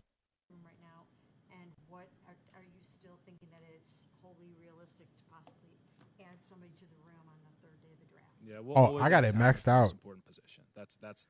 I got it maxed out. They took earlier in one of the press conferences, they took their microphones away for whatever reason. So we can hear AB, but we cannot hear these questions at all. Let me make sure I got it maxed out everywhere. We can't hear AB, so I'll try to repeat the questions. Mary Kay has just asked someone put her out of her misery, please. Media wants to know now in Kill Yours Tomorrow. Trade your bus fare for tomorrow's draft picks. You never compete today. That's a fact. Who came up with Jess? She'll be asking QBs on her deathbed. She will. She just keep going back to the quarterbacks. I just don't get it, y'all. I don't get it. That's, I guess full stop. Doesn't matter who's in the room. If there's a quarterback that we'll like, that's available to us at the right cost, we'll add that player. That being said, the three guys have done a really nice job so far this spring. We're lucky that we got 3 days on the grass. They all are learning the offense quickly, working through their mistakes, throwing the ball well. But that wouldn't prevent us from adding a player that we like tomorrow. He gave her nothing. He gave her nothing at all. She was just asking if he felt comfortable not adding another quarterback, or are you going to add another quarterback? And he gave her a similar answer as Todd Monken, that, hey, we are going to improve the team in any way we can at any pick. He gave her nothing. Gaming all this stuff out. Was there a scenario where you had your first 4 picks, all this Cleveland Browns? I mean, it seems like 4 players that a lot of people had first-round grades on. I know a couple years ago with JOK, you felt like you got one there, but it feels like you got 2 of them here. Yeah, I think as we work through scenarios, as we work through simulations, we did have simulations where the receivers kind of lined up the way that they did, just because of the strength of this class. I'll be honest, I did not anticipate a world where Emmanuel went as late as he did. What about the kind of stutter step out of the 3rd round and back in? Did you overlook Austin? No, so I actually call those yo-yo trades. So, like, sometimes you get a situation. Actually, probably the first time I started calling this that when we moved back in, it was actually Sashi, I think we moved back in 17, picked up a future 1, and I think we moved back up for David at the end of 1. Oftentimes those trades become, like, if you look at the aggregate set of moves, they become pretty efficient because you pick up either a high level or future asset, but you're able to still get a targeted player without giving all those realized gains back. Very rare situations will we do that, but we felt like this was one where it made the most sense. Special affinity for the 5th round, and The 5th round is the new 7th, Mary Kay. Yeah, so. what's the thinking going into tomorrow with 4 5th round? Honestly, in day 3 of the draft, because teams' boards, they just spread out. There's very little overlap. Truth be told, you could largely go into the 3rd day of the draft with maybe call like 8 to 10 names, and you're probably going to get most of them. So it'll literally be, hey, how can we be as opportunistic as possible? Because you're just not going to be able to predict the order of the players that go off. I was joking with Todd upstairs. I was like, man, I got to apologize. I misread the market because we thought we were going to be able to maybe add one of the class's strongest, blocking tight ends, with one of those 5th round picks, and pretty much all of them went off the board by the end of the 3rd round. So I was like, I screwed that one up. I messed that up. So we'll just take the best opportunity that we can with the players that are available. I don't know who mentioned it earlier. If there comes a situation where there's a veteran trade that makes sense, we would explore that as we always do. But our big thing is how do we best maximize the assets? So some insight there. He actually explained that they did want to get a blocking tight end. They kind of misread the market and the tight end started to run off the board. So they probably would have took Demps if he wouldn't have got picked by the Saints. That's what I kind of read from that. They probably would have took Demps. They couldn't get him. He was like, man, my bad, Todd. I wanted to get you another tight end. So they traded back. So if you ask the right questions, Andrew Berry will give you an answer if it's not going to kind of box him in for something he wants to do in the future.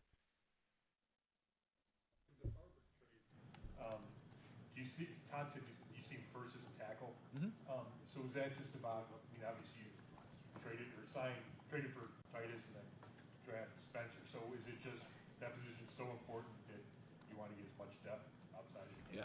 Yeah, I also think, we talked about turning over that position group with both youth and talent. And, Titus is great. He can play tackle. He can play guard. But also being realistic that he is a little bit more advanced in his career, relative to some of the other players. But you can never have enough of the tackles. You can never have enough of the line of scrimmage players, just because they're so hard to find and they're so hard to acquire once you get past this point that we want to roll deep in those position groups when we can. Looking at the players that have gone in the first 100, only 3 running backs. Do you attribute it to class? Do you attribute it to, I mean, just in your, kind of your scouting of that position group? Like, what would you attribute? I think it's 2 things. I think it's class, and I also think it's just the fact that if you go back to last year's class, how deep it was. I think a lot of teams took their young running backs. I mean, look, we took 2, and so I think that plays into it as well. Wondering why Emmanuel fell like he did? I don't. Just sometimes that happens. It just happens. Fatigue and all of this, obviously, analyzing all these players, matching them up against each other, and knowing how long the draft is. Like, what, 11, close to 11 o'clock? I mean, 11 o'clock?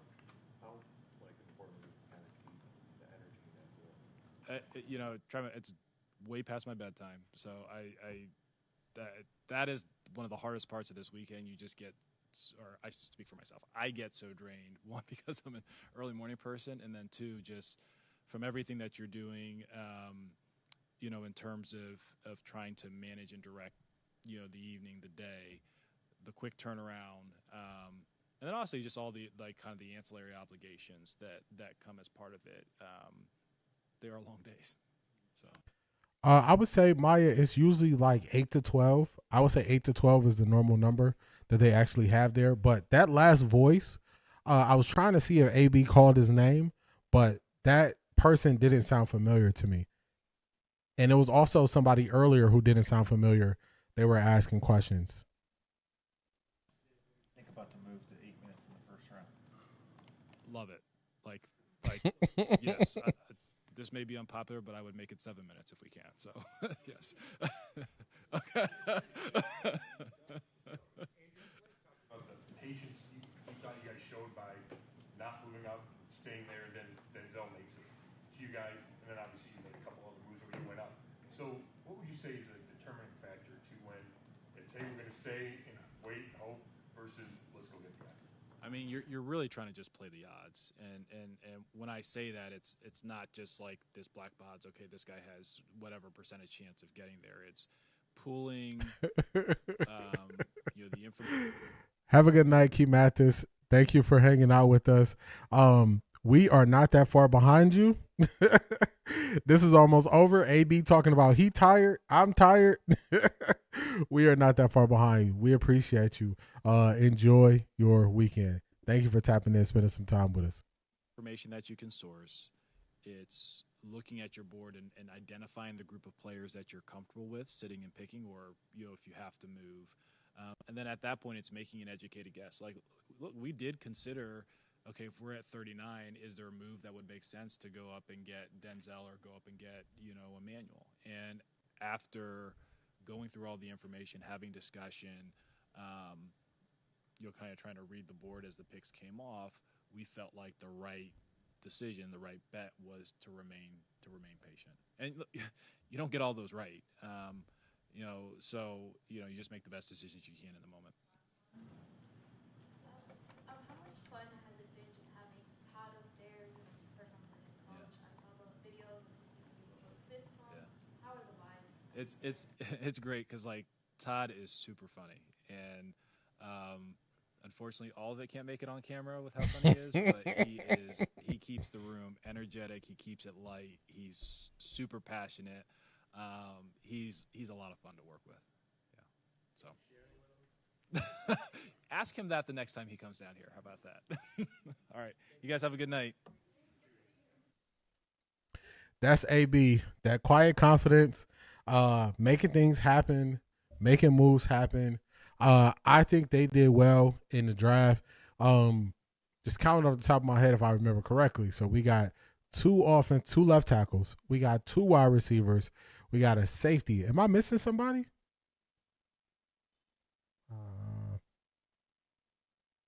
Fano, Concepcion. Denzel Boston. We got the safety. And then we got the tackle. We got 5. Okay, my numbers might be off. It's been a long day. Shout out to y'all for tapping in with me. This has been a very enjoyable experience. Enjoy y'all weekend.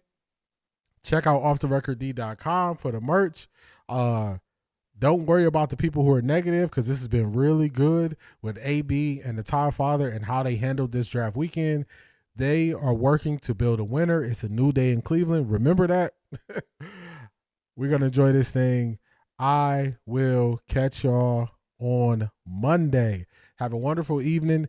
Thank you to Shanithia. Thank you to everybody who tapped in and supported with the new merch drop. I appreciate each and every one of y'all. Thank y'all for pushing me to even go for it and do something new and do something different. It's been real. Y'all have a great night. Peace, everybody.